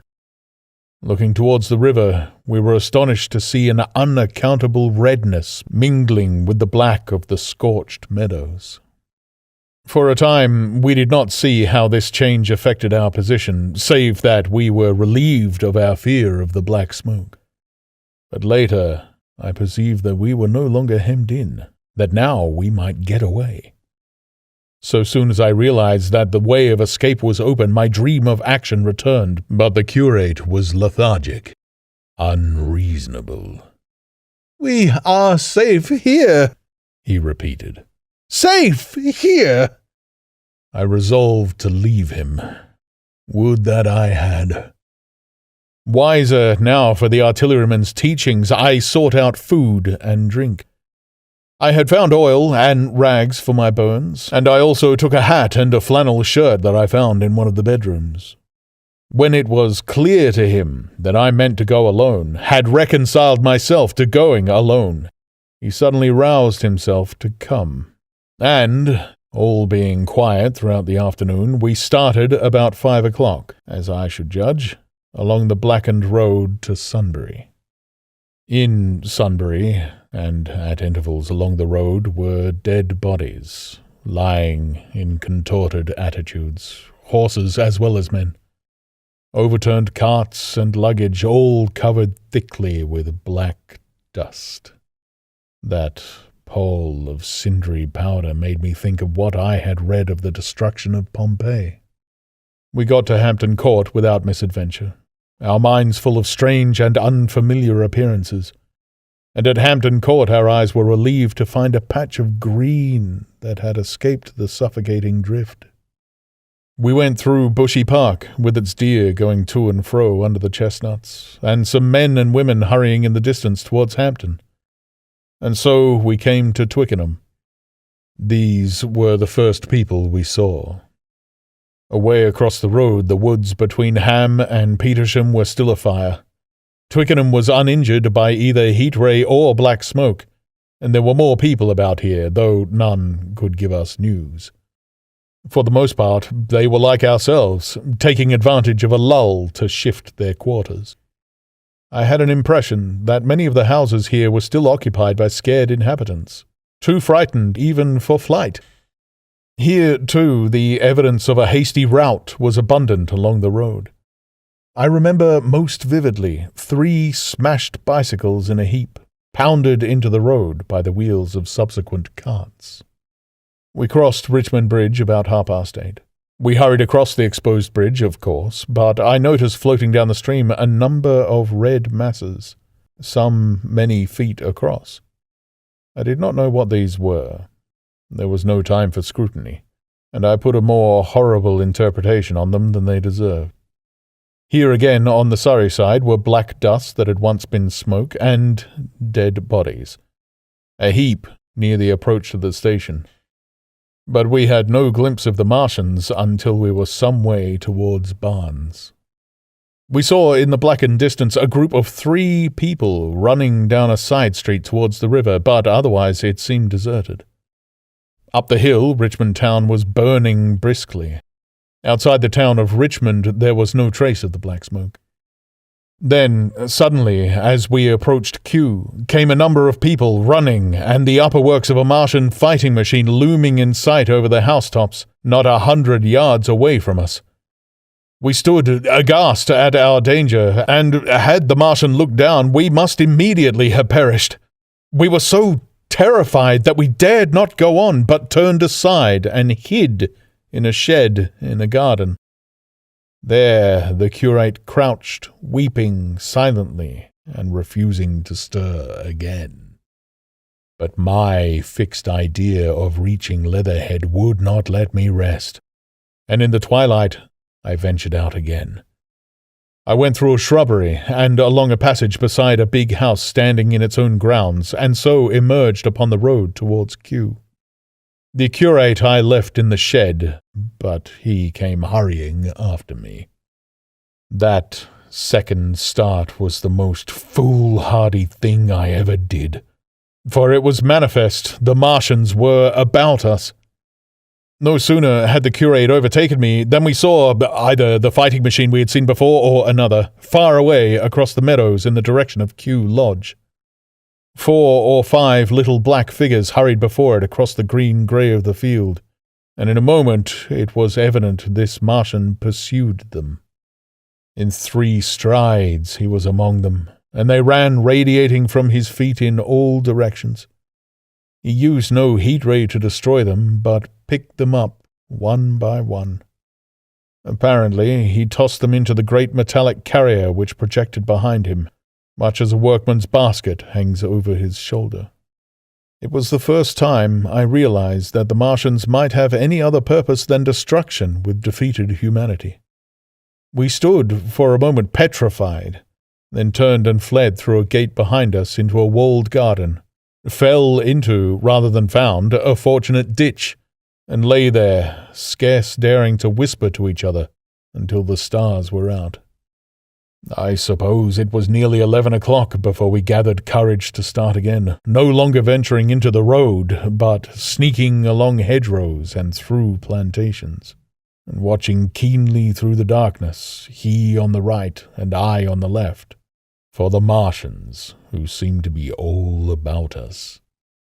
In one place we blundered upon a scorched and blackened area, now cooling and ashen, and a number of scattered bodies of men burned horribly about their heads and trunks, but with their legs and boots mostly intact, and of dead horses, 50 feet, perhaps, behind a line of 4 ripped guns and smashed gun carriages. Sheen, it seemed, had escaped destruction, for the place was silent and deserted.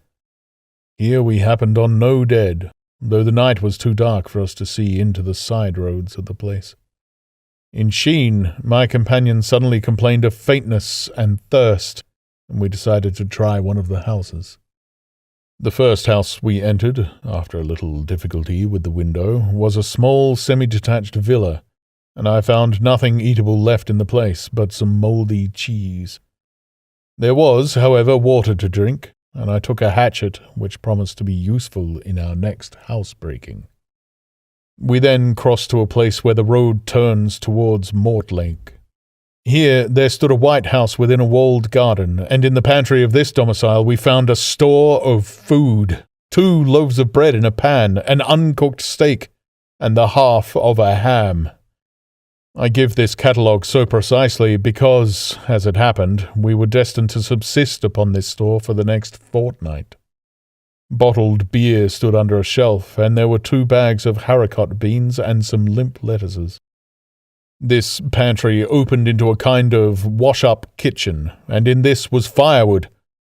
There was also a cupboard in which we found nearly a dozen of burgundy, tinned soups and salmon, and 2 tins of biscuits. We sat in the adjacent kitchen in the dark, for we dared not strike a light, and ate bread and ham and drank beer out of the same bottle. The curate, who was still timorous and restless, was now, oddly enough, for pushing on, and I was urging him to keep up his strength by eating when the thing happened that was to imprison us. "It can't be midnight yet," I said, and then came a blinding glare of vivid green light.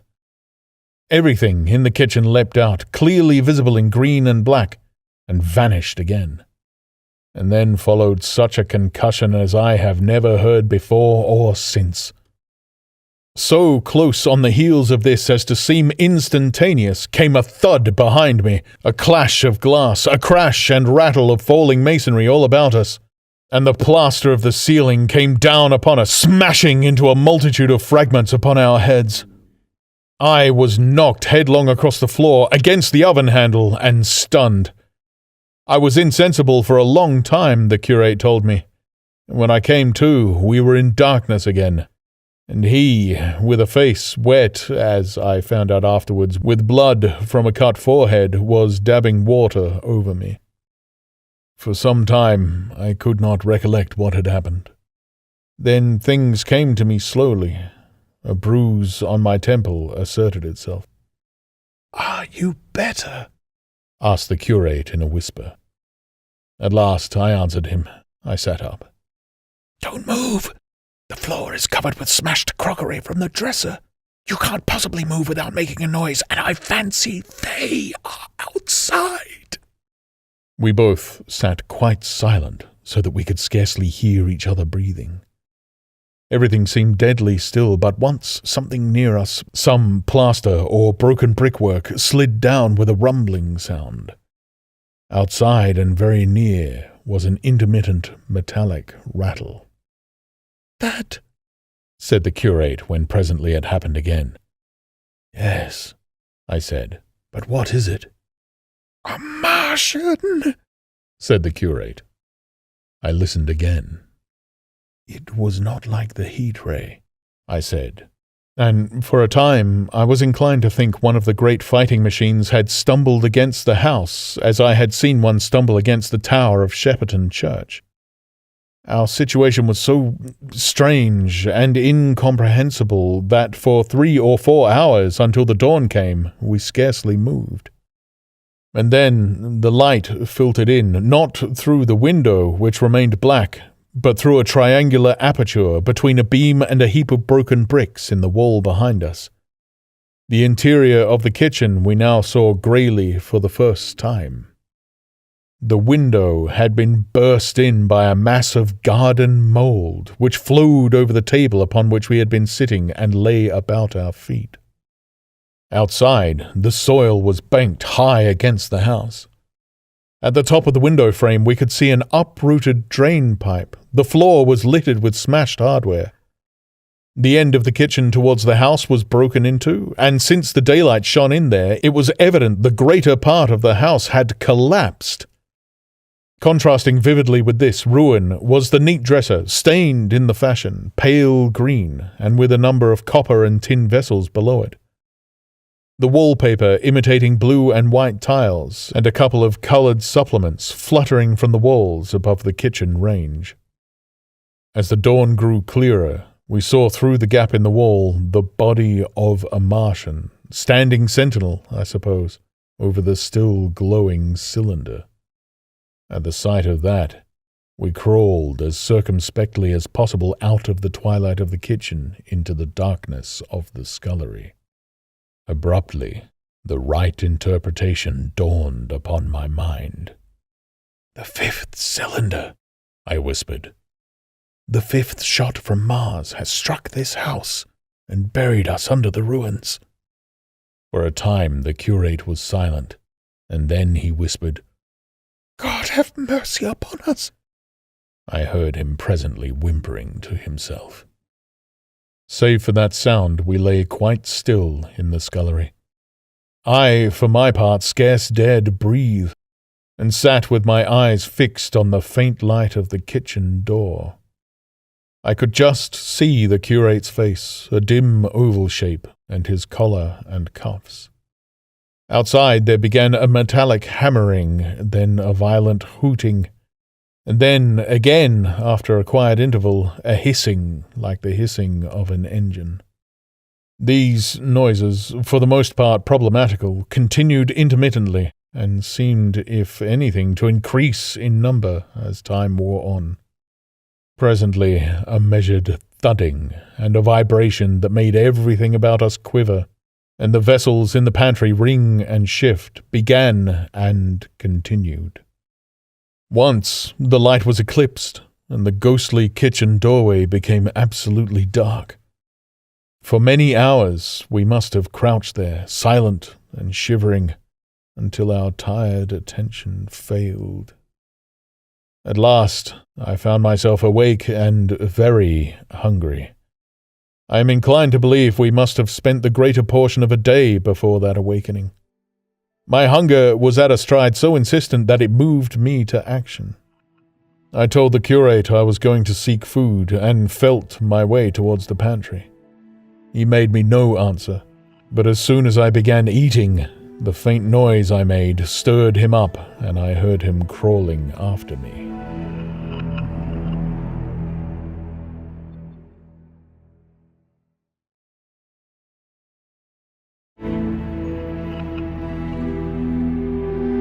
Book 2, Chapter 2. What we saw from the ruined house. After eating, we crept back to the scullery, and there I must have dozed again, for when presently I looked round, I was alone. The thudding vibration continued with wearisome persistence. I whispered for the curate several times, and at last felt my way to the door of the kitchen. It was still daylight, and I perceived him across the room, lying against the triangular hole that looked out upon the Martians. His shoulders were hunched, so that his head was hidden from me. I could hear a number of noises, almost like those in an engine shed, and the place rocked with that beating thud. Through the aperture in the wall I could see the top of a tree touched with gold, and the warm blue of a tranquil evening sky.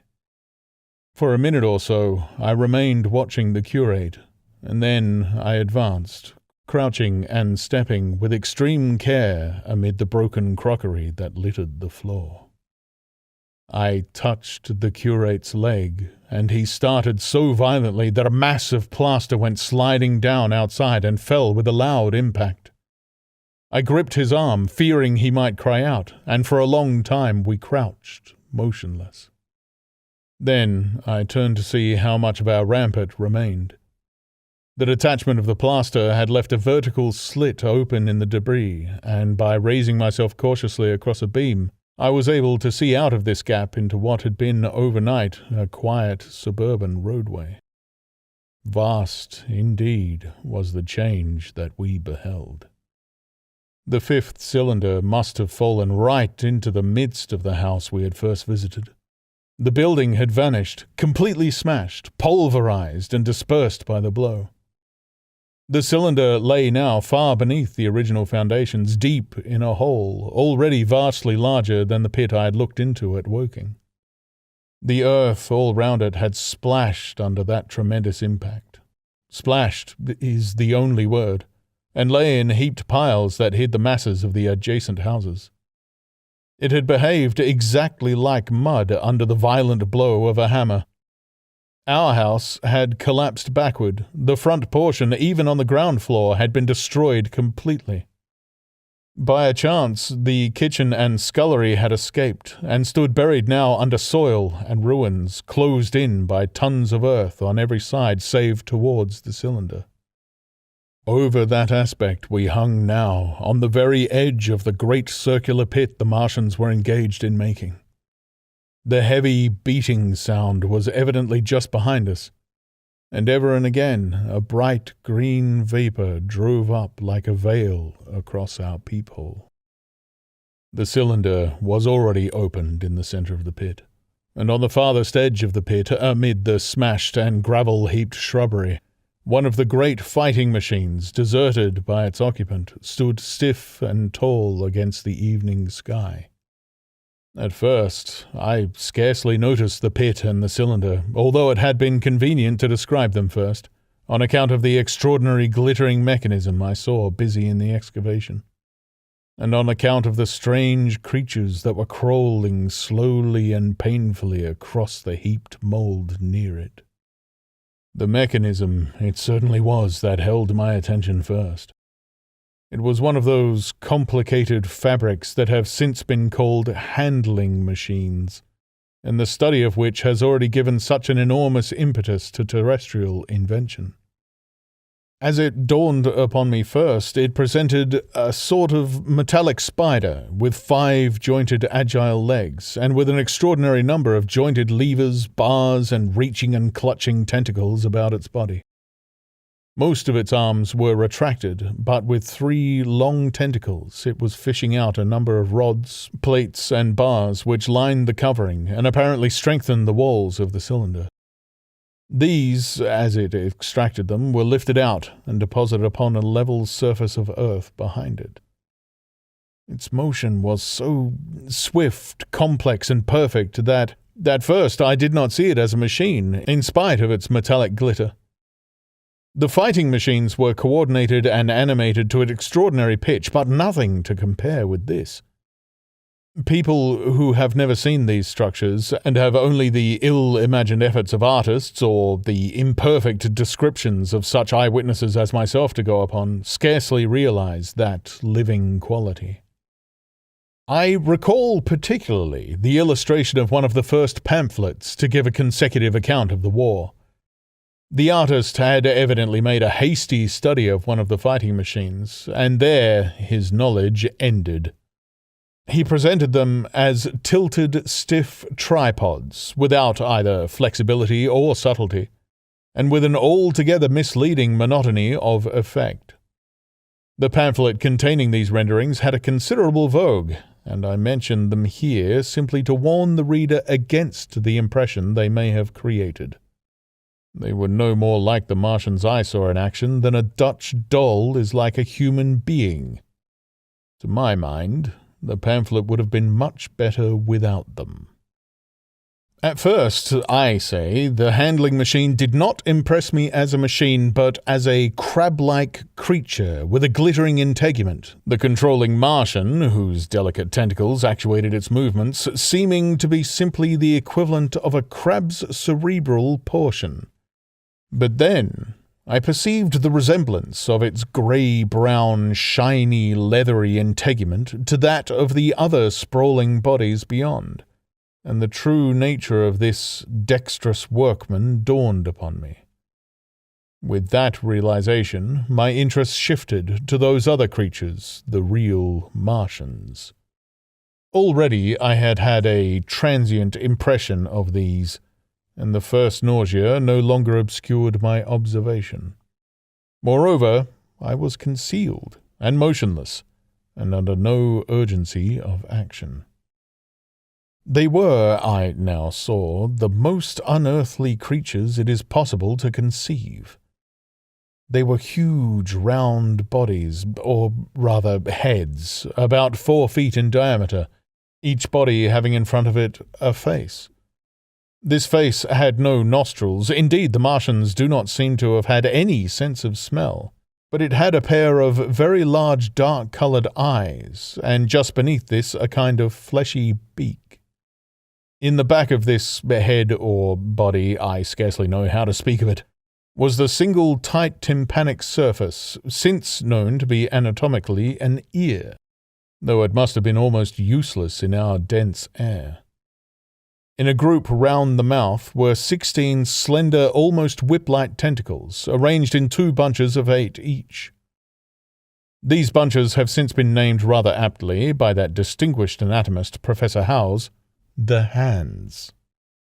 Even as I saw these Martians for the first time, they seemed to be endeavouring to raise themselves on these hands, but, of course, with the increased weight of terrestrial conditions, this was impossible. There is reason to suppose that on Mars they may have progressed upon them with some facility. The internal anatomy, I may remark here, as dissection has since shown, was almost equally simple. The greater part of the structure was the brain, sending enormous nerves into the eyes, ear, and tactile tentacles.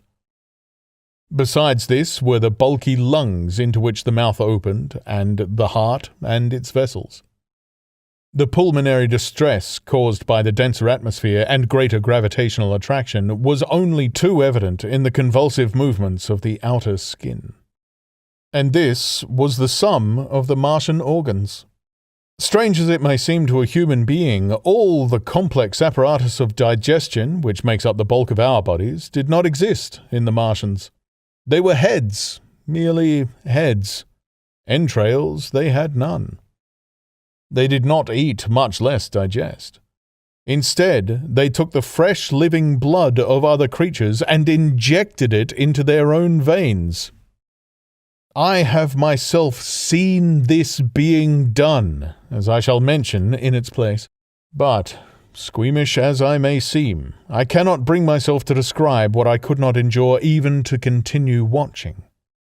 Let it suffice to say, blood obtained from a still living animal, in most cases from a human being, was run directly by means of a little pipette into the recipient canal.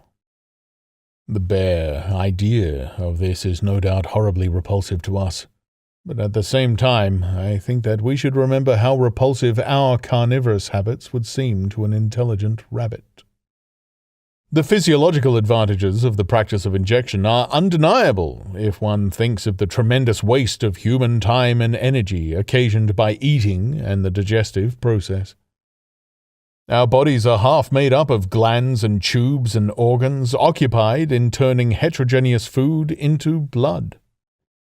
The digestive processes and their reaction upon the nervous system sap our strength and color our minds. Men go happy or miserable as they have healthy or unhealthy livers or sound gastric glands. But the Martians were lifted above all these organic fluctuations of mood and emotion. Their undeniable preference for men as their source of nourishment is partly explained by the nature of the remains of the victims they have brought with them as provisions from Mars. These creatures, to judge from the shriveled remains that have fallen into human hands, were bipeds with flimsy siliceous skeletons, almost like those of the siliceous sponge, and feeble musculature, standing about 6 feet high and having round, erect heads and large eyes in flinty sockets. 2 or 3 of these seem to have been brought in each cylinder, and all were killed before Earth was reached.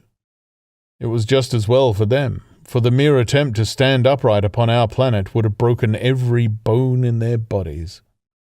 And while I am engaged in this description, I may add in this place certain further details which, although they were not all evident to us at the time, will enable the reader who is unacquainted with them to form a clearer picture of these offensive creatures. In 3 other points their physiology differed strangely from ours. Their organisms did not sleep any more than the heart of man sleeps. Since they had no extensive muscular mechanism to recuperate, that periodical extinction was unknown to them. They had little or no sense of fatigue, it would seem. On Earth they could never have moved without effort, yet even to the last they kept in action. In 24 hours they did 24 hours of work, as, even on Earth, is perhaps the case with the ants. In the next place, wonderful as it seems in a sexual world, the Martians were absolutely without sex, and therefore without any of the tumultuous emotions that arise from that difference among men. A young Martian, there can now be no dispute, was really born upon Earth during the war, and it was found attached to its parent, partially budded off, just as young lilybuds bud off, or like the young animals in the freshwater polyp. In man, in all the higher terrestrial animals, such a method of increase has disappeared. But even on this Earth, it was certainly the primitive method. Among the lower animals, up even to those first cousins of the vertebrated animals, the tunicates, the 2 processes occur side by side, but finally the sexual method superseded its competitor altogether. On Mars, however, just the reverse has apparently been the case. It is worthy of remark that a certain speculative writer of quasi-scientific repute, writing long before the Martian invasion, did forecast for man a final structure not unlike the actual Martian condition. His prophecy, I remember, appeared in November or December 1893 in a long-defunct publication, the Pole Mole Budget, and I recall a caricature of it in a pre-Martian periodical called Punch. He pointed out, writing in a foolish, facetious tone, that the perfection of mechanical appliances must ultimately supersede limbs, the perfection of chemical devices, digestion, that such organs as hair, external nose, teeth, ears, and chin were no longer essential parts of the human being, and that the tendency of natural selection would lie in the direction of their steady diminution through the coming ages. The brain alone remained a cardinal necessity. Only one other part of the body had a strong case for survival, and that was the hand, teacher and agent of the brain. While the rest of the body dwindled, the hands would grow larger. There is many a true word written in jest, And here in the Martians we have beyond dispute the actual accomplishment of such a suppression of the animal side of the organism by the intelligence. To me, it is quite credible that the Martians may have descended from beings not unlike ourselves, by a gradual development of brain and hands, the latter giving rise to the two bunches of delicate tentacles at last, at the expense of the rest of the body. Without the body, the brain would, of course, become a mere selfish intelligence, without any of the emotional substratum of the human being. The last salient point in which the systems of these creatures differed from ours was in what one might have thought a very trivial particular. Microorganisms, which cause so much disease and pain on Earth, have either never appeared upon Mars, or Martian sanitary science eliminated them ages ago. 100 diseases, all the fevers and contagions of human life, consumption, cancers, tumors, and such morbidities, never entered the scheme of their life. And speaking of the differences between the life on Mars and terrestrial life, I may allude here to the curious suggestions of the red weed. Apparently, the vegetable kingdom in Mars, instead of having green for a dominant color, is of a vivid blood red tint. At any rate, the seeds which the Martians, intentionally or accidentally, brought with them, gave rise in all cases to red-colored growths. Only that known popularly as the red weed, however, gained any footing in competition with terrestrial forms. The red creeper was quite a transitory growth, and few people have seen it growing. For a time, however, the red weed grew with astonishing vigor and luxuriance. It spread up the sides of the pit by the 3rd or 4th day of our imprisonment, and its cactus-like branches formed a carmine fringe to the edges of our triangular window. And afterwards, I found it broadcast throughout the country, and especially wherever there was a stream of water. The Martians had what appears to have been an auditory organ, a single round drum at the back of the head body, and eyes with a visual range not very different from ours, except that, according to Phillips, blue and violet were as black to them. It is commonly supposed that they communicated by sounds and tentacular gesticulations. This is asserted, for instance, in the able but hastily compiled pamphlet, written, evidently, by someone not an eyewitness of Martian actions, to which I have already alluded, and which, so far, has been the chief source of information concerning them. Now, no surviving human being saw so much of the Martians in action as I did. I take no credit to myself for an accident, but the fact is so. And I assert that I watched them closely time after time, and that I have seen 4, 5, and once 6 of them sluggishly performing the most elaborately complicated operations together without either sound or gesture. Their peculiar hooting invariably preceded feeding.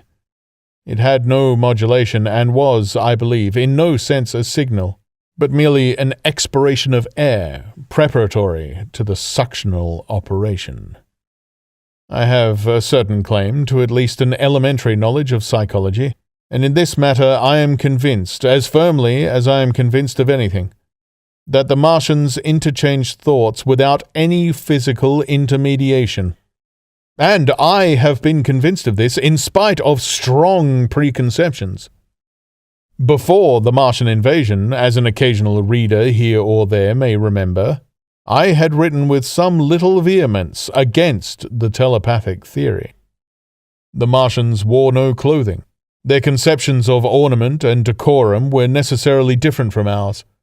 And not only were they evidently much less sensible of changes of temperature than we are, but changes of pressure do not seem to have affected their health all that seriously. Yet, though they wore no clothing, it was in the other artificial additions to their bodily resources that their great superiority over man lay. We men, with our bicycles and road skates, our lilienthal soaring machines, our guns and sticks and so forth, are just in the beginning of the evolution that the Martians have worked out. They have become practically mere brains, wearing different bodies according to their needs, just as men wear suits of clothes and take a bicycle in a hurry or an umbrella in the wet. And of their appliances, perhaps nothing is more wonderful to a man than the curious fact that what is the dominant feature of almost all human devices in mechanism is absent. The wheel is absent. Among all the things they brought to earth, there is no trace or suggestion of their use of wheels. One would have at least expected it in locomotion. And in this connection, it is curious to remark that even on this earth, nature has never hit upon the wheel, or has preferred other expedients to its development. And not only did the Martians either not know of, which is incredible, or abstain from the wheel, but in their apparatus singularly little use is made of the fixed pivot, or relatively fixed pivot, with circular motions thereabout confined to one plane. Almost all the joints of the machinery present, a complicated system of sliding parts moving over small but beautifully curved friction bearings. And while upon this matter of detail, it is remarkable that the long leverages of their machines are in most cases actuated by a sort of sham musculature of the discs in an elastic sheath. These discs become polarized and drawn closely and powerfully together when traversed by a current of electricity. In this way, the curious parallelism to animal motions, which was so striking and disturbing to the human beholder, was attained. Such quasi-muscles abounded in the crab-like handling machine which, on my first peeping out of the slit, I watched unpacking the cylinder. It seemed infinitely more alive than the actual Martians lying beyond it on the sunset light, panting, stirring ineffectual tentacles, and moving feebly after their vast journey across space. While I was still watching their sluggish motions in the sunlight and noting each strange detail of their form, the curate reminded me of his presence by pulling violently at my arm. I turned to a scowling face and silent, eloquent lips. He wanted the slit, which permitted only one of us to peep through, and so I had to forego watching them for a time while he enjoyed that privilege. When I looked again, the busy handling machine had already put together several of the pieces of apparatus it had taken out of the cylinder into a shape having an unmistakable likeness to its own. And down on the left, a busy little digging mechanism had come into view, emitting jets of green vapor and working its way round the pit, excavating and embanking in a methodical and discriminating manner. This it was which had caused the regular beating noise, and the rhythmic shocks that had kept our ruinous refuge quivering. It piped and whistled as it worked. So far as I could see, the thing was without a directing Martian at all.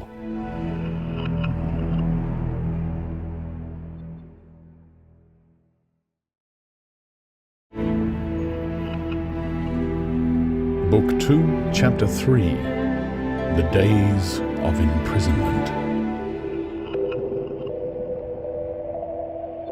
The arrival of a second fighting machine drove us from our peephole into the scullery, for we feared that from his elevation the Martian might see down upon us behind our barrier. At a later date we began to feel less in danger of their eyes, for to an eye in the dazzle of the sunlight outside, our refuge must have been blank blackness, but at first the slightest suggestion of approach drove us into the scullery in heart-throbbing retreat. Yet, terrible as was the danger we incurred, the attraction of peeping was, for both of us, irresistible. And I recall now with a sort of wonder that, in spite of the infinite danger in which we were between starvation and a still more terrible death, we could yet struggle bitterly for that horrible privilege of sight. We would race across the kitchen in a grotesque way between eagerness and the dread of making a noise, and strike each other and thrust and kick within a few inches of exposure. The fact is that we had absolutely incompatible dispositions and habits of thought and action, and our danger and isolation only accentuated the incompatibility. At Halliford, I had already come to hate the curate's trick of helpless exclamation. His stupid rigidity of mind, his endless muttering monologue vitiated every effort I made to think out a line of action, and drove me, at times, thus pent up and intensified, almost to the verge of craziness. He was as lacking in restraint as a silly woman. He would weep for hours together, and I verily believe that to the very end this spoiled child of life thought his weak tears in some way efficacious. And I would sit in the darkness, unable to keep my mind off him by reason of his importunities. He ate more than I did, and it was in vain that I pointed out that our only chance of life was to stop in the house until the Martians had done with their pit, that in that long patience a time might presently come when we should need food. He ate and drank impulsively, in heavy meals, at long intervals. He slept little. As the days wore on, his utter carelessness of any consideration so intensified our distress and danger that I had, much as I loathed doing it, to resort to threats, and at last to blows. That brought him to reason for a time. But he was one of those weak creatures, void of pride, timorous, anemic, hateful souls, full of shifty cunning, who face neither God nor man, who face not even themselves.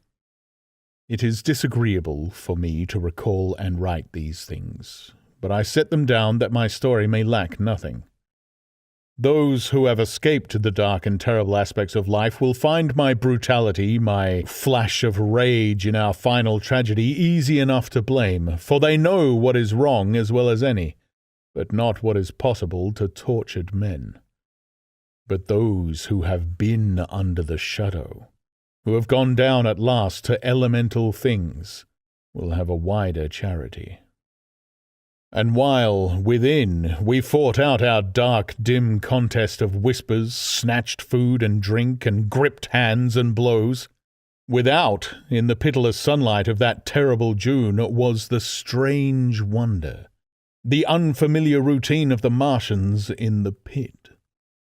Let me return to those first new experiences of mine. After a long time, I ventured back to the peephole to find that the newcomers had been reinforced by the occupants of no fewer than 3 of the fighting machines. Those last had brought with them certain fresh appliances that stood in an orderly manner about the cylinder. The second handling machine was now completed, and was busied in serving one of the novel contrivances the big machine had brought. This was a body resembling a milk can in its general form, above which oscillated a pear-shaped receptacle, and from which a stream of white powder flowed into a circular basin below. The oscillatory motion was imparted to this by one tentacle of the handling machine. With 2 spatulate hands, the handling machine was digging out and flinging masses of clay into the pear-shaped receptacle above, while with another arm it periodically opened a door and removed rusty and blackened clinkers from the middle part of the machine. Another steely tentacle directed the powder from the basin along a ribbed channel towards some receiver that was hidden from me by the mound of bluish dust. From this unseen receiver a little thread of green smoke rose vertically into the quiet air. As I looked, the handling machine, with a faint and musical clinking, extended, telescopic fashion, a tentacle that had been a moment before a mere blunt projection, until its end was hidden behind the mound of clay. In another second, it had lifted a bar of white aluminium into sight, untarnished as yet, and shining dazzlingly, and deposited it into a growing stack of bars that stood at the side of the pit. Between sunset and starlight, this dexterous machine must have made more than 100 such bars out of the crude clay, and the mound of bluish dust rose steadily until it topped the side of the pit. The contrast between the swift and complex movements of these contrivances and the inert, painting clumsiness of their masters was acute. and for days I had to tell myself repeatedly that these latter were indeed the living of the two things. The curate had possession of the slit when the first men were brought to the pit. I was sitting below, huddled up, listening with all my ears. He made a sudden movement backwards, and I, fearful that we were observed, crouched in a spasm of terror. He came sliding down the rubbish and crept beside me in the darkness, inarticulate, gesticulating, and for a moment I shared his panic. His gesture suggested a resignation of the slit, and after a little while my curiosity gave me courage, and I rose up, stepped across him, and clambered up to it. At first, I could see no reason for his frantic behavior. The twilight had now come, the stars were little and faint, but the pit was illuminated by the flickering green fire that came from the aluminium making.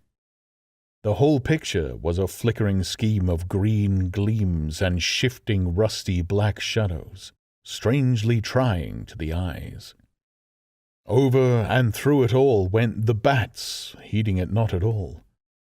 The sprawling Martians were no longer to be seen. The mound of blue-green powder had risen to cover them from sight, and a fighting machine, with its legs contracted, crumpled, and abbreviated, stood across the corner of the pit. And then, amid the clangor of the machinery, came a drifting suspicion of human voices that I entertained at first only to dismiss. I crouched, watching this fighting machine closely, satisfying myself now for the first time that the hood did indeed contain a Martian. As the green flames lifted, I could see the oily gleam of his integument and the brightness of his eyes. And suddenly I heard a yell and saw a long tentacle reaching over the shoulder of the machine to the little cage that was hunched upon its back. Then something struggling violently, was lifted high against the sky, a black, vague enigma against the starlight. And as this black object came down again, I saw by the green brightness that it was a man. For an instant he was clearly visible. He was a stout, ruddy, middle-aged man, well-dressed. 3 days before, he must have been walking the world, a man of considerable consequence. I could see his staring eyes and gleams of light on his studs and watch chain. He vanished behind the mound, and for a moment there was silence, and then began a shrieking and a sustained and cheerful hooting from the Martians. I slid down the rubbish, struggled to my feet, clapped my hands over my ears, and bolted into the scullery. The curate, who had been crouching silently with his arms over his head, looked up as I passed, cried out quite loudly at my desertion of him, and came running after me. That night, as we lurked in the scullery, balanced between our horror and the terrible fascination this peeping had, although I felt an urgent need of action, I tried in vain to conceive some plan of escape. But afterwards, during the second day, I was able to consider our position with great clearness. The curate, I found, was quite incapable of discussion. This new and culminating atrocity had robbed him of all vestiges of reason or forethought. Practically, he had already sunk to the level of an animal. But, as the saying goes, I gripped myself with both hands. It grew upon my mind, once I could face the facts, that terrible as our position was, there was as yet no justification for absolute despair. Our chief chance lay in the possibility of the Martians making the pit nothing more than a temporary encampment. Or, even if they kept it permanently, they might not consider it necessary to guard it, and a chance of escape might be afforded us. I also weighed very carefully the possibility of our digging a way out in the direction away from the pit, but the chances of our emerging within sight of some sentinel fighting machine seemed at first too great. And I should have had to do all the digging myself. The curate would certainly have failed me. It was on the third day, if my memory serves me right, that I saw the lad killed. It was the only occasion on which I actually saw the Martians feed. After that experience, I avoided the hole in the wall for the better part of a day. I went into the scullery, removed the door, and spent some hours digging with my hatchet as silently as possible. But when I had made a hole about a couple of feet deep, the loose earth collapsed noisily, and I did not dare continue. I lost heart and lay down on the scullery floor for a long time, having no spirit even to move. After that, I abandoned altogether the idea of escaping by excavation. It says much for the impression the Martians had made upon me that at first I entertained little or no hope of our escape being brought about by their overthrow through any human effort. But on the 4th or 5th night, I heard a sound like heavy guns. It was very late in the night, and the moon was shining brightly. The Martians had taken away the excavating machine, and save for a fighting machine that stood in the remoter bank of the pit, and a handling machine that was buried out of my sight in a corner of the pit immediately beneath my peephole, the place was deserted by them.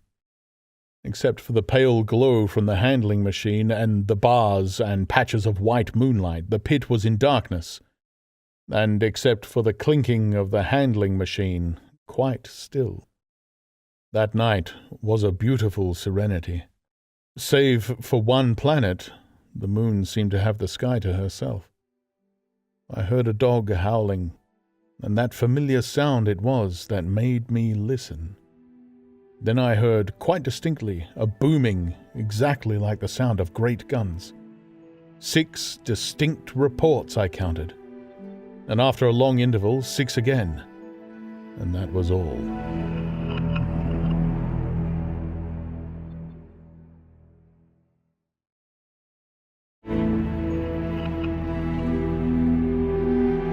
Book 2, Chapter 4, The Death of the Curate.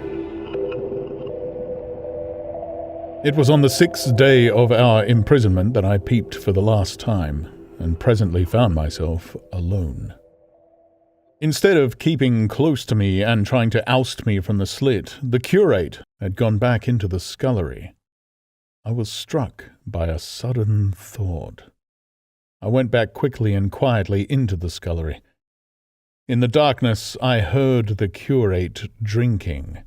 I snatched in the darkness, and my fingers caught a bottle of Burgundy. For a few minutes there was a tussle. The bottle struck the floor and broke, and I desisted and rose. We stood panting and threatening each other.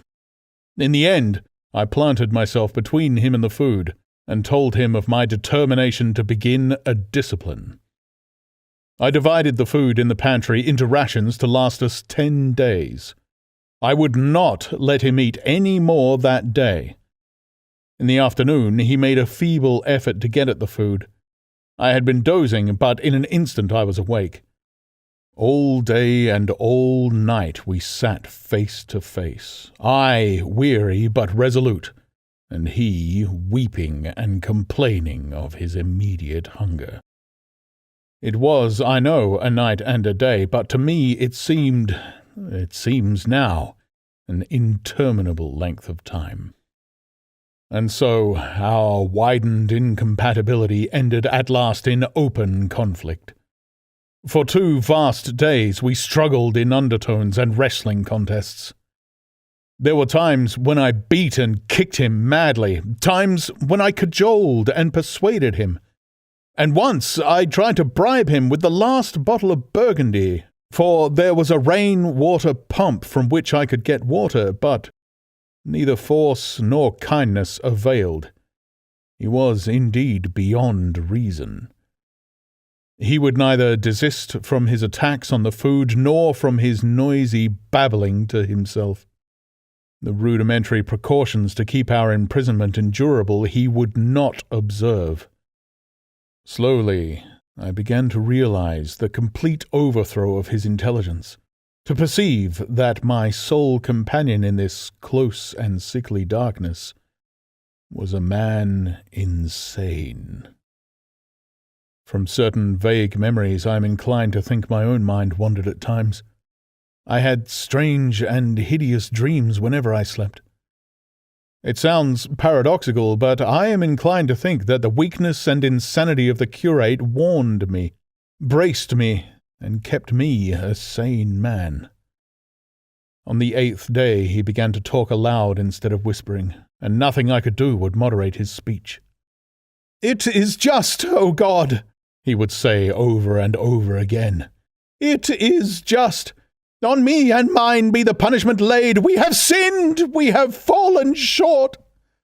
There was poverty, sorrow, the poor were trodden in the dust, and I held my peace. I preached acceptable folly. My God, what folly! When I should have stood up, though I died for it, and called upon them to repent. Repent! Oppressors of the poor and needy, the winepress of God." Then he would suddenly revert to the matter of the food I withheld from him, praying, begging, weeping, at last threatening. He began to raise his voice. I prayed him not to. He perceived a hold on me. He threatened he would shout and bring the Martians upon us. For a time, that scared me, but any concession would have shortened our chance of escape beyond estimating. I defied him, although I felt no assurance that he might not do this thing. But that day, at any rate, he did not. He talked with his voice rising slowly through the greater part of the 8th and 9th days. Threats, entreaties mingled with a torrent of half-sane and always frothy repentance for his vacant sham of God's service, such as made me pity him. Then he slept a while, and began again with renewed strength, so loudly that I must needs make him desist. "Be still," I implored. He rose to his knees, for he had been sitting in the darkness near the copper. "I have been still too long," he said, in a tone that must have reached the pit. "And now I must bear my witness. Woe unto this unfaithful city! Woe! Woe! Woe! Woe! Woe! To the inhabitants of the earth by reason of the other voices of the trumpet!" "Shut up!" I said, rising to my feet, and in a terror lest the Martians should hear us. "For God's sake!" "Nay!" shouted the curate at the top of his voice, standing likewise and extending his arms. "Speak! The word of the Lord is upon me!" In 3 strides he was at the door leading into the kitchen. "I must bear my witness! I go! It has already been too long delayed!" I put out my hand and felt the meat chopper hanging to the wall. In a flash I was after him. I was fierce with fear. Before he was halfway across the kitchen, I had overtaken him. With one last touch of humanity, I turned the blade back and struck him with the butt. He went headlong forward and lay stretched on the ground. I stumbled over him and stood panting. He lay still.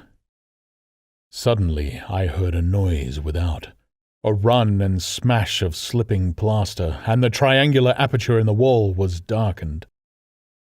I looked up and saw the lower surface of a handling machine coming slowly across the hole. One of its gripping limbs curled amid the debris. Another limb appeared, feeling its way over the fallen beams. I stood petrified, staring. Then I saw through a sort of glass plate near the edge of the body, the face, as we may call it, and the large dark eyes of a Martian peering. And then a long metallic snake of tentacle came feeling slowly through the hole. I turned by an effort, stumbled over the curate, and stopped at the scullery door.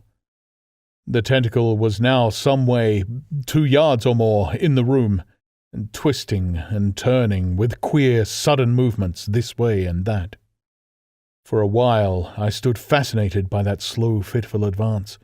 Then, with a faint, hoarse cry, I forced myself across the scullery. I trembled violently. I could scarcely stand upright. I opened the door of the coal cellar and stood there in the darkness, staring at the faintly lit doorway into the kitchen and listening. Had the Martians seen me? What was it doing now? Something was moving to and fro there very quietly. Every now and then it tapped against the wall, or started on its movements with a faint metallic ringing, like the movements of keys on a split ring.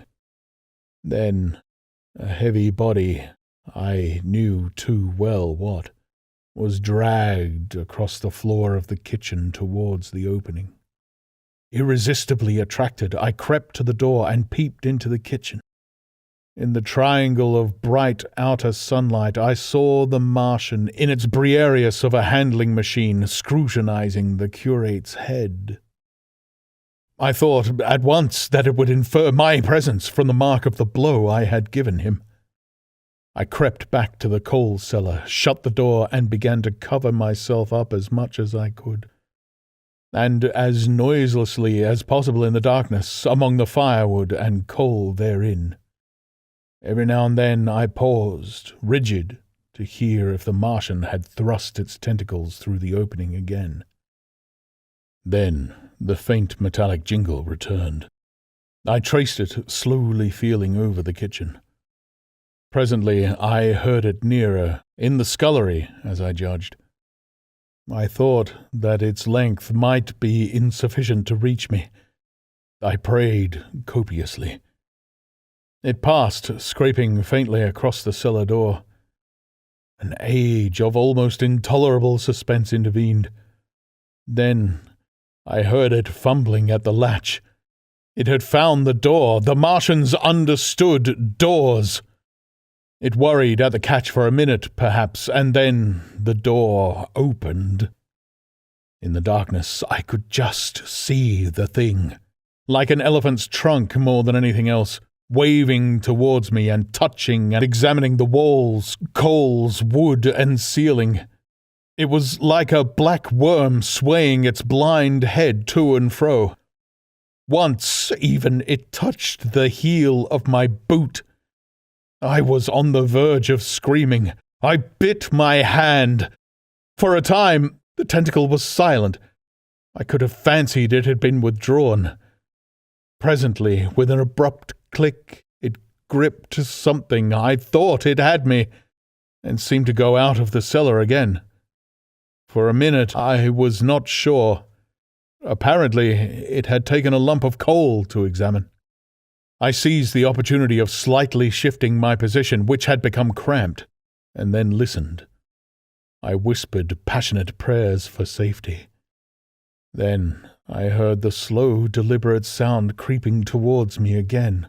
Slowly, slowly it drew near, scratching against the walls and tapping the furniture.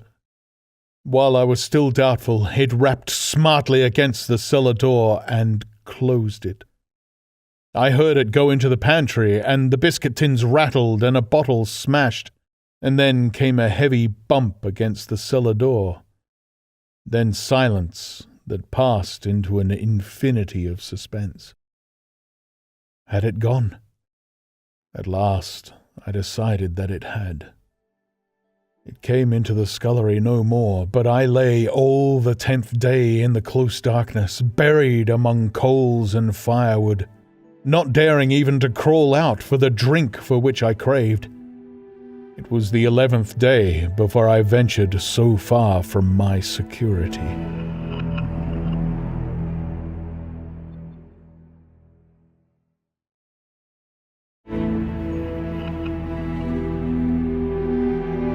Book 2, Chapter 5, The Stillness.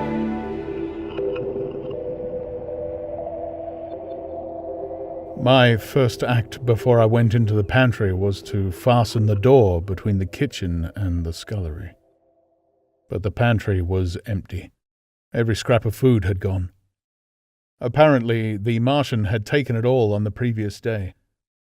At that discovery, I despaired for the first time. I took no food or no drink either on the 11th or the 12th day. At first, my mouth and throat were parched, and my strength ebbed sensibly. I sat about in the darkness of the scullery in a state of despondent wretchedness.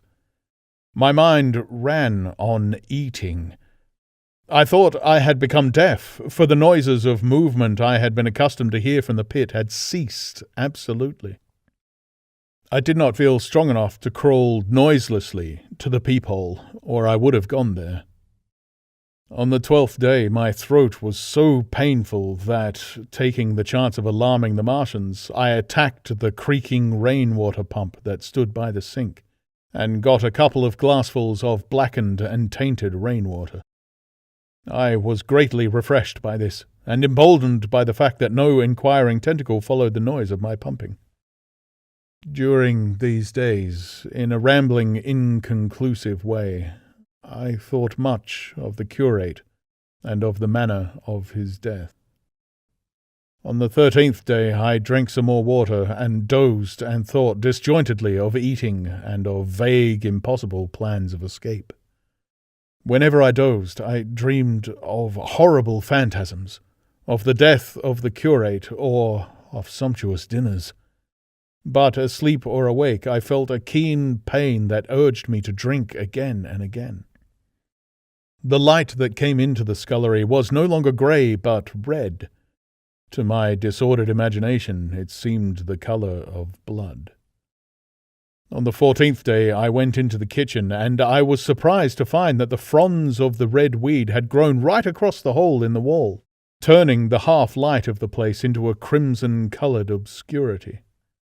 It was early on the 15th day that I heard a curious, familiar sequence of sounds in the kitchen, and, listening, identified it as the snuffling and scratching of a dog. Going into the kitchen, I saw a dog's nose peering in through a break among the ruddy fronds. This greatly surprised me. At the scent of me, he barked shortly.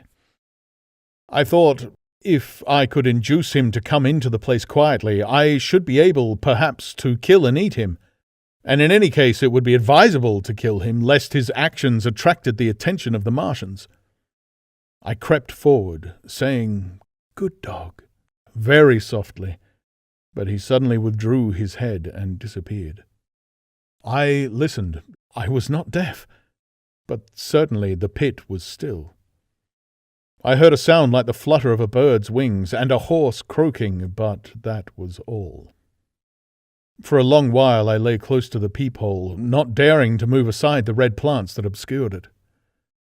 Once or twice I heard a faint pitter-patter like the feet of the dog going hither and thither on the sand far below me, and there were more bird-like sounds, but that was all.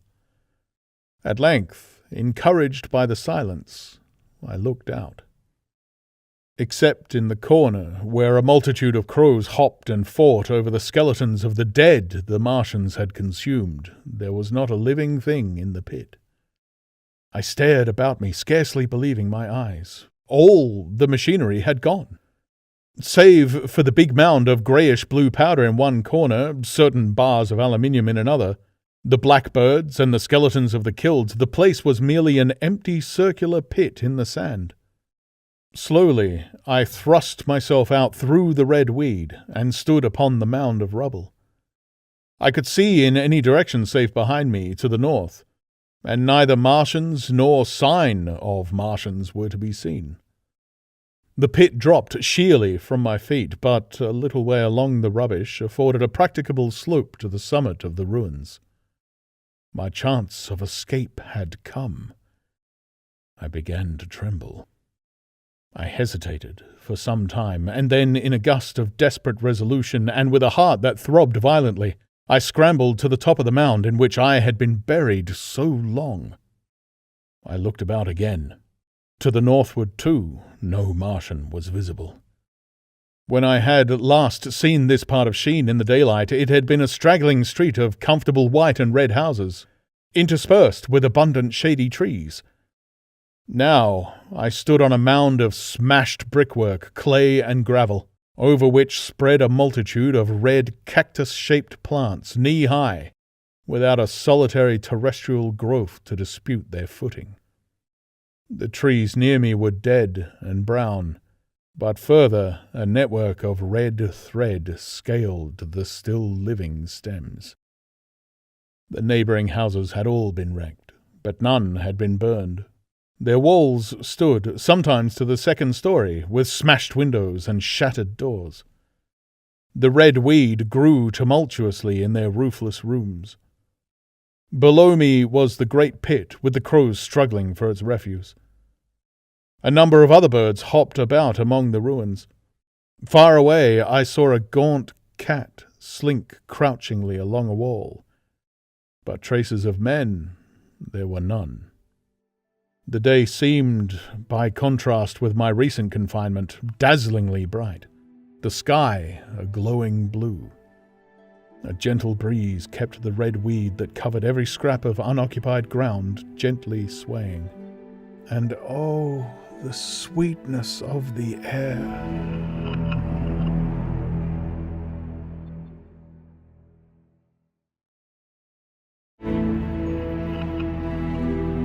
Book 2, Chapter 6. The Work of 15 Days.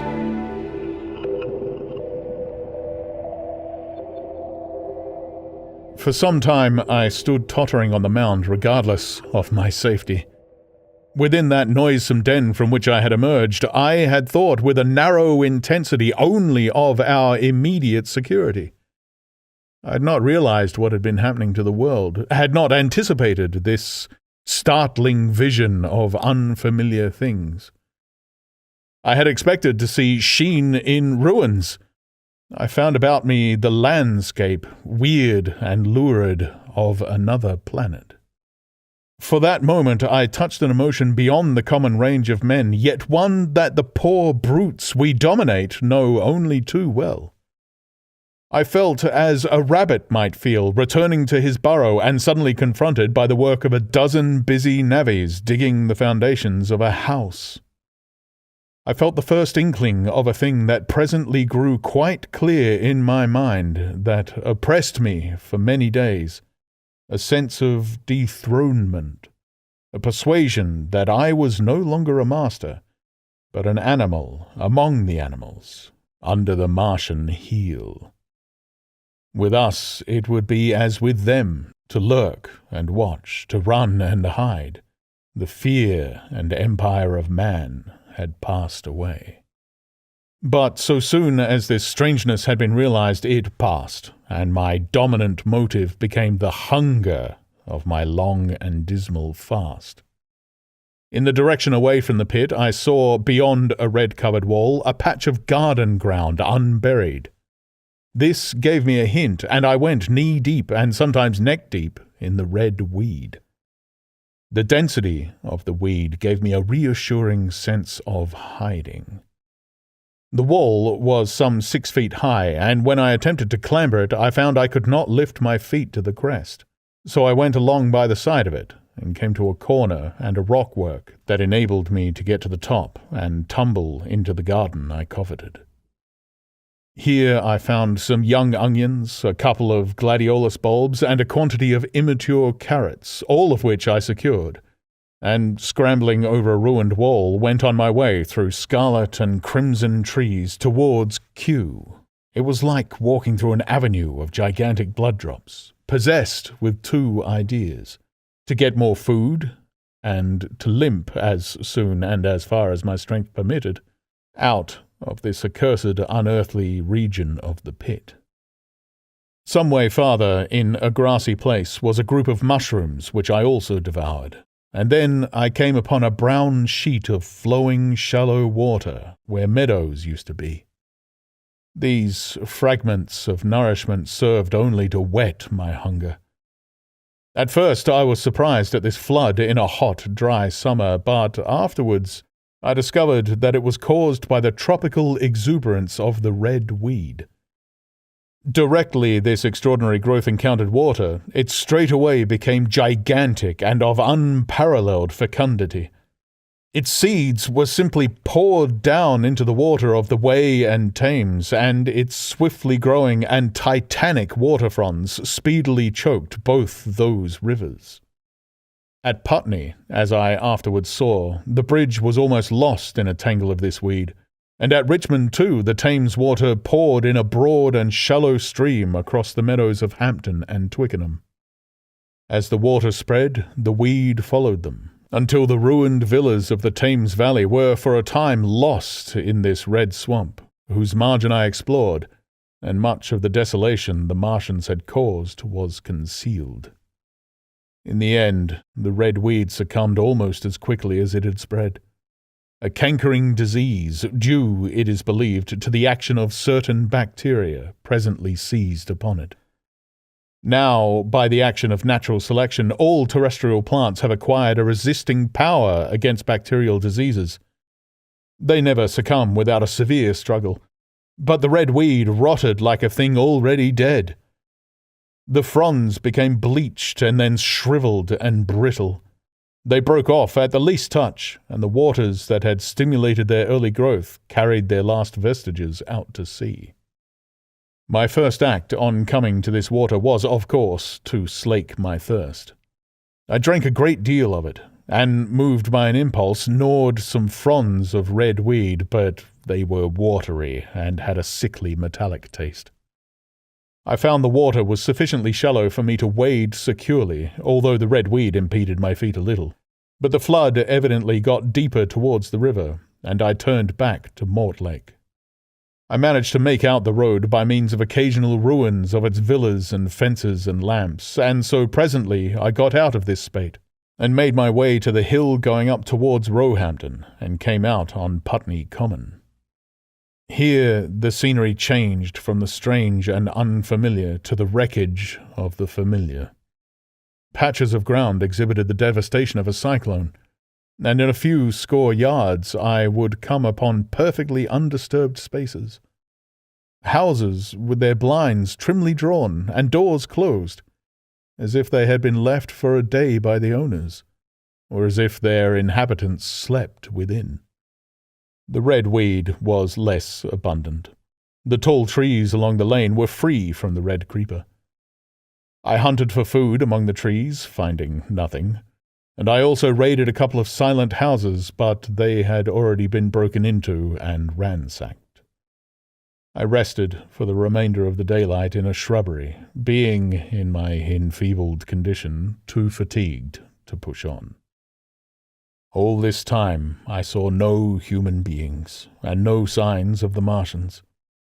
I encountered a couple of hungry-looking dogs, but both hurried circuitously away from the advances I made them. Near Roehampton I had seen 2 human skeletons, not bodies, but skeletons, picked clean, and in the wood by me I found the crushed and scattered bones of several cats and rabbits and the skull of a sheep. But though I gnawed parts of these in my mouth, there was nothing to be got from them. After sunset I struggled on along the road towards Putney, where I think the heat ray must have been used for some reason. And in the garden beyond Roehampton I got a quantity of immature potatoes, sufficient to stay my hunger. From this garden one looked down upon Putney and the river. The aspect of the place in the dusk was singularly desolate. Blackened trees, blackened desolate ruins, and down the hill the sheets of the flooded river, red-tinged with the weed, and over all, silence. It filled me with indescribable terror to think how swiftly that desolating change had come. For a time I believed that mankind had been swept out of existence, and that I stood there alone, the last man left alive.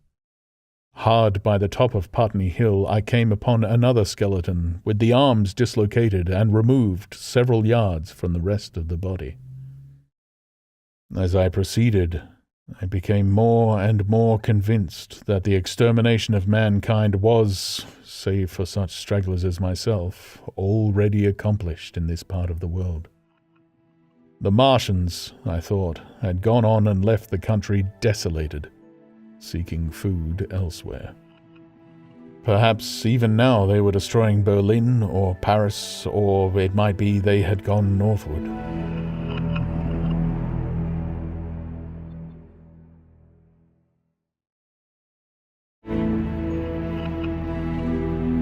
Book 2, Chapter 7. The Man on Putney Hill.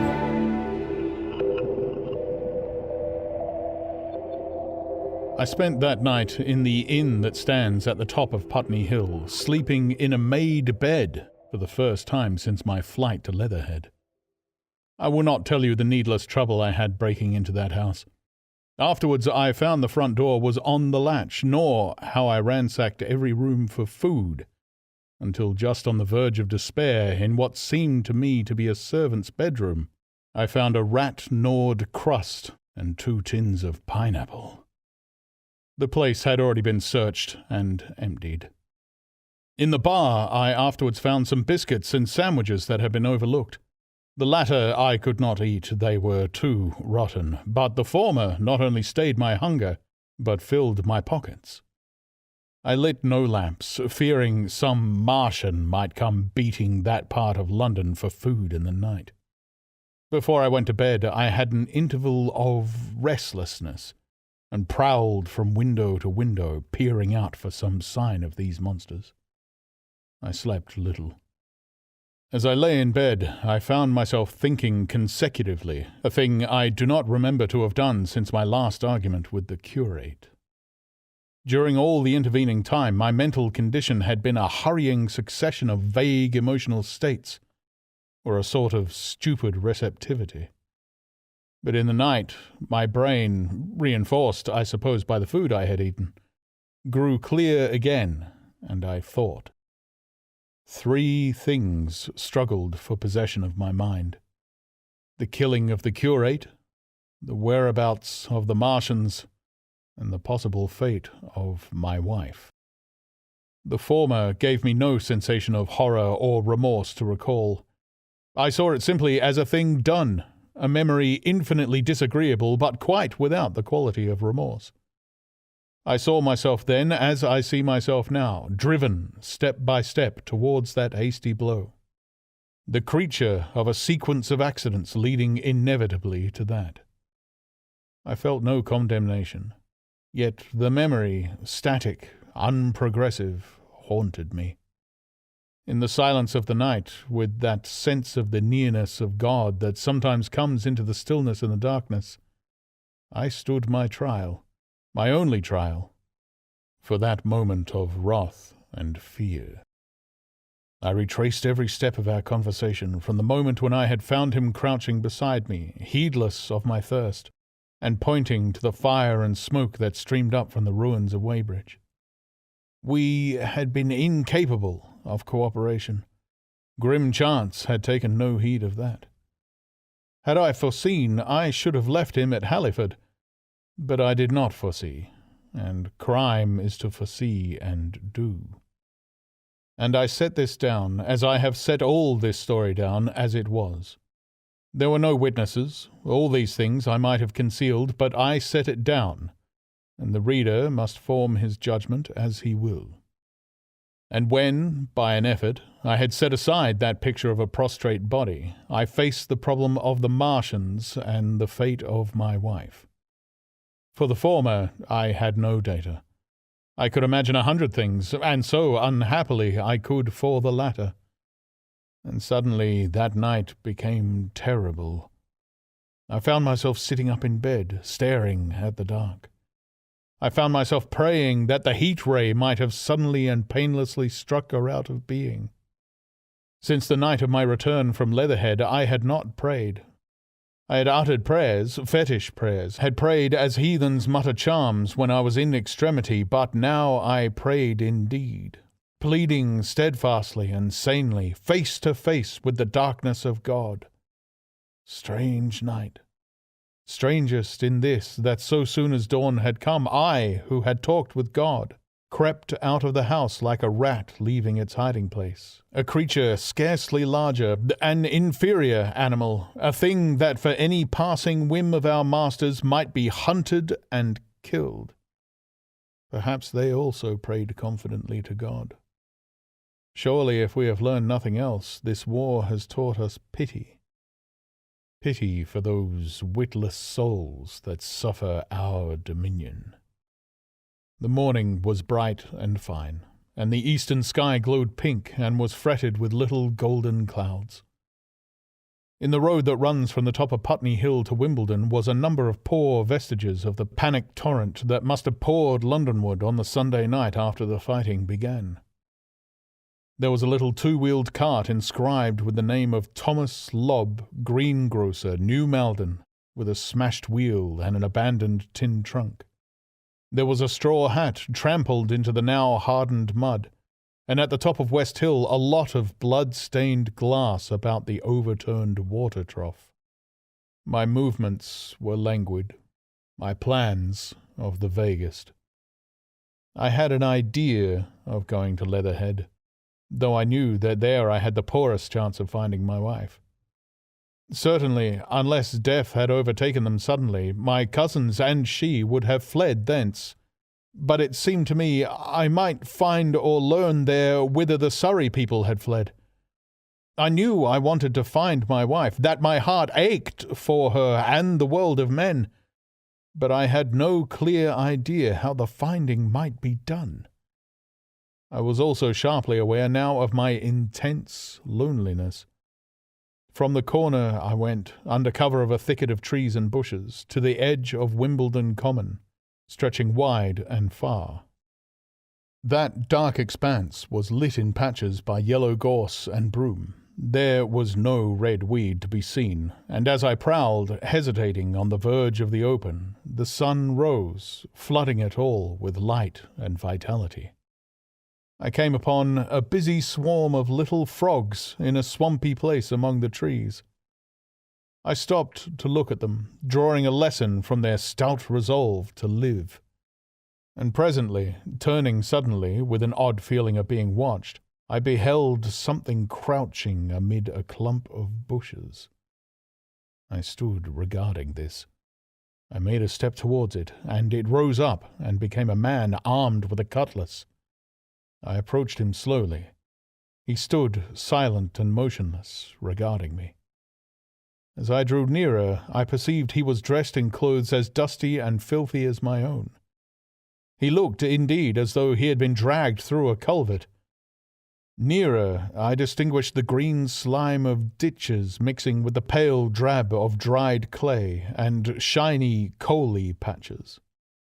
His black hair fell over his eyes, and his face was dark and dirty and sunken, so that at first I did not recognize him. There was a red cut across the lower part of his face. "Stop!" he cried when I was within 10 yards of him, and I stopped. His voice was hoarse. "Where do you come from?" he said. I thought, surveying him. "I come from Mortlake," I said.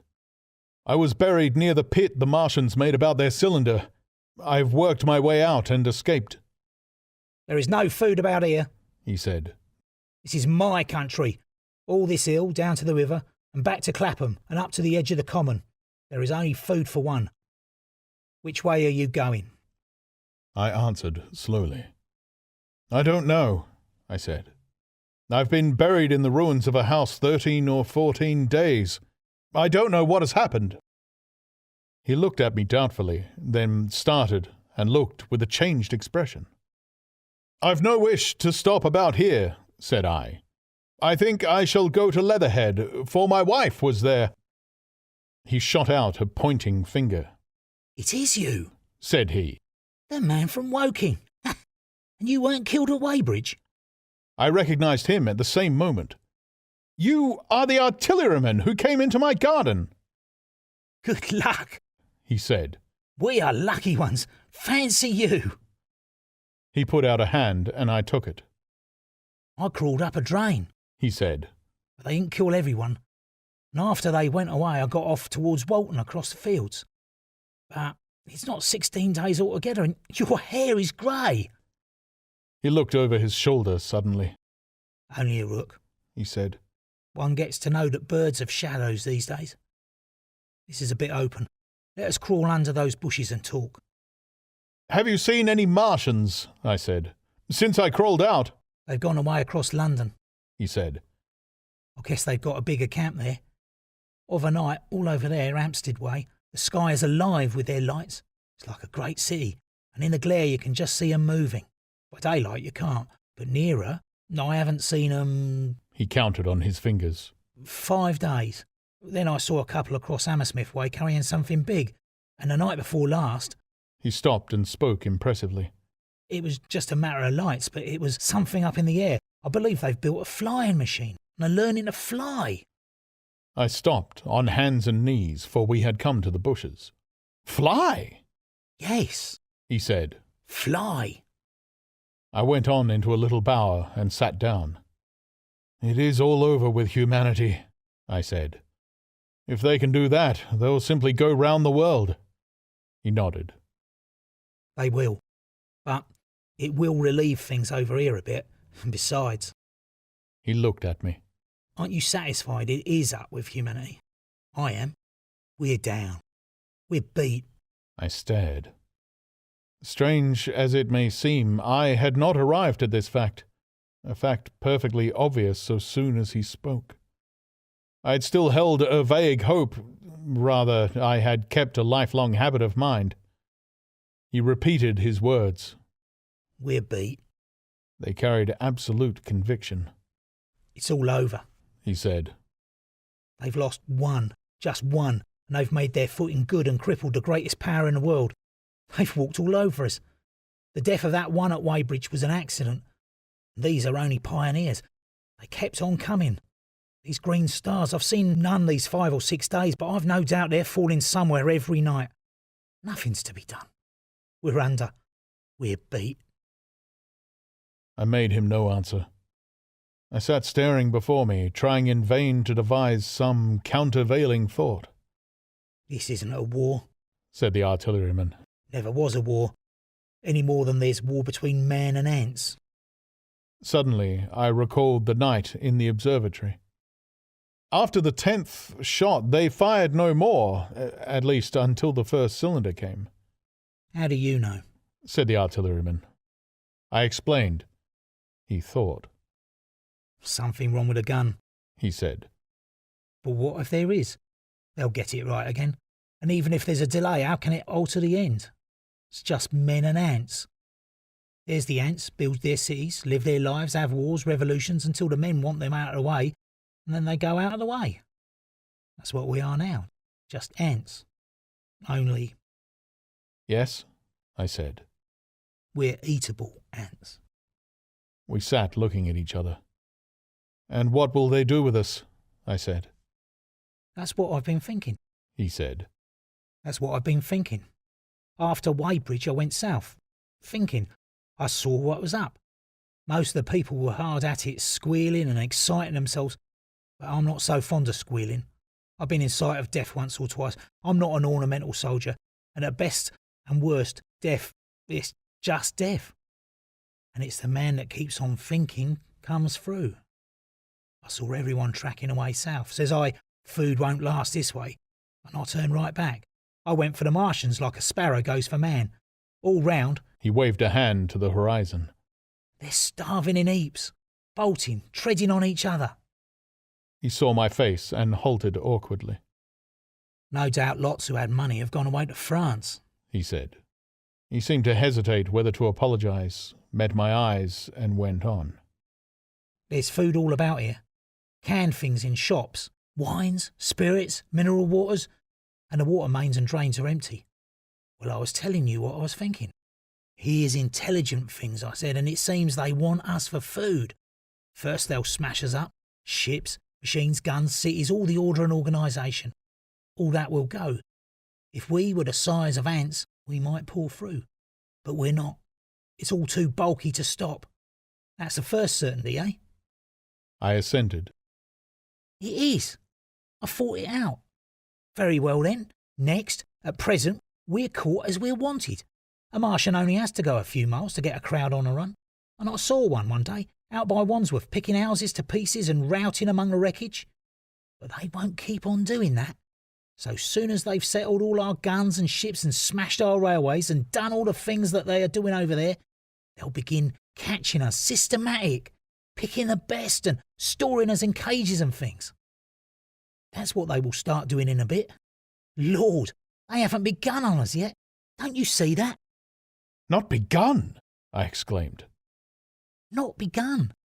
All that's happened so far is through our not having the sense to keep quiet, worrying them with guns and such foolery, and losing our heads and rushing off in crowds to where there wasn't any more safety than when we were. They don't want to bother us yet. They're making their things, making all the things they couldn't bring with them and getting things ready for the rest of their people. Very likely that's why the cylinders have stopped for a bit, for fear of hitting those who are here. And instead of our rushing about blind on the how or getting dynamite on the chance of busting them up, we've got to fix ourselves up according to the new state of affairs. That's how I figure it out. It isn't quite according to what a man wants for his species, but it's about what the facts point to. And that's the principle I acted upon. Cities, nations, civilization, progress, it's all over. That game's up. We're beat. But if that is so, what is there to live for? The artilleryman looked at me for a moment. There won't be any more blessed concerts for 1,000,000 years or so. There won't be any Royal Academy of Arts and no nice little feeds at restaurants. If it's amusement you're after, I reckon the game is up. If you've got any drawing-room manners or a dislike to eating peas with a knife or dropping H's, you'd better chuck 'em away. They ain't no further use. You mean? I mean that men like me are going on living for the sake of the breed. I tell you, I'm grim set on living, and if I'm not mistaken, you'll show what insides you've got too before long. We aren't going to be exterminated, and I don't mean to be caught either, and tamed and fattened and bred like a thundering ox. Yeah, fancy those brown creepers. You don't mean to say? I do. I'm going on, under their feet. I've got it planned. I've thought it out. We men are beat. We don't know enough. We've got to learn before we got a chance. We got to live and keep independent while we learn. See? That's what has to be done. I stared, astonished, and stirred profoundly by the man's resolution. Great God! Cried I. But you are a man indeed! And suddenly I gripped his hand. Eh? He said, with his eyes shining. I thought it out, eh? Go on, I said. Well, those who mean to escape their catching must get ready. I'm getting ready. Mind you, it isn't all of us that are made for wild beasts, and that's what it's got to be. That's why I watched you. I had my doubts. You're slender. I didn't know that it was you see, or just how you'd been buried. All these, the sort of people that lived in these houses, and all those damn little clerks that used to live down that way. They'd be no good. They haven't any spirit in them. No proud dream and no proud lusts. And a man who hasn't one or the other, Lord, what is he but funk and precautions? They used to skedaddle off to work. I've seen hundreds of them, bit of breakfast in hand, running wild and shining to catch their little season ticket train for fear they'd get dismissed if they didn't. Working at businesses they were afraid to take the trouble to understand. Skedaddling back for fear they wouldn't be in time for dinner. Keeping indoors after dinner for fear of the back streets, and sleeping with the wives they married, not because they wanted them, but because they had a bit of money that would make for safety in their one little miserable skedaddle through the world. Lives insured and a bit invested for fear of accidents. And on Sundays, fear of the hereafter. As if hell was built for rabbits. Well, the Martians will just be a godsend to these. Nice, roomy cages, fattening food, careful breeding, no worry. After a week or so chasing about the fields and lands on empty stomachs, they'll come and be caught cheerful. They'll be quite glad after a bit. They'll wonder what people did before there were Martians to take care of them. And the bar loafers and mashers and singers, I can imagine them. I can imagine them, he said with a sort of sombre gratification. There'll be any amount of sentiment and religion loose among them. There's hundreds of things I saw with my eyes that I've only begun to see clearly these last few days. There's lots will take things as they are, fat and stupid, and lots will be worried by a sort of feeling that it's all wrong and that they ought to be doing something. Now, whenever things are so that a lot of people feel they ought to be doing something, the weak, those who go weak with a lot of complicated thinking, always make for a sort of do-nothing religion, very pious and superior, and submit to persecution and the will of the Lord. Very likely you've seen the same thing. It's energy in a gale of funk and turned clean inside out. These cages will be full of psalms and hymns and piety. And those of a less simple sort will work in a bit of, eroticism. He paused. Very likely these Martians will make pets of some of them. Train them to do tricks, who knows? Get sentimental over the pet boy who grew up and had to be killed. Some, maybe, they'll train to hunters. No, I cried. That's impossible. No human being... What's the good of going on with such lies? Said the artilleryman. There's men who do it cheerful. What nonsense to pretend there isn't. And I succumbed to his conviction. If they come after me, he said. Lord, if they come after me. And subsided into a grim meditation. I sat, contemplating these things. I could find nothing to bring against this man's reasoning. In the days before the invasion, no one would have questioned my intellectual superiority to his. I, a professed and recognized writer on philosophical themes, and he, a common soldier, and yet he had already formulated a situation that I had scarcely realized. "What are you doing?" I said presently. "What plans have you made?" He hesitated. Well, it's like this, he said. What have we to do? We have to invent a sort of life where men can live and breed and be sufficiently secure to bring the children up. Yes. Wait a bit, and I'll make it clearer what I think ought to be done. The tame ones will go like all tame beasts. In a few generations they'll be big, beautiful, rich-blooded, stupid, rubbish. The risk is that we who keep wild will go savage, degenerate into a sort of big, savage rat. You see, how I mean to live is underground. I've been thinking about the drains. Of course, those who don't know drains think horrible things, but under this London are miles and miles, hundreds of miles. And a few days' rain and London empty will leave them sweet and clean. The main drains are big enough and airy enough for anyone. Then there's cellars, vaults, stores, from which bolting passages may be made to the drains. And the railway tunnels and subways, You begin to see? And we form a band, able-bodied, clean-minded men. We're not going to pick up any rubbish that drifts in. Weaklings go out again. As you meant me to go. Well, I parlayed, didn't I? We won't quarrel about that. Go on. Those who stop obey orders. Able-bodied, clean-minded women we want also. Mothers and teachers. No lackadaisical ladies, not blasted rolling eyes. We can't have any weak or silly. Life is real again, and the useless and the cumbersome and mischievous have to die. They ought to die. They ought to be willing to die. It's a sort of disloyalty after all to live and taint the race. And they can't be happy. Moreover, dying's none so dreadful. It's the funking makes it bad, and in all those places we shall gather. Our district will be London, and we may even be able to keep a watch and run about in the open when the Martians keep away. Play cricket, perhaps. That's how we shall save the race, eh? It's a possible thing. But saving the race is nothing in itself. As I say, that's only being rats. It's saving our knowledge, and adding to it is the thing. There, men like you come in. There's books, there's models. We must make great safe places down deep and get all the books we can. Not novels and poetry swipes, but ideas, science books. That's where men like you come in. We must go to the British Museum and pick all those books through. Especially we must keep up our science, learn more. We must watch these Martians. Some of us must go as spies. When it's all working, perhaps I will. Get caught, I mean. And the great thing is, we must leave the Martians alone.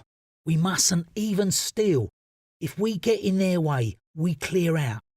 We must show them we mean no harm. Yes, I know. But they're intelligent things. They won't hunt us down if they have all they want and think we're just harmless vermin. The artilleryman paused and laid a brown hand upon my arm. After all, it may not be so much we may have to learn before. Just imagine this. 4 or 5 of their fighting machines suddenly starting off. Heat rays right and left and not a Martian in them. Not a Martian in 'em but men. Men who have learned the way out. It may be in my time even, those men. Fancy having one of them lovely things with its heat ray wide and free. Fancy having it in control.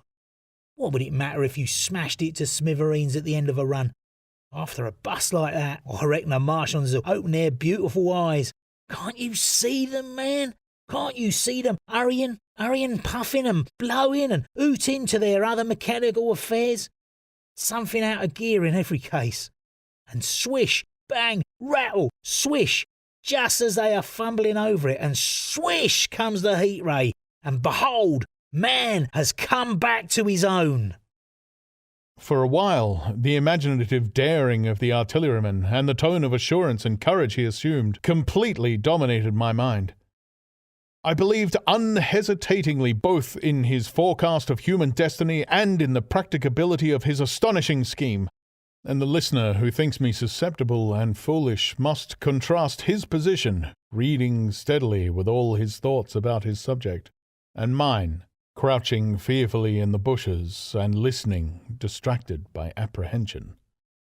We talked in this manner through the early morning time, and later crept out of the bushes, and, after scanning the sky for Martians, hurried precipitately to the house on Putney Hill, where he had made his lair. It was the coal cellar of the place, and when I saw the work he had spent a week upon, it was a burrow scarcely 10 yards long, which he designed to reach to the main drain on Putney Hill, I had my first inkling of the gulf between his dreams and his powers. Such a hole I could have dug in a day. But I believed in him sufficiently to work with him all that morning until past midday at his digging. We had a garden barrow and shot the earth we removed against the kitchen range. We refreshed ourselves with a tin of mock turtle soup and wine from the neighbouring pantry. I found a curious relief from the aching strangeness of the world in this steady labour. As we worked, I turned his project over in my mind, and presently objections and doubts began to arise, but I worked there all the morning. So glad was I to find myself with a purpose again. After working an hour, I began to speculate on the distance one had to go before the cloaca was reached, the chances we had of missing it altogether. My immediate trouble was why we should dig this long tunnel when it was possible to get into the drain at once down one of the manholes and work back to the house. It seemed to me, too, that the house was inconveniently chosen and required a needless length of tunnel. And just as I was beginning to face these things, the artilleryman stopped digging and looked at me. "We're working well," he said. He put down his spade. "Let us knock off a bit," he said. "I think it's time we reconnoitred from the roof of the house." I was for going on, and after a little hesitation he resumed his spade. And then suddenly I was struck by a thought. I stopped, and so did he at once. "Why were you walking about the common," I said, "instead of being here?" "Taking the air," he said. "I was coming back. It's safer by night." "But the work?" "Oh, one can't always work," he said, and in a flash I saw the man plain. He hesitated, holding his spade. "We ought to reconnoitre now," he said, "because if any come near, they may hear the spades and drop upon us unawares." I was no longer disposed to object. We went together to the roof and stood on a ladder peeping out of the roof door. No Martians were to be seen, and we ventured out on the tiles and slipped down under shelter of the parapet. From this position a shrubbery hid the greater portion of Putney, but we could see the river below, a bubbly mass of red weed, and the lower parts of Lambeth flooded and red. The red creeper swarmed up the trees about the old palace, and their branches stretched gaunt and dead and set with shriveled leaves from amid its clusters. It was strange how entirely dependent both these things were upon flowing water for their propagation. About us neither had gained a footing. Laudanums, pink maize, snowballs, and the trees of arbor vitae rose out of laurels and hydrangeas, green and brilliant into the sunlight. Beyond Kensington, dense smoke was rising, and that and a blue haze hid the northward hills. The artilleryman began to tell me of the sorts of people who still remained in London. "One night last week," he said, "some fools got the electric light in order, and there was all Regent Street and the Circus ablaze, crowded with painted and ragged drunkards, men and women dancing and shouting till dawn. A man who was there told me, and as the day came they became aware of a fighting machine standing near by the Langham and looking down at them. Heaven knows how long he'd been there. It must have given some of them a nasty turn. He came down the road towards them and picked up nearly 100 too drunk or frightened to run away." Grotesque gleam of a time no history will ever fully describe. From that, in answer to my questions, he came round to his grandiose plans again. He grew enthusiastic. He talked so eloquently of the possibility of capturing a fighting machine that I more than half believed in him again. But now that I was beginning to understand something of his quality, I could divine the stress he laid on doing nothing precipitately. I noted that now there was no question that he personally was to capture and fight the great machine. After a time, we went down to the cellar. Neither of us seemed disposed to resume digging, and when he suggested a meal, I was nothing loath. He became suddenly very generous, and when we had eaten, he went away and returned with some excellent cigars. We lit these, and his optimism glowed. He was inclined to regard my coming as a great occasion. "There's some champagne in the cellar," he said. "We can dig better on this Thames-side Burgundy," said I. "No," said he. "I am host today. Champagne! Great God, we've a heavy enough tasker before us. Let us take a rest and gather strength while we may. Look at these blistered hands." And pursuant to this idea of a holiday, he insisted upon playing cards after we had eaten. He taught me euchre, and after dividing London between us, I taking the north side and he the southern, we played for parish points. Grotesque and foolish as this will seem to the sober listener, it is absolutely true. And what is more remarkable, I found the card game and several others we played extremely interesting. Strange mind of man. That, with our species on the edge of extermination or appalling degradation, with no clear prospect before us but the chance of a horrible death, we could sit, following the chance of this painted pasteboard, and playing the Joker with vivid delight. Afterwards he taught me poker, and I beat him at 3 tough chess games. When dark came, we decided to take the risk, and lit a lamp. After an interminable string of games, we supped, and the artilleryman finished the champagne. We went on smoking the cigars. It was no longer the energetic regenerator of his species I had encountered in the morning. He was still optimistic, but it was a less kinetic, a more thoughtful optimism. I remember he wound up with my health, proposed in a speech of small variety and considerable intermittence. I took a cigar and went upstairs to look at the lights of which he had spoken that blazed so greenly along the Highgate hills. At first I stared unintelligently across the London valley. The northern hills were shrouded in darkness. The fires near Kensington glowed redly, and now and then an orange-red tongue of flame flashed up and vanished in the deep blue night. All the rest of London was black. Then, nearer, I perceived a strange light, a pale, violet-purple fluorescent glow quivering under the night breeze. For a space I could not understand it, and then I knew that it must be the red weed from which this faint irradiation proceeded. With that realization, my dormant sense of wonder, my sense of the proportion of things, awoke again.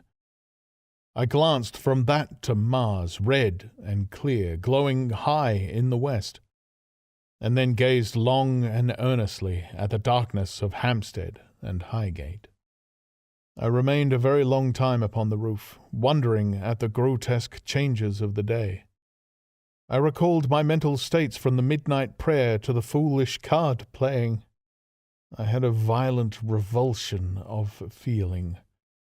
I remember I flung away the cigar with a certain wasteful symbolism. My folly came to me with glaring exaggeration. I seemed a traitor to my wife and to my kind. I was filled with remorse.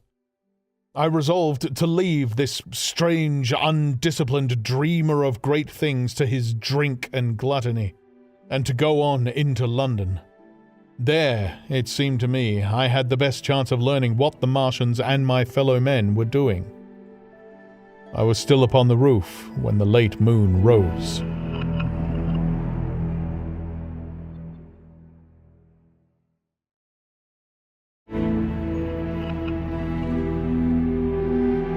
Book 2, Chapter 8, Dead London.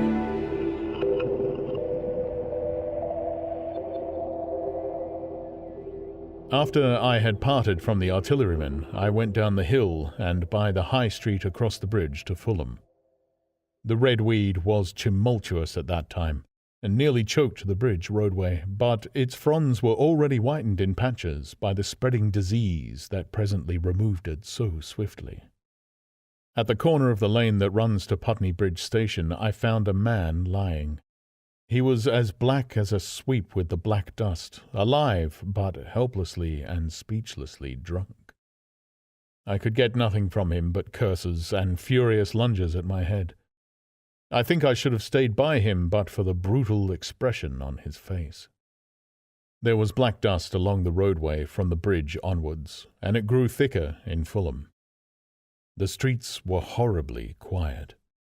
I got food, sour, hard and mouldy, but quite eatable, in a baker's shop here. Some way towards Walham Green the streets became clear of powder, and I passed a white terrace of houses on fire.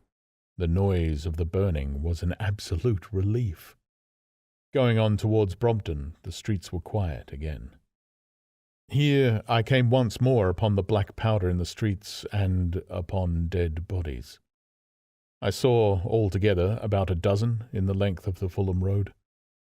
They had been dead many days, so that I hurried quickly past them.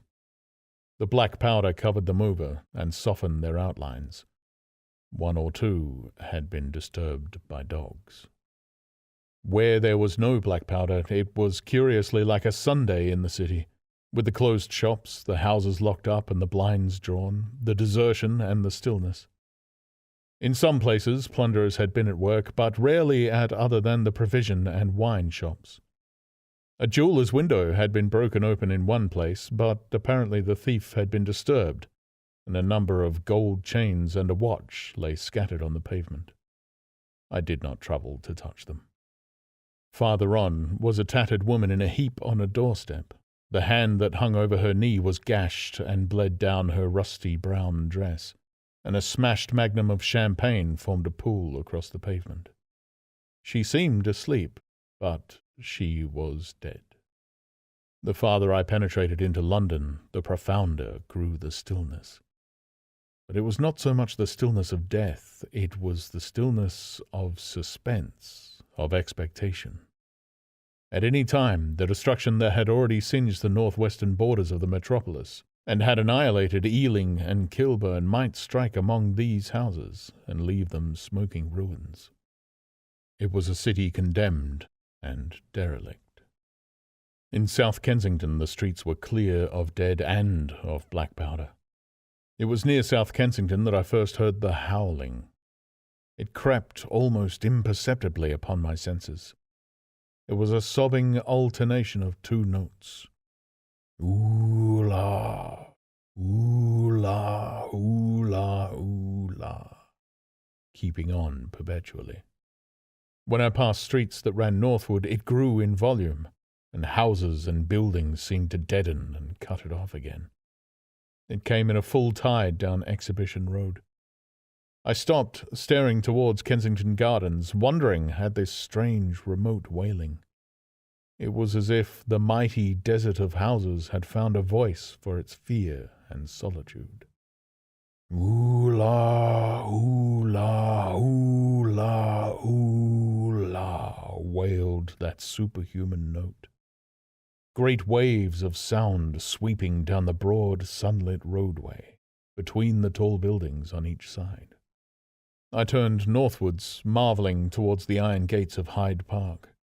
I had half a mind to break into the Natural History Museum and find my way up to the summit of the towers in order to see across the park, but I decided to keep to the ground where quick hiding was possible, and so went on up the Exhibition Road.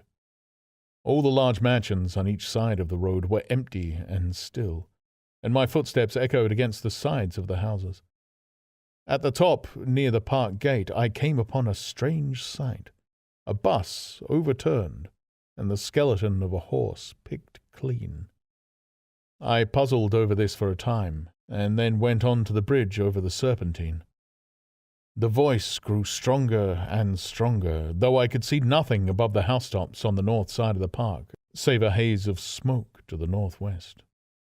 "Ooh-la, ooh-la, ooh-la, ooh-la," cried the voice, coming, as it seemed to me, from the district about Regent's Park. The desolating cry worked upon my mind. The mood that had sustained me passed. The wailing took possession of me. I found I was intensely weary, footsore, and now again hungry and thirsty. It was already past noon. Why was I wandering alone in this city of the dead? Why was I alone when all London was lying in state and in its black shroud? I felt intolerably lonely. My mind ran on old friends that I had forgotten for years. I thought of the poisons in the chemist shops, of the liquors the wine merchant stored. I recalled the two sodden creatures of despair who, so far as I knew, shared the city with myself. I came into Oxford Street by the Marble Arch, and here again were black powder and several bodies, and an evil, ominous smell from the gratings of the cellars of some of the houses. I grew very thirsty after the heat of my long walk. With infinite trouble, I managed to break into a public house and get food and drink. I was weary after eating, and went into the parlour behind the bar and slept on a black horsehair sofa I found there. I awoke to find that dismal howling still in my ears. Ooh-la, ooh-la, ooh-la, ooh-la. It was now dusk, and after I had routed out some biscuits and a cheese in the bar, there was a meat safe, but it contained nothing but maggots. I wandered on through the silent residential squares to Baker Street. Portman Square is the only one I can name, and so came out at last upon Regent's Park. As I emerged from the top of Baker Street, I saw far away over the trees, in the clearness of the sunset, the hood of the Martian giant from which this howling proceeded. I was not terrified. I came upon him as if it were a matter of course. I watched him for some time, but he did not move. He appeared to be standing and yelling for no reason that I could discover. I tried to formulate a plan of action. That perpetual sound of ooh-la, ooh-la, ooh-la, ooh-la confused my mind. Perhaps I was too tired to be very fearful. Certainly I was more curious to know the reason of this monotonous crying than afraid. I turned back away from the park and struck into Park Road, intending to skirt the park. Went along under the shelter of the terraces and got a view of this stationary, howling Martian from the direction of St. John's Wood. A couple of 100 yards out of Baker Street, I heard a yelping chorus and saw first a dog with a piece of putrescent red meat in his jaws coming headlong towards me, and then a pack of starving mongrels in pursuit of him. He made a wide curve to avoid me, as though he feared I might prove a fresh competitor. As the yelping died away down the silent road, the wailing sound of ooh-la, ooh-la, ooh-la, ooh-la reasserted itself.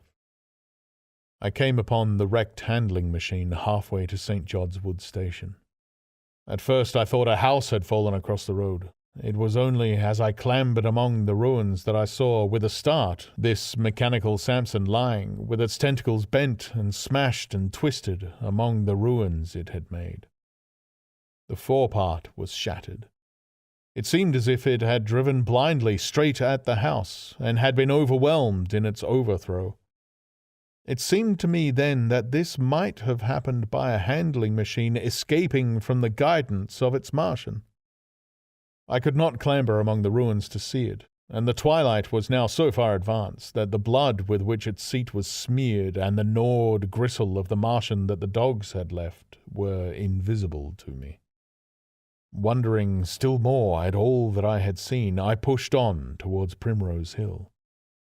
Far away through a gap in the trees I saw a second Martian, as motionless as the first, standing in the park towards the zoological gardens, and silent.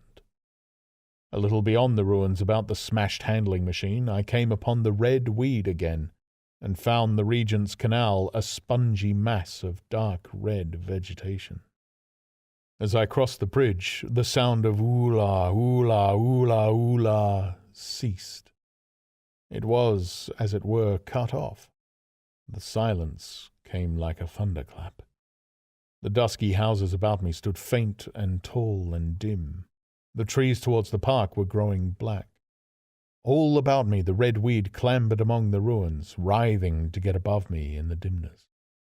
Night, the mother of fear and mystery, was coming upon me. But while that voice sounded, the solitude, the desolation had been endurable. By virtue of it, London had still seemed alive, and the sense of life about me had upheld me. Then suddenly a change, the passing of something I knew not what, and then a stillness that could be felt. Nothing but this gaunt quiet. London about me gazed at me spectrally. The windows in the white houses were like the eye sockets of skulls.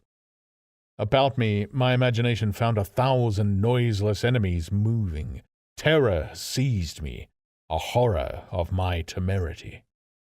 In front of me the road became pitchy black as though it was tarred, and I saw a contorted shape lying across the pathway. I could not bring myself to go on. I turned down St. John's Wood Road and ran headlong from this unendurable stillness towards Kilburn. I hid from the night and the silence until long after midnight in a cabman's shelter in Harrow Road. But before the dawn my courage returned, and while the stars were still in the sky I turned once more towards Regent's Park. I missed my way among the streets, and presently saw, down a long avenue, in the half-light of the early dawn, the curve of Primrose Hill. On the summit, towering up to the fading stars, was a third Martian, erect and motionless like the others. An insane resolve possessed me. I would die and end it. And I would save myself even the trouble of killing myself. I marched on recklessly towards this Titan, and then as I drew nearer and the light grew, I saw that a multitude of black birds was circling and clustering about the hood. At that, my heart gave a bound, and I began running along the road. I hurried through the red weed that choked St. Edmund's Terrace. I waded breast-high across a torrent of water that was rushing down from the waterworks towards the Albert Road, and emerged upon the grass before the rising of the sun. Great mounds had been heaped about the crest of the hill, making a huge redoubt of it. It was the final and largest place the Martians had made, and from behind these heaps there rose a thin smoke against the sky. Against the skyline an eager dog ran and disappeared. The thought that had flashed into my mind grew real, grew credible. I felt no fear, only a wild, trembling exultation as I ran up the hill towards the motionless monster. Out of the hood hung lank shreds of brown at which the hungry birds pecked and tore. In another moment I had scrambled up the earthen rampart and stood upon its crest, and the interior of the redoubt was below me.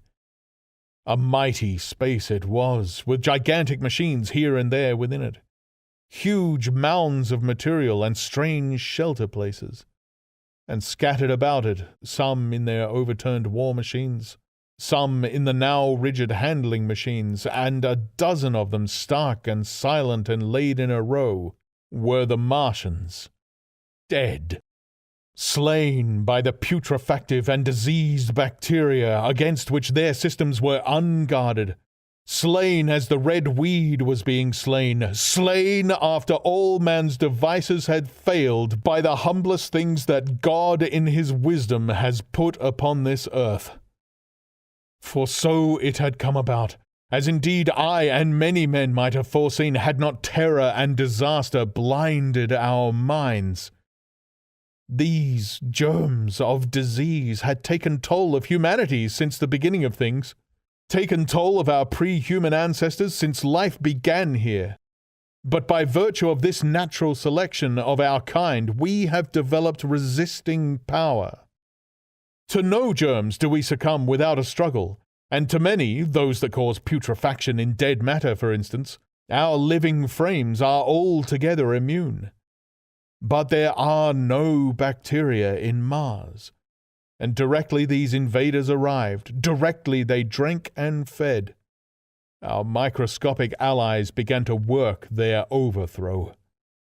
Already when I watched them, they were irrevocably doomed, dying and rotting even as they went to and fro. It was inevitable. By the toll of 1 billion deaths, man has bought his birthright of the earth, and it is his against all comers. It would still be his were the Martians 10 times as mighty as they are. For neither do men live nor die in vain. Here and there they were scattered, nearly 50 altogether, in that great gulf they had made, overtaken by a death that must have seemed to them as incomprehensible as any death could be. To me also, at that time, this death was incomprehensible. All I knew was that these things that had been alive and so terrible to men were dead. For a moment, I believed that the destruction of Sennacherib had been repeated, that God had repented, that the angel of death had slain them in the night.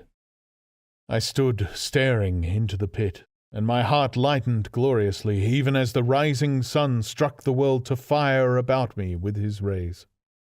The pit was still in darkness. The mighty engines, so great and wonderful in their power and complexity, so unearthly in their torturous forms, rose weird and vague and strange out of the shadows towards the light. A multitude of dogs, I could hear, fought over the bodies that lay darkly in the depths of the pit far below me. Across the pit, on its farthest lip, flat and vast and strange, lay the great flying machine with which they had been experimenting upon our denser atmosphere when decay and death arrested them. Death had come not a day too soon. At the sound of a cawing overhead, I looked up at a huge fighting machine that would fight no more forever, at the tattered red shreds of flesh that dripped down upon the overturned seats on the summit of Primrose Hill. I turned and looked down the slope of the hill to where, enhaloed now in birds, stood those other 2 Martians that I had seen overnight, just as death had overtaken them. The one had died, even as it had been crying to its companions. Perhaps it was the last to die, and its voice had gone on perpetually until the force of its machinery was exhausted. They glittered now, harmless tripod towers of shining metal, in the brightness of the rising sun. All about the pit, and saved as by a miracle from everlasting destruction, stretched the great mother of cities. Those who have only seen London veiled in her sombre robes of smoke can scarcely imagine the naked clearness and beauty of the silent wilderness of houses. Eastward, over the blackened ruins of the Albert Terrace and the splintered spire of the church, the sun blazed dazzling in a clear day, and here and there some facet in the great wilderness of roofs caught the light and glared with a white intensity. Northward were Kilburn and Hampstead, blue and crowded with houses, Westward the great city was dimmed, and southward, beyond the Martians, the great waves of Regent's Park, the Langham Hotel, the dome of the Albert Hall, the Imperial Institute, and the giant mansions of the Brompton Road came out clear and little in the sunrise, the jagged ruins of Westminster rising hazily beyond. Far away and blue were the Surrey Hills, and the towers of the Crystal Palace glittering like two silver rods. The dome of St. Paul's was dark against the sunrise, and injured, I saw for the first time, by a huge gaping cavity on its western side. And as I looked at this wide expanse of houses and factories and churches, silent and abandoned, as I thought of the multitudinous hopes and efforts, the innumerable hosts of lives that had gone to build this human reef, and of the swift and ruthless destruction that had hung over it all, when I realized that the shadow had been rolled back, and that men might still live in the streets, and this dear, vast, dead city of mine be once more alive and powerful, I felt a wave of emotion that was near akin to tears.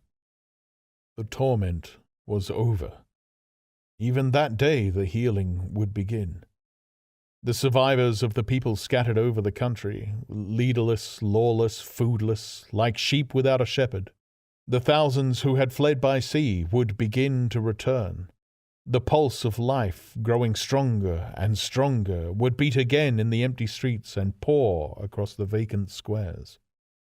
Whatever destruction was done, the hand of the destroyer was stayed. All the gaunt wrecks, the blackened skeletons of houses that stared so dismally at the sunlit grass of the hill, would pleasantly be echoing with the hammers of the restorers and ringing with the tapping of their trowels. At the thought, I extended my hands towards the sky and began thanking God. In a year, thought I, in a year. With overwhelming force came the thought of myself, of my wife, and the old life of hope and tender helpfulness that had ceased forever.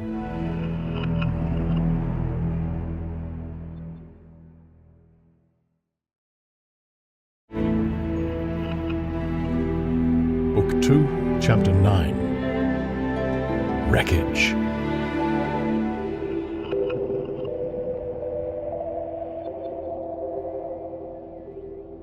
And now comes the strangest thing in my story. Yet perhaps it is not altogether strange. I remember clearly and coldly and vividly all that I did that day until the time that I stood weeping and praising God upon the summit of Primrose Hill. And then I forget. Of the next 3 days I know nothing. I have learned since that, so far from my being the first discoverer of the Martian overthrow, several such wanderers as myself had already discovered this on the previous night. One man, the first, had gone to St. Martin's-le-Grand, and while I sheltered in the cabman's hut, had contrived to telegraph to Paris. Thence the joyful news had flashed all over the world. 1,000 cities, chilled by ghastly apprehensions, suddenly flashed into frantic illuminations. They knew of it in Dublin, Edinburgh, Manchester, Birmingham, at the time when I stood upon the verge of the pit. Already men, weeping with joy, as I have heard, shouted and staying their work to shake hands and shout, were making up trains, even as near as Crewe, to descend upon London. The church bells that had ceased a fortnight since suddenly caught the news, until all England was bell-ringing. Men on cycles, lean-faced, unkempt, scorched along every country lane, shouting of unhoped deliverance, shouting to gaunt, staring figures of despair. And for the food, across the Channel, across the Irish Sea, across the Atlantic, corn, bread, and meat were tearing to our relief. All the shipping in the world seemed going Londonward in those days. But of all this I have no memory. I drifted, a demented man. I found myself in a house of kindly people who had found me on the 3rd day wandering, weeping, and raving through the streets of St. John's Wood. They have told me since that I was singing some insane doggerel about the last man left alive. Hurrah, the last man left alive. Troubled as they were with their own affairs, these people, whose name, much as I would like to express my gratitude to them, I may not even give here, nevertheless cumbered themselves with me, sheltered me, and protected me from myself. Apparently, they had learned something of my story from me during the days of my lapse. Very gently, when my mind was assured again, did they break to me what they had learned of the fate of Leatherhead. 2 days after I was imprisoned, it had been destroyed, with every soul in it, by a Martian. He had swept it out of existence, as it seemed, without any provocation, as a boy might crush an anthill in the mere wantonness of power. I was a lonely man, and they were very kind to me. I was a lonely man and a sad one, and they bore with me. I remained with them 4 days after my recovery. All that time I felt a vague, growing craving to look once more on whatever remained of the little life that seemed so happy and bright in my past. It was a mere hopeless desire to feast upon my misery. They dissuaded me. They did all they could to divert me from this morbidity, but at last I could resist the impulse no longer, and, promising faithfully to return to them, and parting, as I will confess, from these 4-day friends with tears, I went out again into the streets that had lately been so dark and strange and empty. Already they were busy with returning people. In places even there were shops open, and I saw a drinking fountain running water. I remember how mockingly bright the day seemed as I went back on my melancholy pilgrimage to the little house at Woking. How busy the streets and vivid the moving life about me. So many people were abroad everywhere, busied in 1,000 activities, that it seemed incredible that any great proportion of the population could have been slain. But then I noticed how yellow the skins of the people I met, how shaggy the hair of the men, how large and bright their eyes, and that every other man still wore his dirty rags. Their faces seemed all with one of 2 expressions, a leaping exultation, an energy, or a grim resolution. Save for the expression of the faces, London seemed a city of tramps. The vestries were indiscriminately distributing bread sent us by the French government.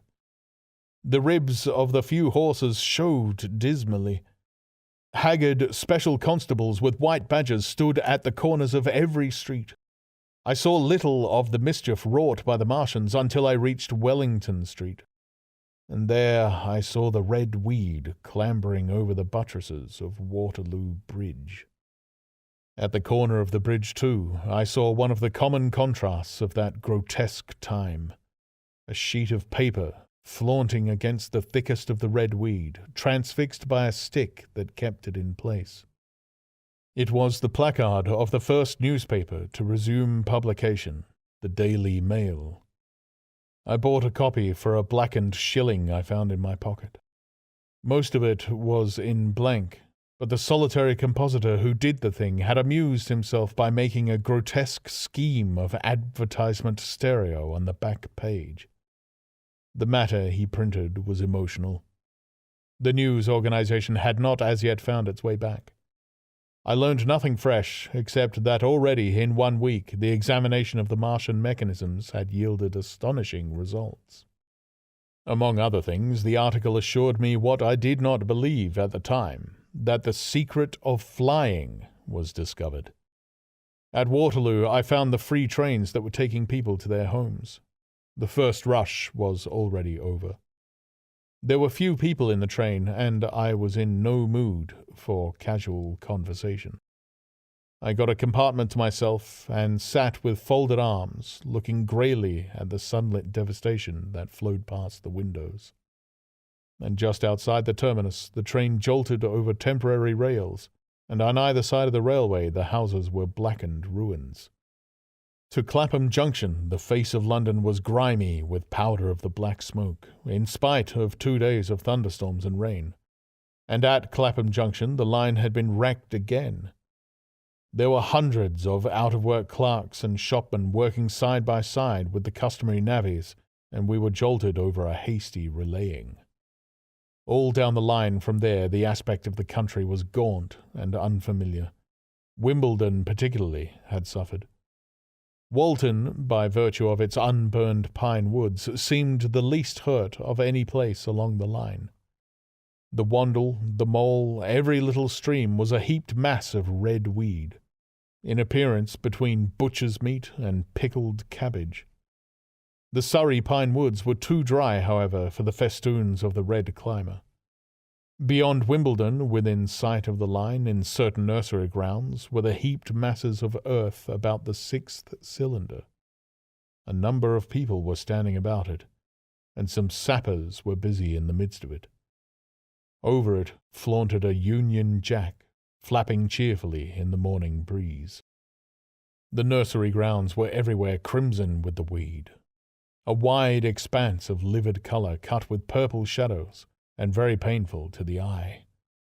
One's gaze went with infinite relief from the scorched greys and sullen reds of the foreground to the blue-green softness of the eastward hills.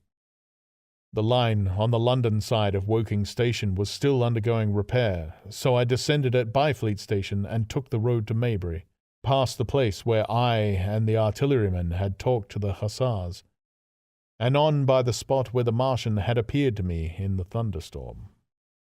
Here, moved by curiosity, I turned aside to find, among a tangle of red fronds, the warped and broken dog-cart with the whitened bones of the horse scattered and gnawed. For a time I stood regarding these vestiges. Then I returned through the pine wood, neck-high with red weed here and there, to find the landlord of the Spotted Dog had already found burial, and so came home past the College Arms. A man standing at an open cottage door greeted me by name as I passed. I looked at my house with a quick flash of hope that faded immediately. The door had been forced. It was unfast and was opening slowly as I approached. It slammed again. The curtains of my study fluttered out of the open window from which I and the artilleryman had watched the dawn. No one had closed it since. The smashed bushes were just as I had left them nearly 4 weeks ago. I stumbled into the hall, and the house felt empty. The stair carpet was ruffled and discoloured where I had crouched, soaked to the skin from the thunderstorm the night of the catastrophe. Our muddy footsteps, I saw, still went up the stairs. I followed them to my study, and found lying on my writing-table still, with the selenite paperweight upon it, the sheet of work I had left in the afternoon of the opening of the cylinder. For a space I stood reading over my abandoned arguments. It was a paper on the probable development of moral ideas with the development of the civilizing process, and the last sentence was the opening of a prophecy. In about 200 years, I had written, we may expect— The sentence ended abruptly. I remembered my inability to fix my mind that morning, scarcely a month gone by, and how I had broken off to get my daily chronicle from the newsboy. I remembered how I went down to the garden gate as he came along, and how I listened to his odd story of men from Mars. I came down and went into the dining room. There was the mutton and the bread, both far gone now in decay, and a beer bottle overturned, just as I and the artilleryman had left them. My home was desolate. I perceived the folly of the faint hope I had cherished so long. And then a strange thing occurred. "It is no use," said a voice. "The house is deserted. No one has been here these 10 days. Do not stay here to torment yourself. No one escaped but you." I was startled. Had I spoken my thought aloud? I turned, and the French window was open behind me. I made a step to it and stood looking out. And there, amazed and afraid, even as I stood amazed and afraid, were my cousin and my wife. My wife, white and tearless. She gave a faint cry. I came, she said. I knew. She put her hand to her throat and swayed. I made a step forward and caught her in my arms.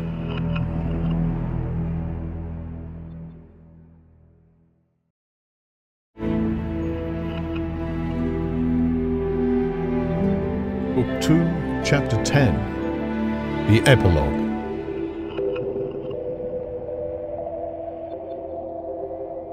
I cannot but regret, now that I am concluding my story, how little I am able to contribute to the discussion of the many debatable questions which are still unsettled. In one respect, I shall certainly provoke criticism. My particular province is speculative philosophy. My knowledge of comparative physiology is confined to a book or two, but it seems to me that Carver's suggestions as to the reason of the rapid death of the Martians is so probable as to be regarded almost as a proven conclusion. I have assumed that in the body of my narrative. At any rate, in all the bodies of the Martians that were examined after the war, no bacteria except those already known as terrestrial species were found.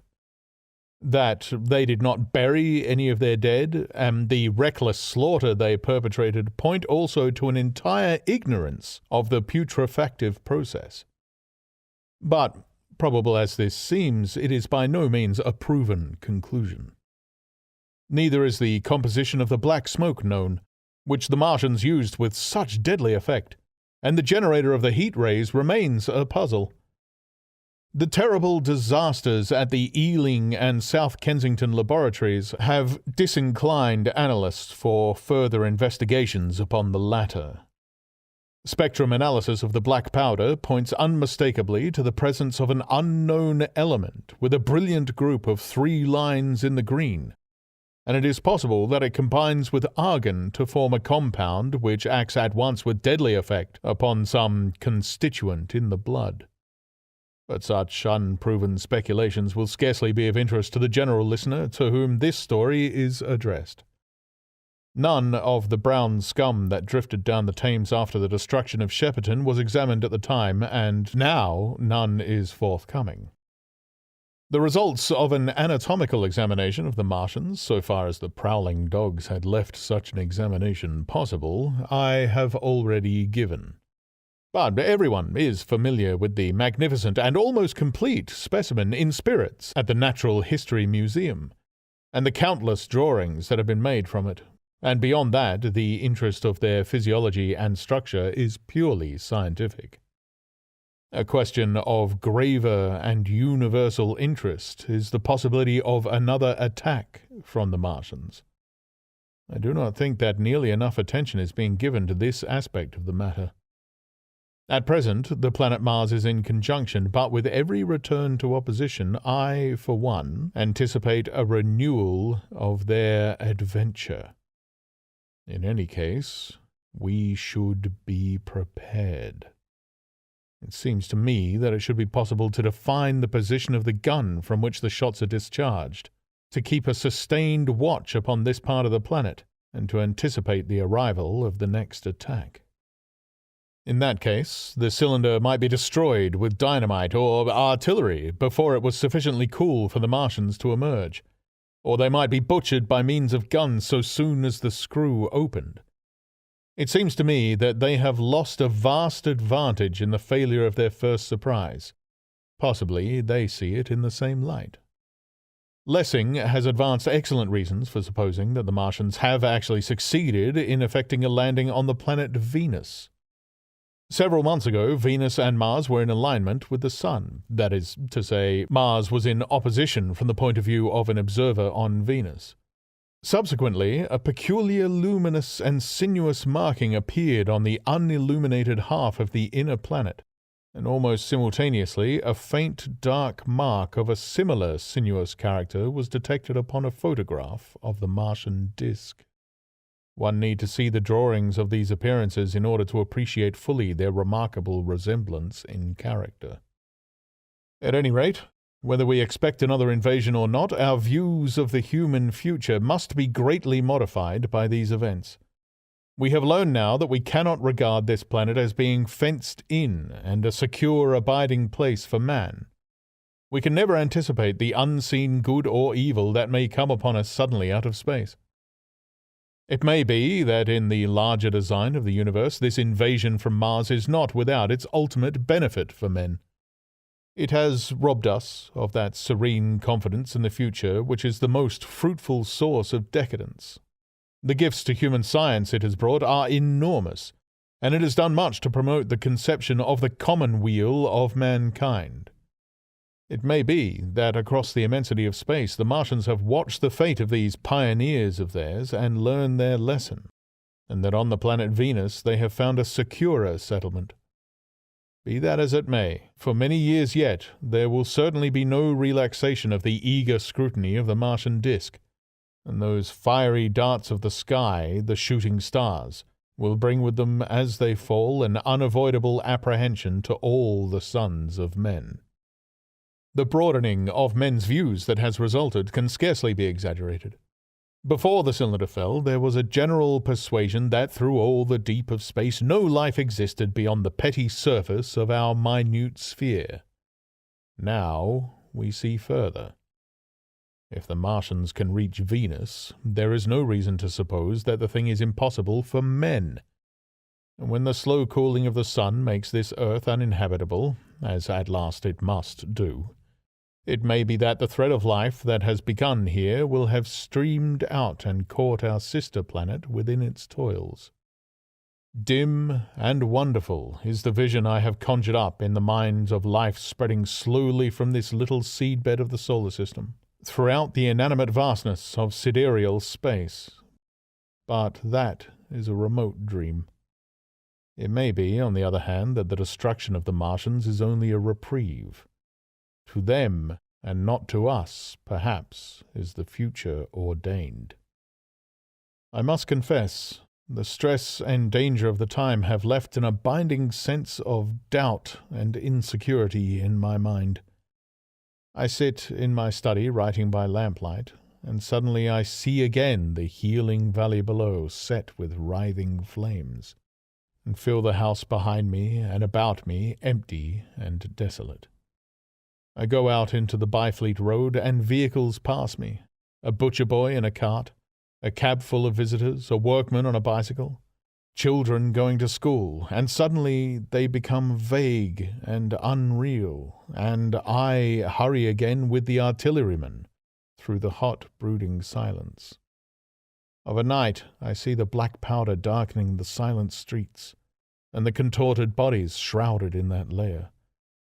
They rise upon me, tattered and dog-bitten. They gibber and grow fiercer, paler, uglier, mad distortions of humanity at last, and I wake, cold and wretched, in the darkness of the night. I go to London and see the busy multitudes in Fleet Street and the Strand, and it comes across my mind that they are but the ghosts of the past, haunting the streets that I have seen, silent and wretched. Going to and fro, phantasms in a dead city, the mockery of life in a galvanized body.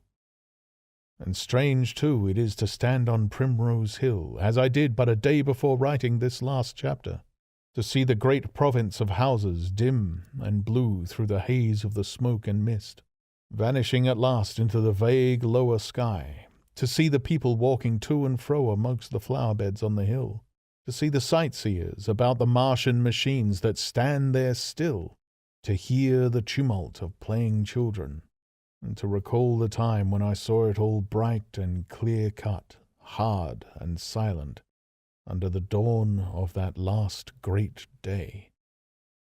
And strangest of all it is to hold my wife's hand again, and to think that I have counted her, and thus she has counted me, among the dead.